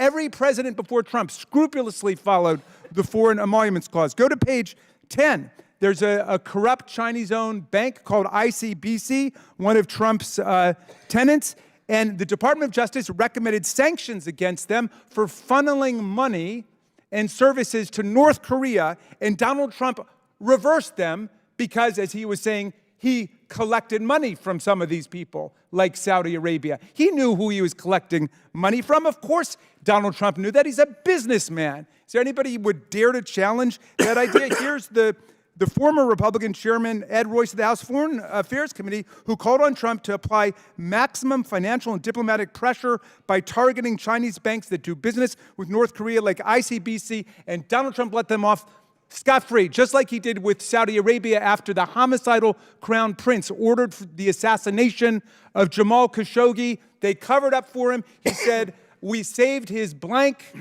We saved his blank, and he owes us now. And of course, as soon as the administration ended, his son-in-law created a business and brought back, what do you know, $2 billion from Saudi Arabia, even though the Sovereign Wealth National Investment Fund said it was a terrible idea, overruled by the Crown Prince, whose blank was saved by Donald Trump. So our founders would be offended that we even have to get into the specifics of what was done, because they said categorically nobody can take a dollar from a foreign government. Do you understand that?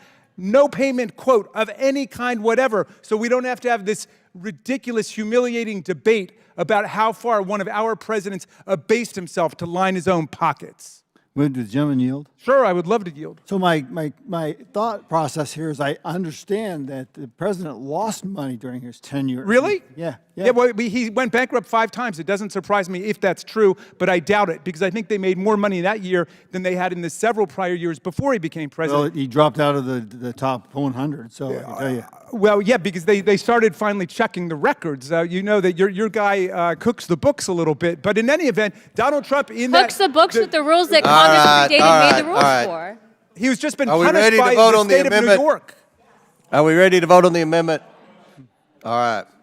All those in favor of the Goldman amendment signify by saying aye. Aye. All those opposed, no. No. In the opinion of the chair, the noes have it. Recorded vote, please. Not agreed to. A recorded vote is ordered. As previously announced, further proceedings on the question will be postponed. All right. Now, where's my? I understand. Mr. Raskins, you have an amendment at the desk. I do. Let me find that. The clerk will distribute the amendment to all members. Does everyone have the Raskin amendment?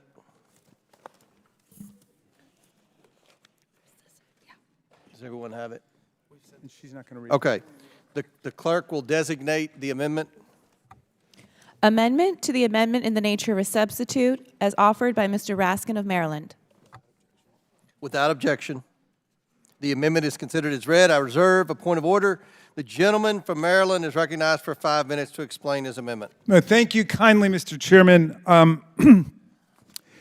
Since we haven't read the amendment, I'm just going to work through the basic terms of it.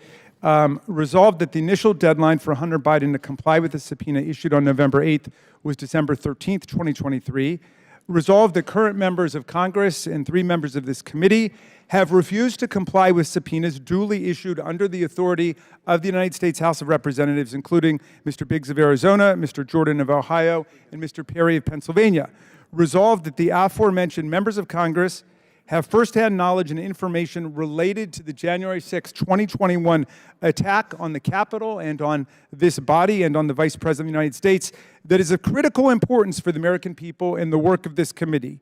That the deadline for Hunter Biden to comply with the November 8th subpoena be changed to the date upon which the aforementioned members of Congress supply their knowledge and information to the Committee on Oversight and Accountability. In other words, Hunter Biden has until the date upon which our own members comply with the subpoenas that were issued in the last Congress that have still not been supplied, and that the aforementioned members of Congress shall be ineligible to vote on matters pertaining to contempt of Congress considered by this committee until the date upon which the aforementioned members of Congress supply this knowledge and information to the Committee on Oversight and Accountability. In other words, you should not be standing in judgment on contempt of other people who allegedly have violated their subpoenas when you have violated a subpoena and have not complied with the orders of the U.S. House of Representatives. I would also like to raise a problem that struck me as I was looking through the paperwork on this, Mr. Chairman, which is that the subpoena that was sent to Mr. Biden, which came around a week before, or a couple months before, it was issued on November 8th, 2023, was issued before the House of Representatives had voted on impeachment. I remember there were numerous Republican members who were very hesitant about voting for it because of the testimony of the majority's own witnesses who said there was nothing closely approximating a quantum of evidence that would justify impeachment. And so there had been no vote on it, you'll recall. And on November 8th, the subpoena was issued. The subpoena date for appearance was on December Mr. Gosar has a point of order. State your point. Yeah, we're not talking about impeachment. We're talking about impeachment inquiry. We need to be very considerate about that. Well, exactly right. And that goes right to the point of this question I have. Thank you, Mr. Gosar. The subpoena was issued on November 8th for a subpoena date of appearance on December 13th. And that was the same date when, you'll recall, we were called to the House, and then there was a vote on impeachment. So the underlying subpoena here is at least arguably invalid for the purposes of holding him in contempt of not complying with the subpoena related to impeachment. And I wonder if we could clear that up. But in any event, I would press the amendment. Certainly those members who have outstanding subpoenas from the U.S. House of Representatives who blew off the subpoenas should turn over what they know about the violent attack on the U.S. Capitol, the worst domestic political violence designed to overthrow an election in American history at the Capitol. And they should turn that over. And at that point, then yes, I will. We will yield in 1 second. And then Mr. Biden should also be forced to comply at that point. In the meantime, those members really should not be voting on contempt motions related to other witnesses. And somebody had a question. I did. You yield? Yes. Are you sure that everybody up there actually received a subpoena? I mean, your board says certain people received a subpoena, and in my experience, Some of those people up there did not receive a subpoena, and so notified counsel for your bogus J6 committee. Well, first of all, every court in the land has rejected the claim there was anything bogus about it. As you know, the courts rejected the idea that it was somehow Was it heard before every court in the land? Every court that heard it, do you have any authority on your side for that outrageous proposition? I know you'd like to believe it, but your fantasies are not the law of the United States. I have great fantasies. I'm certain you do. But You let and me Ms. just tell Green you might this, want to what- discuss them together. Yeah, but Okay. you haven't answered the question.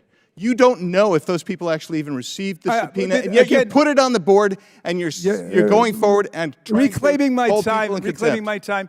I served for more than a year on the bipartisan January 6th Select Committee to investigate the attack. You might not like Liz Cheney anymore, who was head of your conference, but it was bipartisan, my friends. And so was Adam Kinzinger, who served his country well. But in any event, nobody ever claimed that they hadn't gotten the subpoena. And Go back and check the records, Well, if sir. that's the argument, have them come forward and explain that. I would like them to testify under oath that they never received it. Gentleman's Thank time's you, Mr. expired. Chair recognizes Mr. Palmer from Alabama. Chair recognizes Mr. Palmer. Mr. Chairman, I make a motion that we immediately dispense with the amendment for lack of germaneness. Okay. I am prepared to rule the amendment is not germane to the bill. Therefore, the amendment is not in order. Mr. Chairman, I would like to appeal the ruling of the chair. It's clearly germane. It goes right to the heart of what we're doing here today. Okay. The motion to appeal the ruling of the chair is not debatable. All those in favor of tabling the appeal. Oh, go ahead. Yes, Mr. Gosar. All right. Okay, Mr. Gosar's motion is not debatable. All those in favor of tabling the appeal of the chair signify by saying aye. Aye. All those opposed signify by saying no. No. In the opinion of the chair, the ayes have it, and the motion to appeal the ruling of the chair is tabled. The committee will now resume consideration of any further amendments before this body. Mr. Chairman, I have an amendment at the desk. It's Garcia, number 3. Who said that? Ms. Garcia. Okay, Ms. Garcia. Thank you. It's Will the amendment clerk number please 3. report? Amendment to the amendment in the nature of a substitute as offered by Mr. Garcia of California. Okay, without objection, the amendment is considered as read. I reserve a point of order. Mr. Garcia is recognized for 5 minutes to explain his amendment. Thank you, Mr. Chairman. I know obviously what we're seeing today has been quite insane. We've seen pornographic images. We've talked about white privilege. But what we haven't seen is any sort of evidence linking President Biden to any sort of wrongdoing. There's been absolutely zero evidence discussed today. And as we know, all the demands for a public hearing with Hunter have gone unanswered, even today when we asked for that vote. But what we do have is plenty of evidence that we've uncovered in this committee and that have been against the Constitution with our investigation of foreign government payments to President Trump through his businesses. And what do we have as Democrats? We have receipts, proof, a timeline, screenshots. We have everything we need to prove conclusively that foreign governments were funneling money through Trump properties and into Donald Trump's pockets, all in violation of the Constitution. Now, we don't have access to all of Trump's properties, and he has hundreds, by the way, of properties and business interests. And we don't have access because our chairman actually chose to end that investigation. But my amendment will fix that by demanding a full accounting of Trump's businesses. Now, we know that we can already prove about almost $8 million of foreign payments, illegal payments against the Constitution back to the Trump organization. And that is just a tip of the iceberg, because we don't have access to the other hundreds of businesses and properties. That $8 million of receipts and payments that we have is only from a total of 4 properties of the hundreds of businesses of Donald Trump and his family. No family in history has ever benefited more than the Trumps and the Kushners. And I actually want to talk about Jared over here especially, his son-in-law. His son-in-law was brought in to run Middle East policy at the start of the Trump White House. By the way, having zero experience in doing that work, and against the objections of his Secretary of State, Rex Tillerson. Trump and Kushner, of course, made their first state visit to Saudi Arabia, overruling the State Department. This is the same time, by the way, that Jared was actually putting together a $110 billion arms deal for the Saudis. But what was happening during that time? The Saudis were paying hundreds of thousands of dollars in room stays and foreign gifts that were illegal under the Constitution back into the Trump organization. Over and over, through hotels and properties, these shady investments by the president, his sons, and his son-in-law, who was an employee of the White House, all worked to enrich the Trump family and Donald Trump himself. And the insane part is that just months after leaving the White House, Jared Kushner received a $2 billion with a B investment fund from the Saudis to manage and being paid directly as well out of that fund that the Saudi government organized. I want to just mention also that our chairman also said, and I quote, that this crossed the line of ethics, end quote. So why have we not investigated the Trump crime family and the current and ongoing abuse by Jared Kushner as a government official? And I remind folks, Hunter actually never worked for the government. He was a private citizen.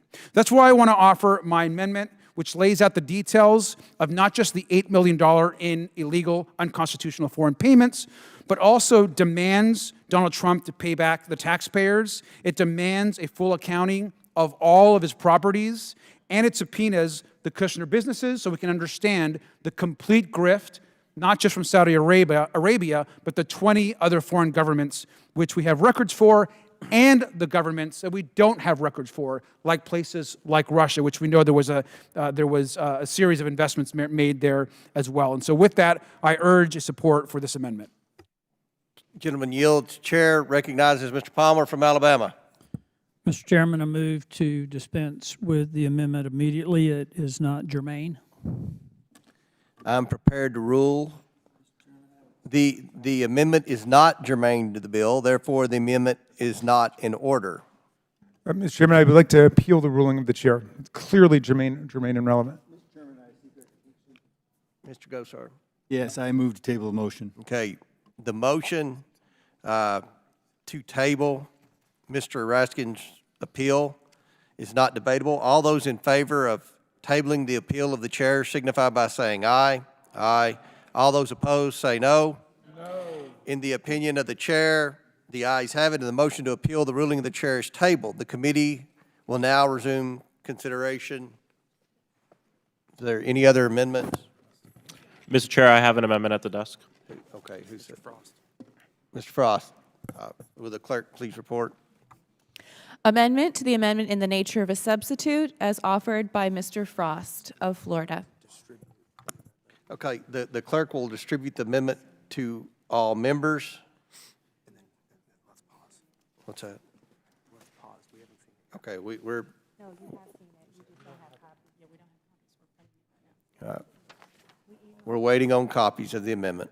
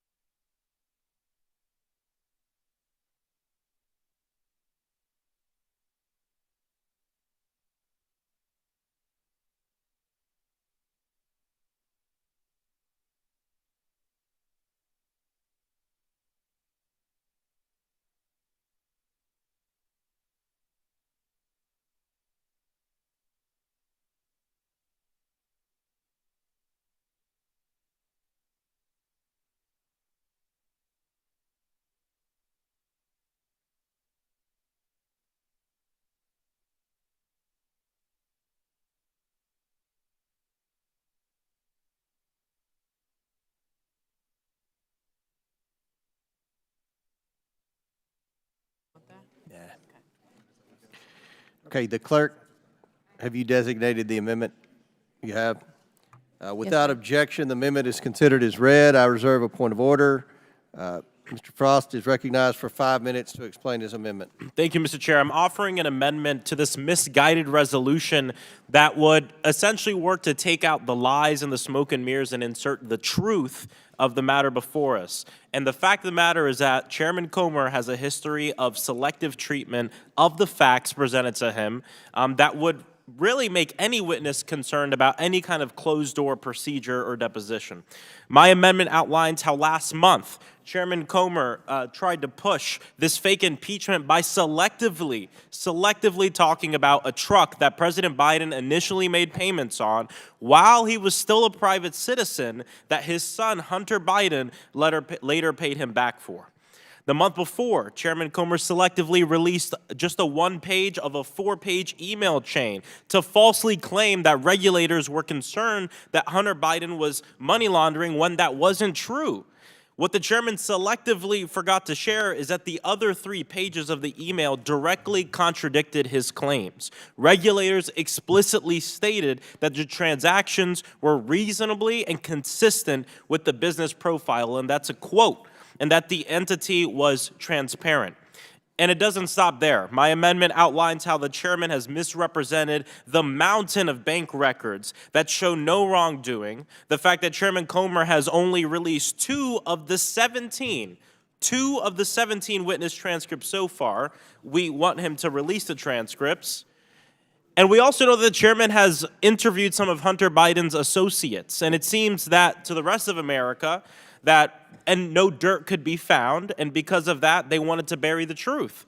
But the truth is out because the truth is that this has been a complete waste of time. Republican claims all throughout this case barely hold up to the slightest bit of scrutiny. And it's not just me saying that. We've heard it on Fox News. We've heard it from the Wall Street Journal, the Washington Post, CNN, and others who have been investigating the chairman's false claims of evidence against President Biden. And once again, it's been said time and time again, Hunter Biden took us up on the offer of sitting in that chair in this committee and publicly answering questions so that way the public can see it and so that way he doesn't have his words misrepresented in a closed-door deposition. And what this works to do is give the entire story. If you're going to vote to hold him in contempt, at least vote yes on this amendment so we can include the full story in this piece of legislation. It is the fear of the truth that has stopped the chairman from accepting Hunter Biden's offer to testify publicly, and my amendment essentially lays it all out on the table. I urge adoption of my amendment, and then let's move on and do the real work of the American people, especially in these difficult times. I yield back. Does any other member wish to speak? Mr. Chairman, I have a parliamentary inquiry. Chair recognizes Mr. Donald. Mr. Chairman, my inquiry is this, that considering, though it seems to be we're going to be going into these amendments where the context of the matter at hand has been debated since 10 a.m. this morning, I would move, Mr. Chairman, that further debate on amendments will be considered under 20 minutes of structured debate in total, 10 minutes for each side of majority and minority on the committee to fully debate the merits of each amendment going forward, Mr. Chairman. That's my question for the parliamentary. Mr. Raskin. Yeah, but I would move to accept that and move by unanimous consent that we accept that proposal. So without objection, so ordered. 10-minute debate on each side. Does any member wish to debate? Mr. Chairman. Further? Katie Porter, Ms. Porter was next. Is it this? Okay, Ms. Porter. I'm glad that my colleague from the other side has moved to limit debate because this hearing, to put it bluntly, has sucked. There is one thing that Republicans and Democrats seem to have in common today, which is that we're willing to be players in a game. Both sides, at times, using this hearing to take shots at our favorite political nemesis, and I see some members practically patting themselves on the back when they get a good insult or counterpoint in. But this isn't a game. Oversight isn't a game. Under this Republican majority, we have wasted month after month censuring, expelling, holding people in contempt, and almost impeaching. And for what? Republicans have passed nothing of substance in the House. What our Oversight Committee should be doing, instead of spending now dozens of hours arguing about Hunter Biden, is real oversight of issues that affect all Americans, like corporate price gouging, unconstitutional government surveillance, and waste at the Pentagon. The fact that members think that real Americans outside of this partisan environment on Capitol Hill care about this is everything that is wrong with Washington. So that Americans who love this country and just want a better future don't have to listen to hours of frustrating attacks and procedural debates in a partisan game, let me sum it up. 1, there is zero evidence of President Biden doing anything wrong, including in connection with his son. No evidence of an impeachable offense, not a little, not something, none. 2, Hunter Biden has offered to testify in public in front of this committee. If Republicans only want his secret, private testimony, that is, as the kids say these days, sus. If my Republican colleagues are truly in this to get answers, and I hope they are, stop wasting all our time on holding Hunter Biden in contempt on a deposition and ask him your questions. He'll be here under oath, and the American people can watch. What's more transparent than that? What's better accountability than letting the American people hear Hunter Biden's answers? That's real accountability, not political gamesmanship behind closed doors. This is a game where nobody wins and everybody loses. It is Washington at its worst. And I'll tell it like it is without pointing the finger at either party. This sucks. I yield back. Does any further member wish to debate on the Frost Amendment? Mr. Chairman. Mr. Palmer. I appreciate the gentlelady's remarks, but I do want to point out that one of the reasons it's necessary for Hunter Biden to appear to give a deposition is that he is a material witness in an ongoing investigation of potential corruption at a very high level. I think, to your point, that this has devolved into partisan politics. When we have an obligation as members of this committee, a very solemn responsibility to pursue evidence and investigate charges legitimately and not let it become what it has become today. And I don't think we're getting there. I do think that Hunter Biden has a responsibility to respond to the subpoena through his legal counsel, if he so chooses, in a responsible way. What he did in showing up outside the steps of the Senate is contemptible. He shouldn't have done that. But we need to investigate this. We need to follow the evidence. And he needs to appear as a material witness to an ongoing investigation. If he comes in to testify before this committee, there are other issues related to his activities that I think would be germane. But I really believe at this point we need to move forward with this. And frankly, I think Hunter Biden should have responded to the subpoena and either himself or through his legal counsel. With that, Mr. Chairman, I yield back. Chairman yields back. Mr. Boskowitz. Thank you, Mr. Chairman. You know, I appreciate the gentleman's solemn points and pleas, but the reason why the folks on this side of the aisle have a hard time digesting that is because your curiosity on what violates the law only applies when it's politically convenient. To talk about Hunter Biden when it's pennies, when it's pennies compared to $2 billion from a foreign government. And I'm not saying that Jared Kushner violated the law, but what I am saying is that was probably negotiated before he left, a $2 billion deal. You announce it months after you leave, probably negotiated before. He never run a hedge fund before. We talk about Hunter Biden having no experience. He never had run a hedge fund before. He was put in charge of Middle East. The $2 billion is from the Middle East. He had no experience in the Middle East. But there's no curiosity because it's Jared and because he's Trump's son-in-law. And so coming to us and pleading with us about Hunter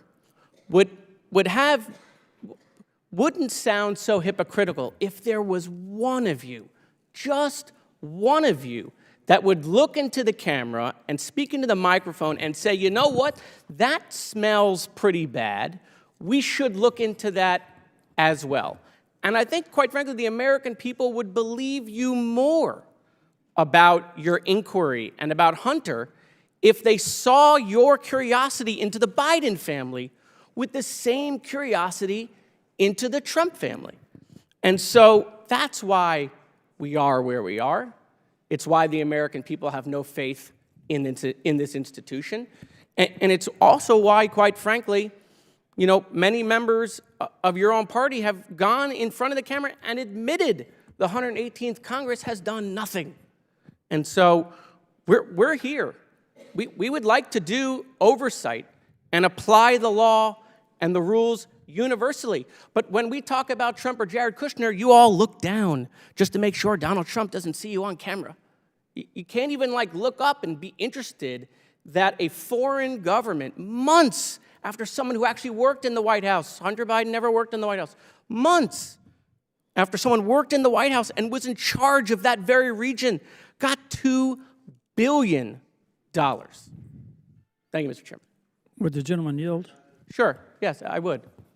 With great respect, your allegations have absolutely nothing to do with what this committee's investigating. And you're not curious about it, though? Well, it has absolutely nothing to do with anything that we're investigating. But don't we get to decide? There are questions. Okay, sorry. Well, I don't want to use up the time, but I made my point. I yield back. Thank you, Mr. Chairman. And I just want to respond to my friend from Florida, gentlelady from California. I think this, unfortunately, does devolve into a partisan exercise. And I just listened with interest at what you say I'm not going to use galls folks on the other side of the aisle and bothers you. And I respect that. So I want to let you know what galls or what troubles us on this side of the aisle based on all the claims that you have made, because many of us, I was one of them, sat in a skiff week after week, day after day for an impeachment. One of the members of this committee, now, as a staff member then, a staff attorney then, knew there were lies being told to compel the impeachment, to back up the impeachment, to reinforce the impeachment. Lies. Abject, straight-up lies. Not to mention the fact that for years, the other side of the aisle pursued the then duly elected President of the United States based on pure hyperbole about some Russian hoax that has now turned into, it's the same old story from the 1930s in Germany and the 1940s. If you tell a lie enough times, it becomes the truth. We sat and watched you dismantle the country and the presidency and any agenda that the American people have voted for based on that. And to date, to this minute, to this moment, I don't think one of you have ever, to use your phraseology, the kind gentleman from Florida, stood in front of a camera and said, that was pretty bad. Holy smokes, I can't believe we did that. And now, with the benefit of hindsight, we look back, and I look back and I say, how could we have ever done that? How did we ever mislead the American people? How could we have lied? How can we make up for that? How can we recover the lost time? How can we recover the lost reputations? No interest whatsoever. None whatsoever. And again, this isn't about looking back at the past. This markup, this is a markup. This is not a hearing. This markup is strictly and specifically about the actions chosen by Hunter Biden. And I said again, and I'll say it, I said before and I'll say it again, I don't think this committee has any interest in prosecuting or pursuing Hunter Biden. He did this to himself. He made this choice. We all make decisions, and there are consequences to the decisions. He did that. Our duty is to say, is this a breach in the law? Is it a breach? Yes or no? Clearly, he can come to Congress. He sat in this very room today He was on the grounds the day that he was supposed to appear. So clearly he can come. He's chosen not to. If we're going to let everybody, look, Secretary Clinton got away with it, right? She was allowed to be deposed not under oath in her deposition on a Saturday. No, a holiday weekend, she got to do that. That galls the rest of America, who says when the FBI or the local magistrate or some law enforcement agency comes knocking on my door and says, you're going to appear, you've been served. Well, see here, I think I'll set the terms of how and where I'll appear. I'll just do that. Me, citizen X. You know who gets to do that? Apparently Hunter Biden, who thinks he's above the law, who thinks he's special, who he and with the rest of his family, and with all due respect, this administration shows contempt for the law, contempt for the American people, contempt for the Constitution, and contempt for the citizens of this country. Contempt. And that's what this markup is about. And if you want to know what galls us is, you're not interested, you're not the least curious about all of that. With that, Mr. Speaker, I yield the balance. Mr. Chairman, may I respond, since my friend from Pennsylvania directly addressed me? And I'm happy to have this conversation to compare the 2019 impeachment investigation. Why are you leaving, Mr. Perry? I'm happy to have the conversation, because what you saw in that investigation was 17 fact witnesses who came in and testified under oath, and then 12 of them appeared in a public hearing. There wasn't a single thing that any Democratic member of Congress said that was not supported by neutral Trump administration fact witnesses and what their testimony and their documents said.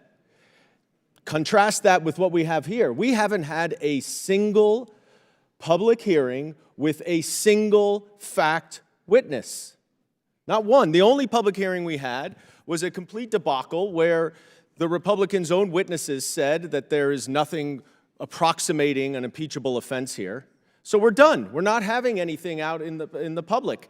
And you haven't even released the transcripts of all of the depositions. When we had our first impeachment hearing with the constitutional law professors, and I would note, I at least admire your fellow colleagues on the Homeland Security Committee, which I also sit. They didn't even bother to bring in any constitutional law or impeachment experts in their first impeachment hearing today. At least they learned from the debacle that was yours. But at that hearing, we moved to have your own fact witnesses come here and testify in public as part of the impeachment inquiry. And you voted it down. You voted it down. So if you want to compare 2019, that's fine, let's do it. Because every single fact that was in a 300-page report was not spoken by counsel, me, by Adam Schiff, the chairman of the Intelligence Committee, by any member of the Democratic Committee, of the Democratic Party. It was testimony from witnesses who had knowledge, who actually had expertise and experience and factual information about the topic at hand. We don't have that here. And when we have a witness who is willing to come and sit here and give you the evidence that you claim you want to have, you say no. You say no. You understand the accommodation process and how that works in Congress. That means that Congress issues a subpoena, and the receiving party works with Congress to accommodate the interest of both parties so that Congress can get what it needs and the interest of the witness can also be served. Hunter Biden's attorney has done that. He has agreed to every single thing in your subpoena. Every single thing. Under oath, any questions you want, any topic you want, any date you want. He will not raise privileges available to him under the Fifth Amendment. He will answer your questions. The one accommodation he wants is to do it in public in front of the American people, and you are too afraid to let him do that. And I'll yield the remainder of the time to Mr. Raskin. Now, Chair's going to recognize, Mr. Raskin will have 1 minute and 3 seconds.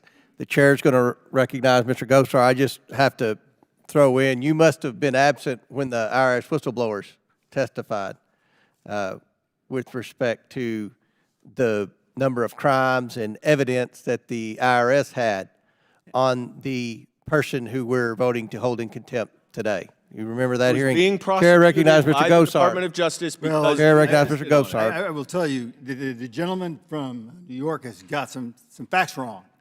You know, when we were talking to these witnesses, these constitutionals, Jonathan Turley, they said there wasn't, they rose to the occasion of impeachment.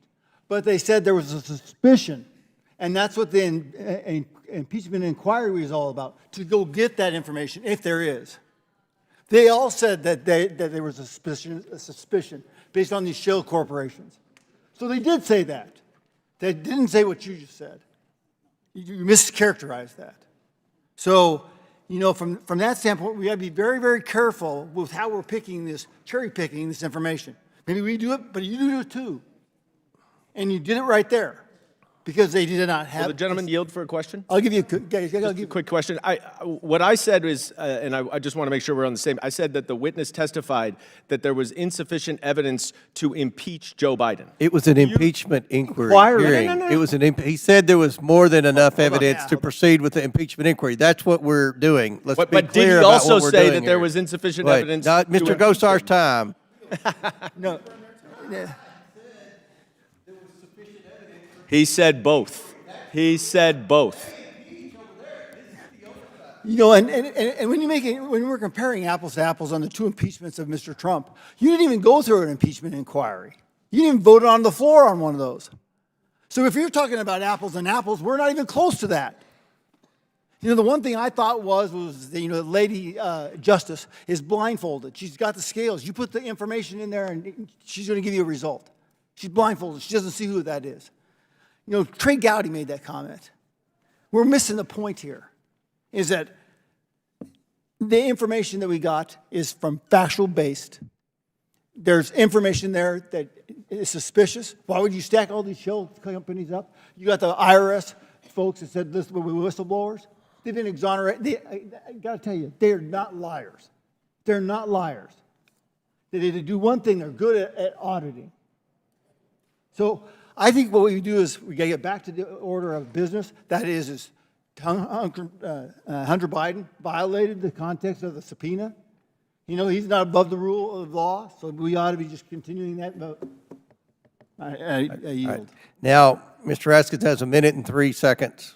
First, to my friend, Mr. Gosar, we did not launch an impeachment inquiry for the second impeachment because Donald Trump tried to overthrow the Constitution on January 6th, 2 weeks before he left office, and we were the targets of that impeachable offense. So we all saw it. We were the witnesses, and we were the ones to vote on it, and we didn't quite have time for all of those niceties, but all of us knew exactly what happened. Secondly, I am sorry that Mr. Perry left the room at Josh Hawley's speed when Mr. Goldman began to speak there because he made two really important points. One was he said that if you get a subpoena, you comply with the subpoena, you answer it. Yes, I would like to tell him, Mr. Perry, you comply with your subpoena, but no, he decided to arrogate the law to himself and to claim that the January 6th committee was invalid, it was illegal, it was unconstitutional.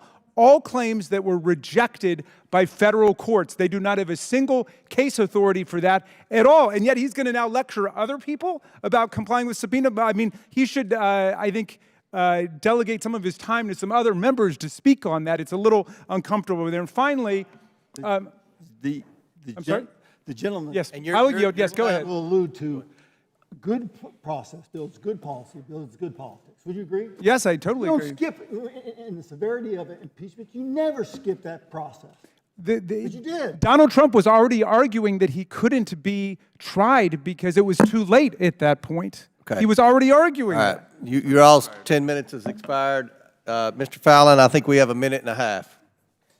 Thank you, Mr. Chairman. You know, what this has devolved into is deny, deny, deny, counter accuse. It's an old adage, and it's It's unfortunate because, again, and we've been talking about this now 5, 6, 10 times, the difference between a private deposition is hundreds of hours can be expended, and you can really drill down and you can have accountability.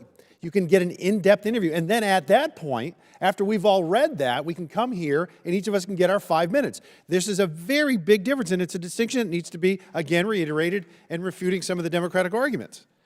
And then I read this actual amendment, and I see this footnote number 17, this amendment where the author says, Chairman Comer has also dishonestly and repeatedly suggested that the then Vice President Biden had the prosecutor of Ukraine fired as a part of a bribery scheme.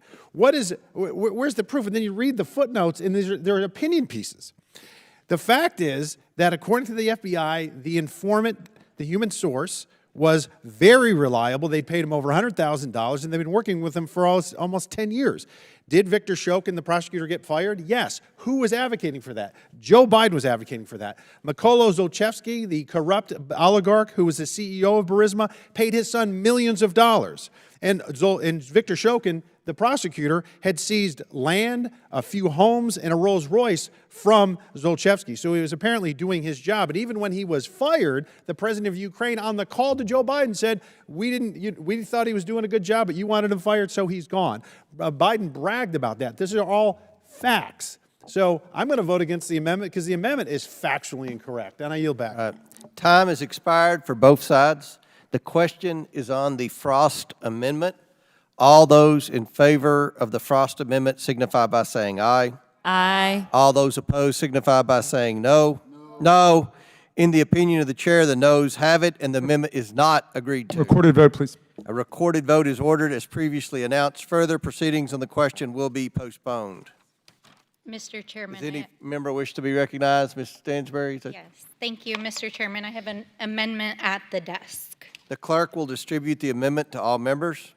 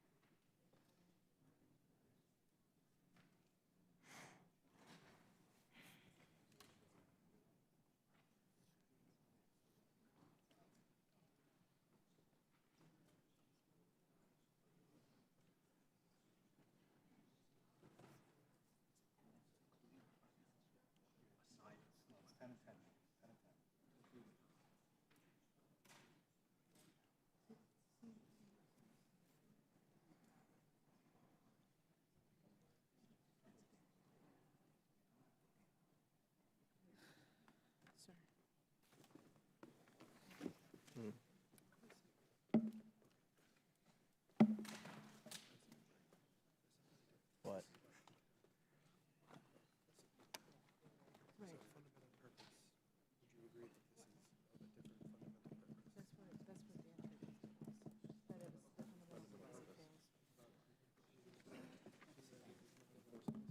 So our reading of this is non-germane, because this is trying to talk about, it's saying that the evidence shows no wrongdoing by President Biden, but this contempt report is all about Hunter Biden not showing up for a subpoena to ask him questions. so we can have that prepared. So the procedural question is this. Several, these, I don't know how many, but some of our members just got called up to the Speaker's office for a meeting. That what? Several of our members got called up to the Speaker's office for a meeting. This is what happened the last time. Yeah, and so, I know it's Donald, so I know it's Perry, but I don't know who else. And I don't think they appealed the ruling last time, but they didn't ask for a recorded vote. If they ask for a recorded vote, we're gonna have to hold the vote open to get people here. Okay. So what do you say? I think we still can just pull it under me, but just be prepared that we may. Because it's not germane. It feels like I'm no purpose. We're taking the really. Do you think we just follow it?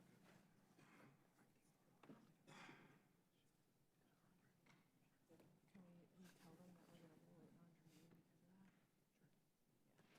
non-germane because of that? Tell them that we're going to see what they're going to do. We're going to hit your touchdown.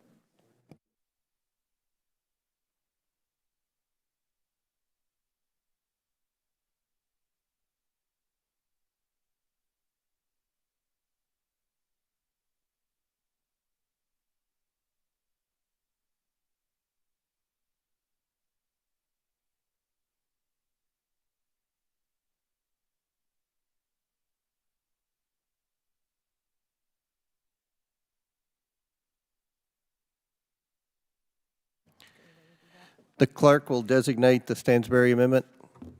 Amendment to the amendment in the nature of a substitute as offered by Ms. Stansberry of New Mexico.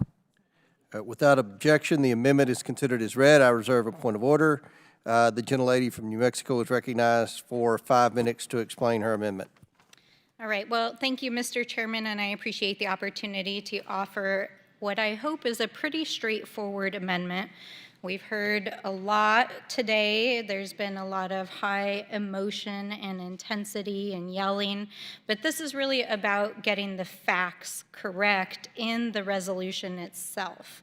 So, Mr. Chairman, this amendment actually corrects the ANS, which is replace the original resolution text to correct the record in this resolution in the section that begins on page 5 of your resolution and goes to page 7 on the background on the investigation.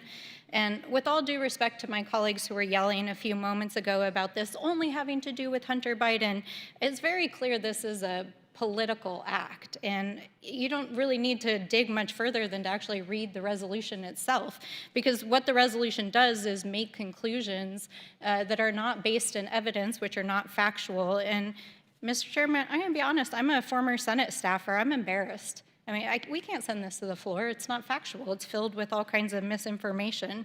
So what my amendment would do is clarify the actual evidentiary background that was conducted as part of this investigation, which I'd like to note, it didn't just begin, though there was a vote on the floor a few weeks ago.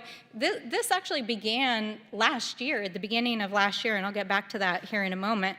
But over the course of this investigation, 82,000 pages of records have been reviewed from the National Archives. There's been 30,000 pages of bank records reviewed, 2,000 pages of Treasury report records, dozens of hours of testimony from special counsel, U.S. attorneys, DOJ officials, FBI, IRS agents, financial advisors, business partners, Ways and Means provided evidence. We had expert witnesses come and testify under oath live in front of the committee, including during the impeachment hearing in September, and other witnesses who've been called in for depositions and recorded interviews. And so there's been a massive body of evidence actually brought before this committee. And in fact, in the September impeachment hearing, as has been said many times here today, the witnesses that were called here, including the GOP's own expert witnesses, concluded that there was not sufficient evidence to proceed with an impeachment.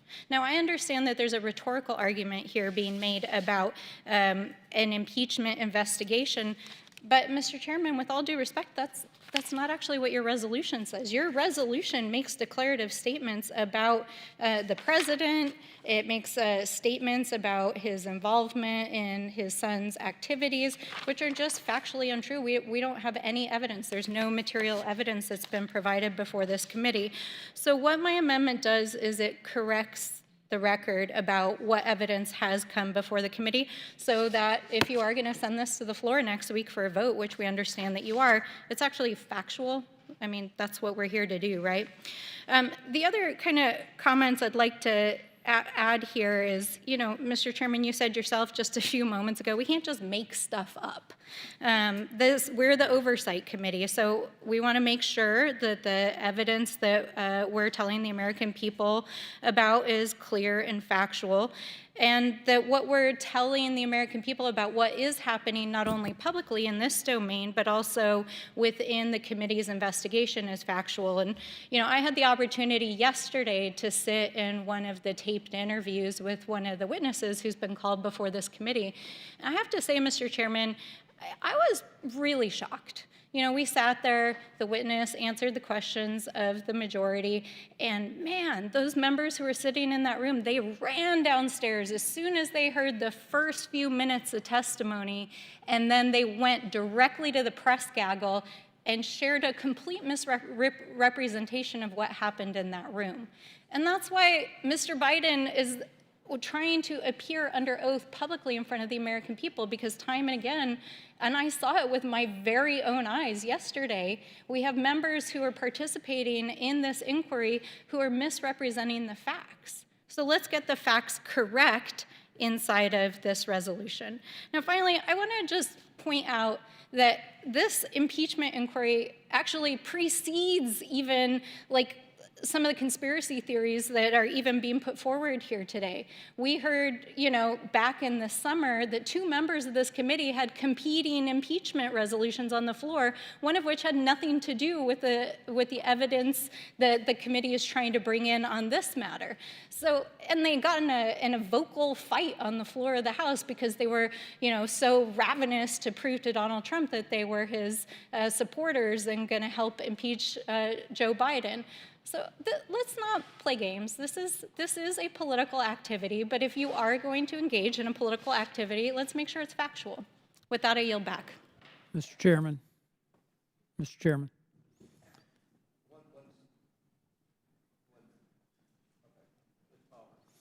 Mr. Chairman, I move that this motion be immediately dispensed with and tabled. It is not germane to the markup.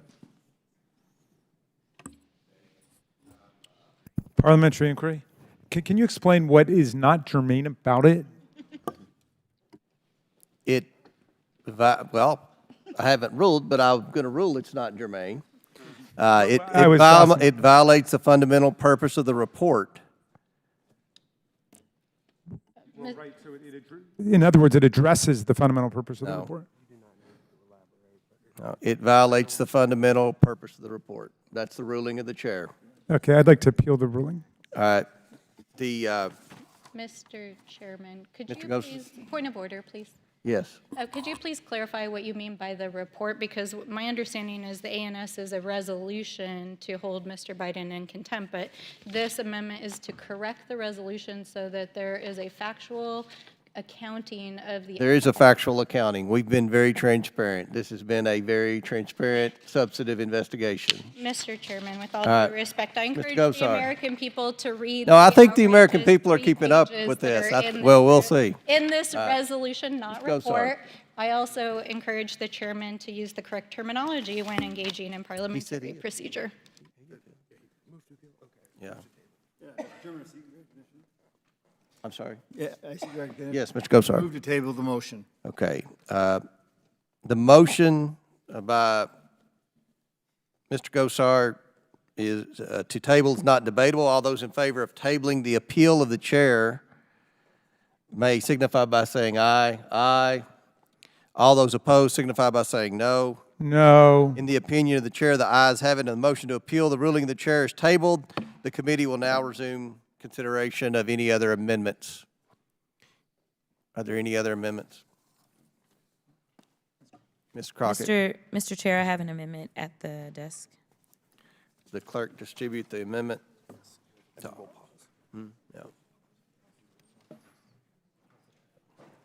I got time to use the bathroom. Okay. Oh, I don't have my daggone thing.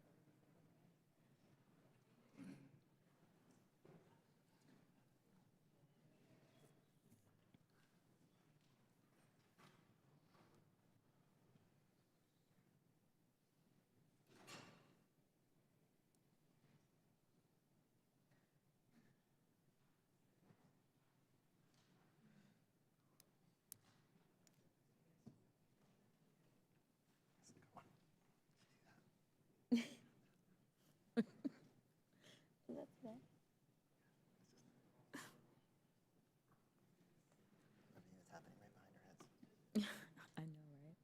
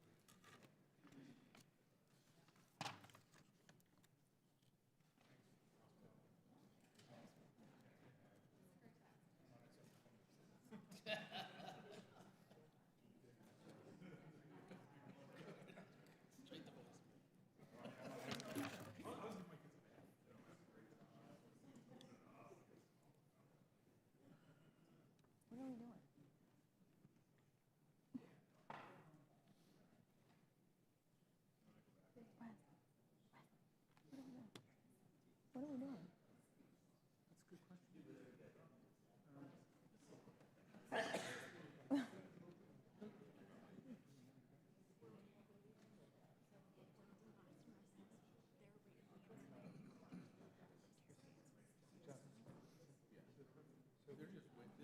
They're reading it to determine. Oh. Okay.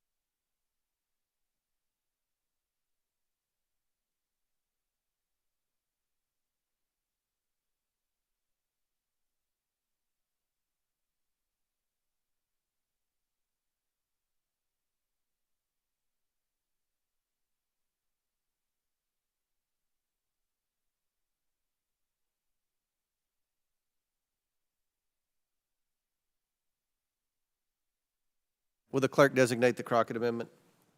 Amendment to the amendment in the nature of a substitute as offered by Ms. Crockett of Texas. Without objection, the amendment is considered as read. I reserve a point of order. Ms. Crockett is recognized for 5 minutes to explain her amendment. Thank you, Mr. Chair. I'm introducing this amendment to emphasize the importance of telling the truth. Chairman Comer has given us alternative facts about the testimony of Mr. Devin Archer provided to this committee, the Democrats and Republicans, but behind closed doors. Again, it's common sense not to trust my colleagues on the other side of the aisle when it comes to stating the facts, because they are the same ones that gave us alternative facts about the election, they gave us alternative facts about January 6th, and thus far they have given us alternative facts, at least to the American people, about their motivation for this impeachment inquiry. So I do have a few receipts that I'd like to go through. On December 6, 2023, Chairman Comer tweeted out that President Biden emailed with his son's business associates. But let me be clear, when consulting the transcript, it was determined that those were alternative facts. The actual facts found in Mr. Archer's transcribed interview show that President Biden was not involved in his son's business activities and that during his more than a decade-long business relationship with Hunter Biden, Archer never witnessed President Biden have any involvement in his son's business dealings or take any official actions to benefit Hunter Biden or his businesses. And Archer never witnessed Hunter Biden discuss the substance of his business with his father or ask his father to take any official actions. Again, in August of 2023, Chair Comer stated in an interview to Newsmax that Mr. Archer, quote, admitted that the Burisma executives were squeezing Hunter Biden to try to do everything he could to get the prosecutor Shokin fired because they were going after their corrupt energy company. And lo and behold, a few days later, Joe Biden actually did that. After consulting the transcript, yet again, it was determined another alternative fact. The actual facts are that Mr. Archer specifically spoke about Ukraine and Hunter Biden's role with Burisma, the Ukrainian energy company on whose board they both served, and repeatedly stated Hunter Biden never discussed Burisma with his father and never asked his father to take an official action to benefit him or Burisma. Mr. Archer further stated that he had no reason to believe Vice President Biden's call for Shokin's removal was driven by anything other than the U.S. government's anti-corruption policy in Ukraine. Chairman Comer again tweeted, he loves his Twitter, on December 6th that President Biden was on speakerphone with the Biden family business associates over 20 times. We consulted the transcript and it was determined again, another alternative fact. Mr. Archer's transcribed interview actually states that while Hunter Biden spoke frequently with his father, sometimes when Hunter Biden was with other people, Mr. Archer stated he never witnessed any discussion of substantive business during these calls. Again, Chair Comer's association with reality about information brought forth by witnesses he demanded come in, well, Chair Comer, we spun it. Again, about Mr. Archer's statements when it came down to President Biden. When we consult the transcript over and over and over, it's been determined that the facts that have been laid out by the members of this committee on the Republican side have been alternative facts. When Mr. Archer was directly asked during the transcribed interview if President Biden was the brand, Mr. Archer clarified that D.C. was the brand and that he and Hunter Biden helped to assemble a team of attorneys, lobbyists, and public officials, public affairs professionals to handle Burisma's government relations, and President Biden was not part of the D.C. team. It is no wonder that Hunter Biden wanted to come before everyone in public because, Mr. Chairman, it is vital that we continually have to set the record straight and make sure that alternative facts are not what's being handed out to the American people, but instead the facts, the real facts, reality. Well, the gentlelady, I would also like to, yes. Just for a quick question, Ms. Crockett, and I thank you for that illuminating intervention because I'm starting to wonder if the Russian hoax should apply to the lie about Burisma, which sits at the very heart of this investigation.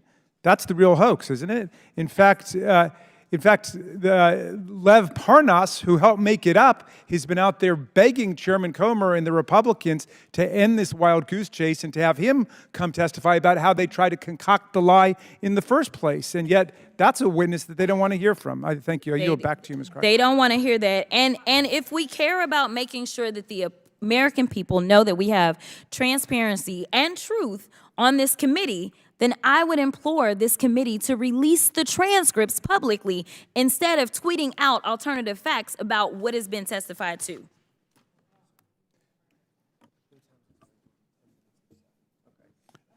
Mr. Chairman. As previously approved, each side has. Mr. As Chairman. previously approved, each side has 10 minutes debate.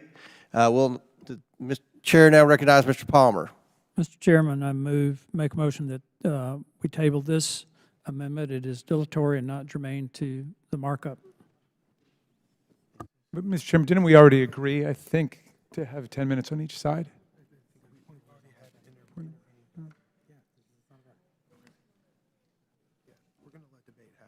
I'm not sure Mr. Palmer was aware of that agreement. Yeah. Okay. We've already agreed to have debate, 10 minutes debate. I'm sorry I didn't make that clear. I withdraw the motion. So, does anyone wish to speak? Mr. Goldman. Thank you. I think this amendment is very important because it goes to the heart of the dispute that the chairman and the witness seem to be having, which is where would his testimony take place? The chairman is insisting that it be done in a closed-door deposition, whereas the witness is insisting to take up the chairman's original offer to do this in a public hearing. And one of the reasons that the witness continues to push for a public hearing is the Devon Archer closed-door transcribed interview. That is one of only 2 transcripts of, I believe, at least 18 transcribed interviews or depositions that this Republican majority has released. But it gives us really, really good insight into exactly what the chairman and the majority would plan to do with Hunter Biden's closed-door testimony. Let's take, for example, just I think earlier this weekend, Chairman Jordan of the Judiciary Committee, also a member of this committee, said on television that the most powerful evidence of President Biden's wrongdoing is the testimony of Devon Archer. So I wonder what is that testimony that is so powerful? Was it the testimony of Devon Archer when he said that President Biden was never involved in any of Hunter's business ventures? Or was it the testimony that President Biden never received any money from Hunter's business interest? And remember, Devon Archer testified he was Hunter Biden's primary business partner. He was on the board of Burisma with Hunter Biden. So he had firsthand knowledge of all of Hunter Biden's business deals. Now, maybe if it wasn't those, it was the fact that President Biden, according to Devon Archer, never received any bribes from the Ukrainian government. In fact, maybe it was even that he said that President Biden never discussed business with Hunter Biden or Hunter's business associates. It must be that he was focusing on the times when President Biden met or spoke to Hunter Biden's business associates. That clearly has to be what the chairman was talking about. So it must be that when you look at the transcript, what he was referring to is when Devon Archer repeatedly said that they never discussed business, that they only talked about, quote, niceties, including, and this is according to Devon Archer's testimony, how the weather was, and that none of the discussions ever related to business. So the best evidence that these Republicans want to put forward is testimony that completely absolves President Biden from any involvement, association, benefit from, or other interactions with Hunter Biden's business interests. Now, Chairman Comer You were asked a few weeks ago on CNN what you thought the best evidence was of wrongdoing by President Biden, and you said that the allegations of the bribe from the Burisma founder, should we call it, I guess, the Burisma hoax now? Because unlike with Russia's interference in the 2016 election, which Special Counsel Mueller unequivocally determined was known to the Trump campaign, was welcomed by the Trump campaign, and was used by the Trump campaign, in this case, Vice President Biden's urging Ukraine to fire the Prosecutor General of Ukraine, which was consistent with official U.S. policy. It was consistent with the European Union policy. It was consistent with a bipartisan Senate delegation who urged it as well, was actually bad for Burisma, and therefore it was bad for Hunter Biden. And who should we look to determine whether that is the case? How about Devin Archer, the star witness, who was also on the board of Burisma? Nope. Devin Archer said that it was his understanding that Burisma had Shokin, the Prosecutor General, under control, and that getting rid of him would have been bad for Burisma. And of course, it was bad for Burisma, because as soon as Shokin was gone, after he had allowed a British case to lapse, the next Prosecutor General came in and did start investigating the founder of Burisma. So it turned out to be exactly correct. This is why Hunter Biden wants to testify in public, is because if you had not released that transcript and we had just relied on the false representations of the majority members of this committee about what Devin Archer said, we would never have known that Devin Archer actually absolves Joe Biden of any involvement of any wrongdoing related to Hunter Biden's business interests. And we would not know that this entire investigation, the public would not know that this entire investigation is a complete sham. And I yield back. The minority will have 4 minutes. The majority has 10 minutes. I'll go first. I must oppose this amendment, but I have to state something. And I want everyone to understand this. A lot has been said about people on this committee running to the press during a deposition or during an interview.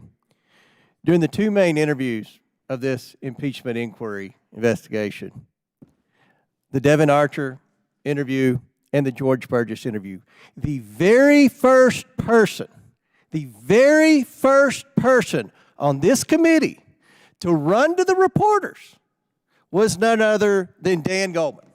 That is a fact. Does anyone want to dispute that right now? The very I would like you to person. identify one thing that I said that was not consistent with the transcript. You're talking about you are talking about running to the press and leaking. Release the Burgess transcript. You said Hunter Biden didn't want to come because of leaks.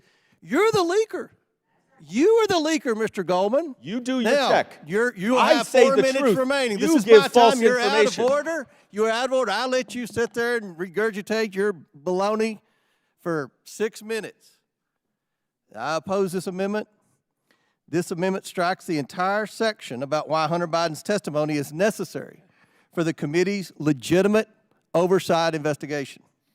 The amendment discusses a single deposition with Devin Archer and gets rid of all other relevant information as to why his deposition is important. The amendment distorts the reality of how the committee has handled this investigation. Devin Archer has stated publicly that claims made by the Democrats in this amendment are categorically false. Specifically, Devin Archer stated that Democrats' claims that President Biden was not involved in Hunter's businesses in any way was false. Devin Archer said that's categorically false. He said Joe Biden, quote, was aware of Hunter's business. He met with Hunter's business partners. I recommend that all members of this committee oppose this misguided amendment, and I ask to submit to the record Devin Archer's interview where he says one Democratic claim about the Biden business is categorically false, and that was what I just mentioned with respect to Joe's involvement, knowledge in his businesses. Without objection, so ordered. Now the minority party has 4 minutes remaining. Chair recognizes Ms. Stansbury. Thank you, Mr. Chairman. I just very quickly want to clarify that when I mentioned that the majority had run to the press and misrepresented what happened in that interview yesterday, the point was that they misrepresented what happened in the interview. And I know that for a fact because somebody shared with me the text message that the Republican staff sent around all the members, and I also heard directly from the press what was said. So that's what we're talking about here is misrepresentation of the facts. And with that, I yield to the ranking member. Thank you very much. And but I'm fascinated by this exchange because most committees I've been on, when the transcripts are released, it serves the vital function of transparency, but it also keeps people from misrepresenting and distorting the facts in advance. But if you withhold all but 2 transcribed interviews, I think there's something like 16 or 17 that haven't been released by the majority, then that does become an incentive to misrepresent and distort. I don't blame Mr. Goldman if he ran to the press to try to get out the true story before others go out and tell a lie about what's taking place if we're not going to turn the transcripts over. And I wonder whether you, Mr. Chairman, could commit to turn over all of the transcribed interviews to the gentleman everybody on yield the for a committee question. And to the Congress and to the people of the The United States ranking of America. member Yes, yield by all for means. a question. Yeah. Does the ranking member presume that his Republican colleagues intend to lie about transcripts? But You seem to have that presumption. No, well, what I will presume is based on the facts that there have been multiple distortions and misrepresentations in the past, and the vast majority of the transcribed interviews have not been released. Someone give me the exact numbers, but I believe only 2 transcribed interviews out of 17 or 18 have been released. I've never seen that before, and I'm baffled by it. I don't understand it. In the ranking member's esteemed background and knowledge of judicial affairs, when there's ongoing investigations and multiple witnesses in complex cases, isn't it common for full transcripts to not be released? No, it's not. Within the parameters? No, but I don't think so. But in any event, we're talking about some that took place 6 months ago, 8 months ago. But somebody's going to give me a list of how many we're talking about here. There's 17 total. Only 2 transcribed interviews have been released. So then it does become a race to get out to say, what you think happened. Why don't we just give the people the transcribed interviews? We talk about transparency and accountability. That's the dominant theme of this committee. Isn't that something we can agree to? Will the ranking member yield for 1 minute? Yes, by all means. I yield. I have a question for the ranking member. If it is generally the practice of an investigator to withhold all of the transcripts during the investigative phase, would that normally also include releasing 2 of them? Well, that strikes me as odd. That does look like, the famed cherry picking. It's as if to say, well, 2 of these interviews helped us. 15 or 16 of them don't help us, so we're going to bury them someplace. So that's odd, but I want to presume the best of my colleagues, Mr. Higgins, and that's why I'm asking the chairman to explain what is the practice here. Well, you complain that we don't release transcripts. You complain because we do release transcripts. Honestly, we released those 2 transcripts because you had misrepresented so much what Devin Archer said. That's probably one reason he went on Tucker Carlson's show to call you out for misrepresenting what he said in the transcribed interview. But so you are able to get them ready. You are able to get them ready, in other words, and you thought that it was we have strategically other important. witnesses to interview. You know how it works, Mr. Raskins. You're playing like you don't know how this works. You're playing and trying to act like you've never done an investigation before when you've led both impeachments in the January 6th. I didn't lead the first impeachment, but I wouldn't want to admit to leading that first impeachment either. I would have 10 nicknames from President Trump by now if I'd led that one. Well, I think your all's time is pretty much expired. Does anyone on our side have anything to add? I don't see anything. So, who's that? Mr. Gosar. Yeah, we talk about facts. It wasn't U.S. policy to do what Biden did in Ukraine. The Obama administration actually said that Ukraine had complied with the law and that the loan should go through. Yes, they did. And that the vice president changed it on an audible over there. So and the other thing I want to point out is if the president didn't know anything about Hunter Biden's businesses, how do you explain the 14, 15, 16, I can't remember now, how many times his partner actually went to the White House? How do you explain that? How do you explain this guy, Devin Archer, shows up at the White House? Who are you? Normally, the person's going to say, well, I'm Hunter Biden's business partner. That's typically what the average person would say. So how come you didn't know anything about that? Mr. Gosar, for the 6 people in America who are still watching our hearing, could you just explicate what you think the presidential crime is? Oh, I'm just saying right now, we're just talking about the facts. The facts here are misplayed. I mean, you complain about us, I'm going to complain about you because you're distorting the facts. For 1 second? I'll give you a second. Mr. Gosar's time. Just, I'm not going to ask you to take my representation for it. I would ask you to go read the transcripts of the State Department witnesses in the first impeachment who were in the Ukraine embassy and in the State Department and were the ones who created and made the official U.S. policy, who all testified that Vice President Biden was acting consistent with official U.S. policy. Okay, well, that's not what we received. And when you start looking at this, you know, the courts, you know, I know the ranking member always goes to the courts. You know, you had a judge that basically said this honeypot of a deal for Hunter was no good. No one was going to get that. How do you explain the slow walking, you know, by the Justice Department on the IRS claims? And how many people get a chance to do that? Well, with the gentleman yield, that's a great point. And when the courts ruled against Hunter Biden, I don't think you heard a single complaint from anybody on our side of the aisle. We said, let the justice system proceed. But when the court said that the January 6th committee was validly and constitutionally composed, we still have people today who violated their subpoenas who are whining about how the committee is illegal. I mean, come on. I mean, how do you feel about that one? Could I ask you a question about that? Yes. Just out of curiosity, why did you all not hold them in contempt? Hold who in contempt? The people that didn't. Oh, we didn't have time at that point. I mean, we got up to the very end of the Congress. I was just wondering. But if you want to work on it now, let's do it. No. I'm totally with you, Mr. Chairman. No. I was just curious as to why you didn't. All right. Well, let's make it bipartisan. I'd like Everybody to good? mention that We're we square? hold anyone who's violated No, I was just wondering. I mean, that's a tool that Congress has. If someone, you've been on TV several times saying that people should honor congressional subpoenas. And I believe when they don't, you hold them in contempt. Whether it's Steve Bannon, Dan Scavino, Jim Jordan, or Hunter Biden, if somebody is... But you did hold if the somebody, other two. I'm sorry? You did hold those 2 of those in contempt of Congress. We did. Well, Steve Bannon's been convicted by a jury, by a court. He's been convicted in court. And still, I don't think we could get a single person on your side of the aisle, other than Ms. Mace, to utter a word about people who violated subpoenas in the last Congress. I mean, that's extraordinary.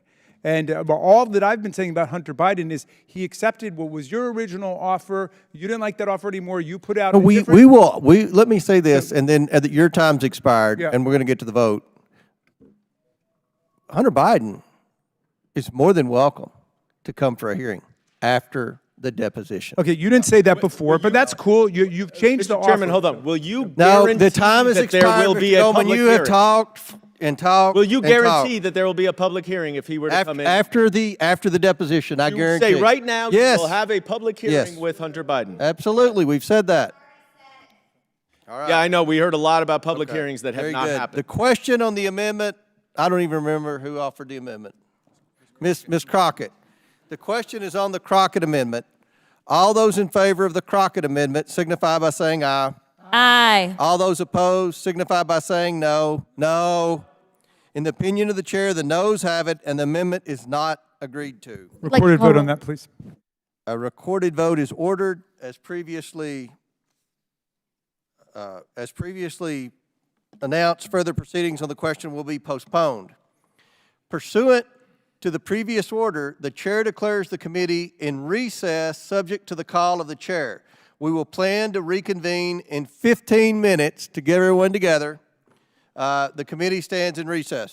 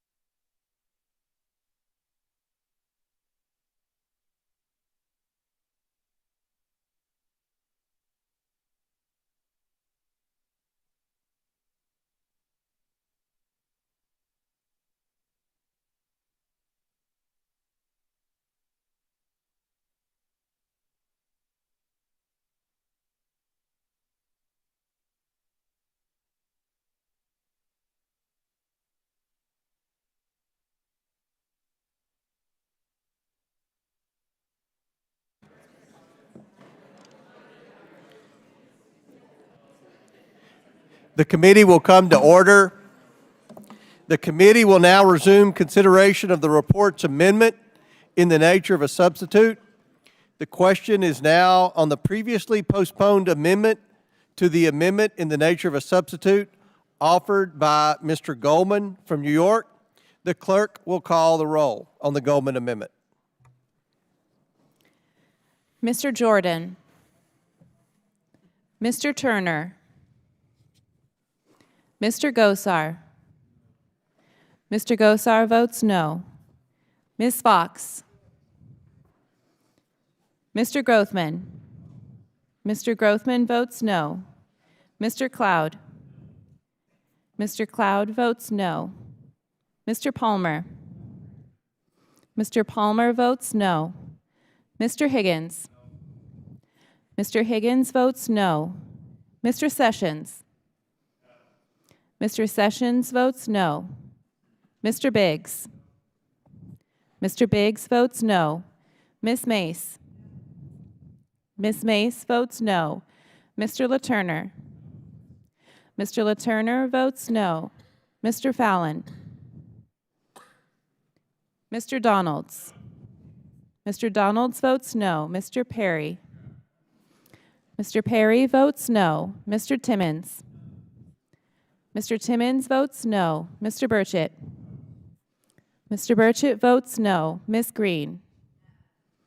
Ms. Green votes no. Ms. McLean. Ms. McLean votes no. Ms. Boebert. Mr. Fry. Mr. Fry votes no. Ms. Luna. Ms. Luna votes no. Mr. Langworthy. Mr. Burleson. Mr. Burleson votes no. Mr. Waltz. Mr. Waltz votes no. Mr. Raskin. Aye. Mr. Raskin votes aye. Ms. Norton. Yes. Ms. Norton votes yes. Mr. Lynch. Aye. Mr. Lynch votes aye. Mr. Connolly. Mr. Krishnamurthy. Aye. Mr. Krishnamurthy votes aye. Mr. Khanna. Aye. Mr. Khanna votes aye. Mr. Mfume. Ms. Ocasio-Cortez. Aye. Ms. Ocasio-Cortez votes aye. Ms. Porter. Aye. Ms. Porter votes aye. Ms. Bush. Mr. Gomez. Aye. Mr. Gomez votes aye. Ms. Brown. Aye. Ms. Brown votes aye. Ms. Stansbury. Ms. Stansbury votes yes. Mr. Garcia. Mr. Garcia votes aye. Mr. Frost. Mr. Frost votes aye. Ms. Lee. Ms. Lee votes yes. Mr. Kassar. Ms. Crockett. Aye. Ms. Crockett votes aye. Mr. Goldman. Mr. Goldman votes aye. Mr. Moskowitz. Mr. Moskowitz votes aye. Ms. Tlaib. Mr. Chairman. No. Mr. Chairman votes no. Will the clerk call the roll?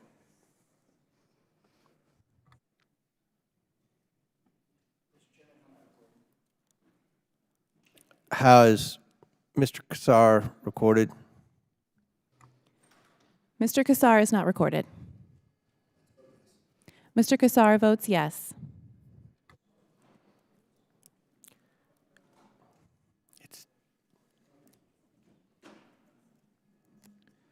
How is Mr. Fallon recorded?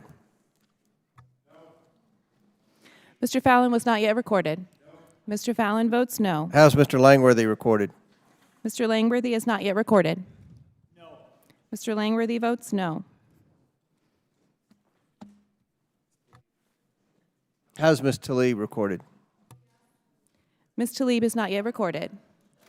She voted yes. Ms. Tlaib votes yes.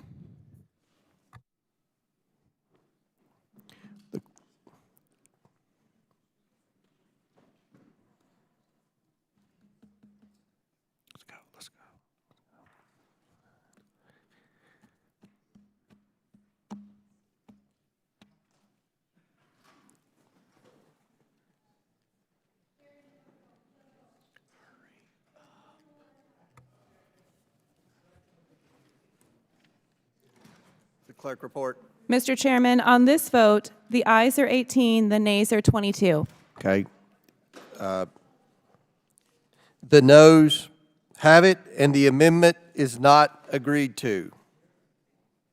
The question now is on the previously postponed amendment to the amendment in the nature of substitute offered by, what is, who?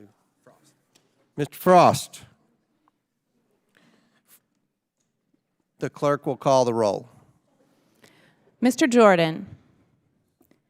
Mr. Turner. Mr. Gosar. Mr. Gosar votes no. Ms. Fox. Ms. Fox votes no. Mr. Grothman. Mr. Grothman votes no. Mr. Cloud. Mr. Cloud votes no. Mr. Palmer. Mr. Palmer votes no. Mr. Higgins. Mr. Higgins votes no. Mr. Sessions. Mr. Sessions votes no. Mr. Biggs. Mr. Biggs votes no. Ms. Mace. Ms. Mace votes no. Mr. LaTurner. Mr. LaTurner votes no. Mr. Fallon. Mr. Fallon votes no. Mr. Donalds. Mr. Donalds votes no. Mr. Perry. Mr. Perry votes no. Mr. Timmons. Mr. Timmons votes no. Mr. Burchett. Ms. Green. Ms. Green votes no. Ms. McLean. Ms. McLean votes no. Ms. Boebert. Mr. Fry. Mr. Fry votes no. Ms. Luna. Ms. Luna votes no. Mr. Langworthy. Mr. Langworthy votes no. Mr. Burleson. Mr. Burleson votes no. Mr. Waltz. Mr. Waltz votes no. Mr. Raskin. Aye. Mr. Raskin votes aye. Ms. Norton. Aye. Ms. Norton votes aye. Mr. Lynch. Aye. Mr. Lynch votes aye. Mr. Connolly. Aye. Mr. Connolly votes aye. Mr. Krishnamurthy. Mr. Krishnamurthy votes aye. Mr. Khanna. Aye. Mr. Khanna votes aye. Mr. Mfume. Aye. Mr. Mfume votes aye. Ms. Ocasio-Cortez. Ms. Ocasio-Cortez votes aye. Ms. Porter. Ms. Porter votes aye. Ms. Bush. Mr. Gomez. Mr. Gomez votes aye. Ms. Brown. Ms. Brown votes aye. Ms. Stansbury. Ms. Stansbury votes yes. Mr. Garcia. Mr. Garcia votes aye. Mr. Frost. Mr. Frost votes aye. Ms. Lee. Ms. Lee votes yes. Mr. Kassar.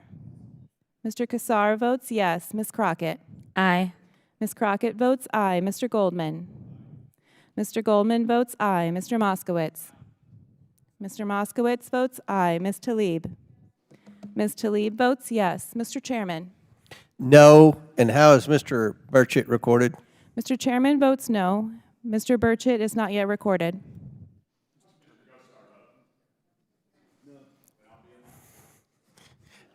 Mr. Burchett votes no. How is Mr. Turner recorded? Mr. Burchett votes no. Mr. Turner is not yet recorded. Mr. Turner votes no.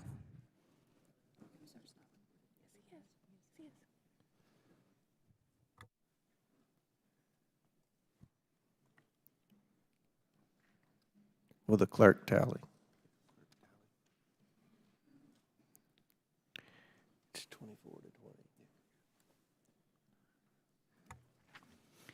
20. Mr. Chairman, on this vote, the nays are 24, the ayes are 20. The noes have it, and the amendment is not agreed to. The question is now on the previously postponed amendment in the nature of substitute. This is the chairman's amendment. Right? Oh, on the Crockett amendment. The clerk will call the roll on the Crockett amendment. Mr. Jordan. Mr. Turner. No. Mr. Turner votes no. Mr. Gosar. Mr. Gosar votes no. Ms. Fox. Ms. Fox votes no. Mr. Grothman? Mr. Grothman votes no. Mr. Cloud? Mr. Cloud votes no. Mr. Palmer? Mr. Palmer votes no. Mr. Higgins? Mr. Higgins votes no. Mr. Sessions? Mr. Sessions votes no. Mr. Biggs? Mr. Biggs votes no. Ms. Mace? Ms. Mace votes no. Mr. LaTurner? Mr. LaTurner votes no. Mr. Fallon? Mr. Fallon votes no. Mr. Donalds?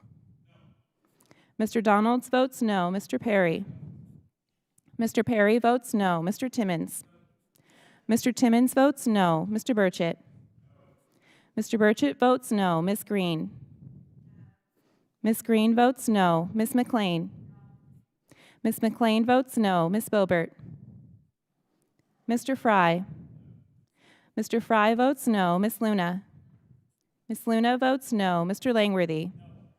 Mr. Langworthy votes no. Mr. Burleson? Mr. Burleson votes no. Mr. Waltz? Mr. Waltz votes no. Mr. Raskin? Aye. Mr. Raskin votes aye. Ms. Norton? Aye. Ms. Norton votes aye. Mr. Lynch? Aye. Mr. Lynch votes aye. Mr. Connolly? Aye. Mr. Connolly votes aye. Mr. Krishnamurthy? Mr. Krishnamurthy votes aye. Mr. Khanna? Aye. Mr. Khanna votes aye. Mr. Mfume? Aye. Mr. Mfume votes aye. Ms. Ocasio-Cortez? Ms. Ocasio-Cortez votes aye. Ms. Porter? Ms. Porter votes aye. Ms. Bush? Mr. Gomez? Mr. Gomez votes aye. Ms. Brown? Ms. Brown votes aye. Ms. Stansbury? Ms. Stansbury votes yes. Mr. Garcia? Mr. Garcia votes yes. Mr. Frost? Mr. Frost votes yes. Ms. Lee? Ms. Lee votes yes. Mr. Kassar? Mr. Kassar votes yes. Ms. Crockett? Aye. Ms. Crockett votes aye. Mr. Goldman? Mr. Goldman votes aye. Mr. Moskowitz? Mr. Moskowitz votes aye. Ms. Tlaib? Ms. Tlaib votes yes. Mr. Chairman? No. Mr. Chairman votes no. Does any other member wish to vote? Seeing none, will the clerk report the tally?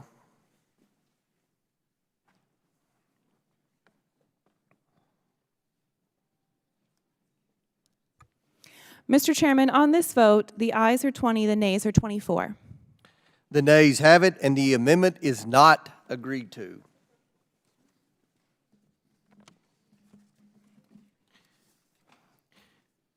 The question is now on the amendment in the nature of a substitute to the contempt report. All those in favor signify by saying aye. Aye. All those opposed signify by saying nay. In the opinion of the chair, the ayes have it. The amendment in the nature of a substitute to the report is agreed to.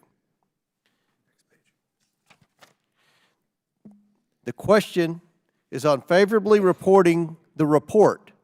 The clerk will call the roll. Mr. Jordan? Mr. Turner?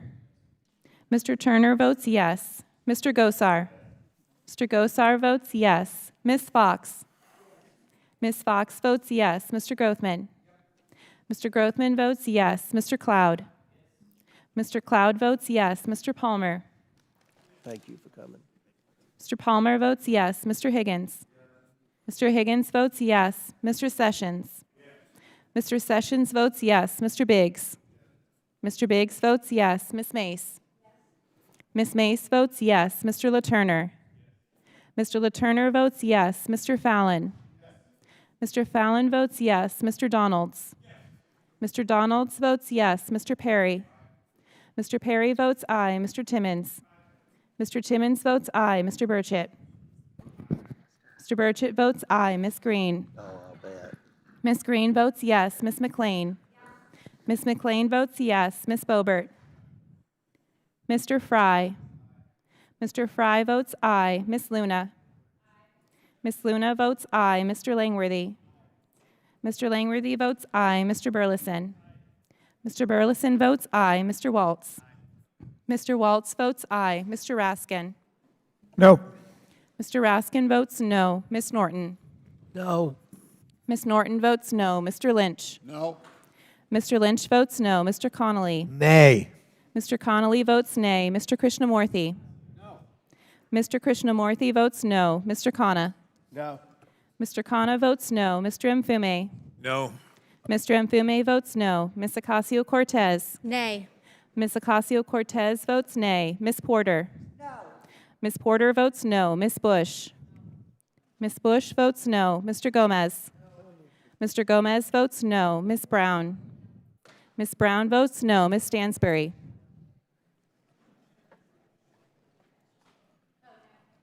Ms. Stansbury votes no. Mr. Garcia? Mr. Garcia votes no. Mr. Frost? Mr. Frost votes no. Ms. Lee?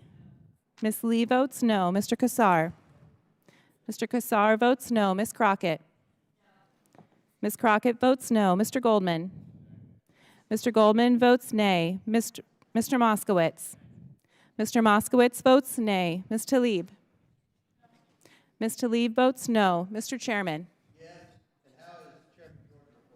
The chairman votes yes. Mr. Jordan is not recorded. Mr. Jordan votes yes.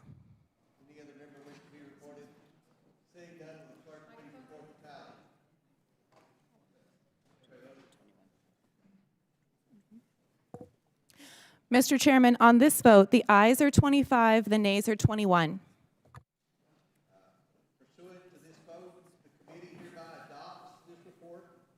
Recommending that the House of Representatives find Robert Hunter Biden in contempt of Congress for refusal to comply with a subpoena duly issued by this committee. We will move the report to the full House. Without objection, the motion to reconsider is laid upon the table. Pursuant to House Rule 11, Clause 2, committee members shall have the right to file with the clerk of the committee supplemental, additional, minority, and dissenting views within 2 days. Without objection, so ordered. Additionally, the staff is authorized to make necessary technical and conforming changes to the reported today, subject to the approval of the minority. Without objection, so ordered. If there is no further business before the committee, without objection, the committee stands adjourned. Thank you.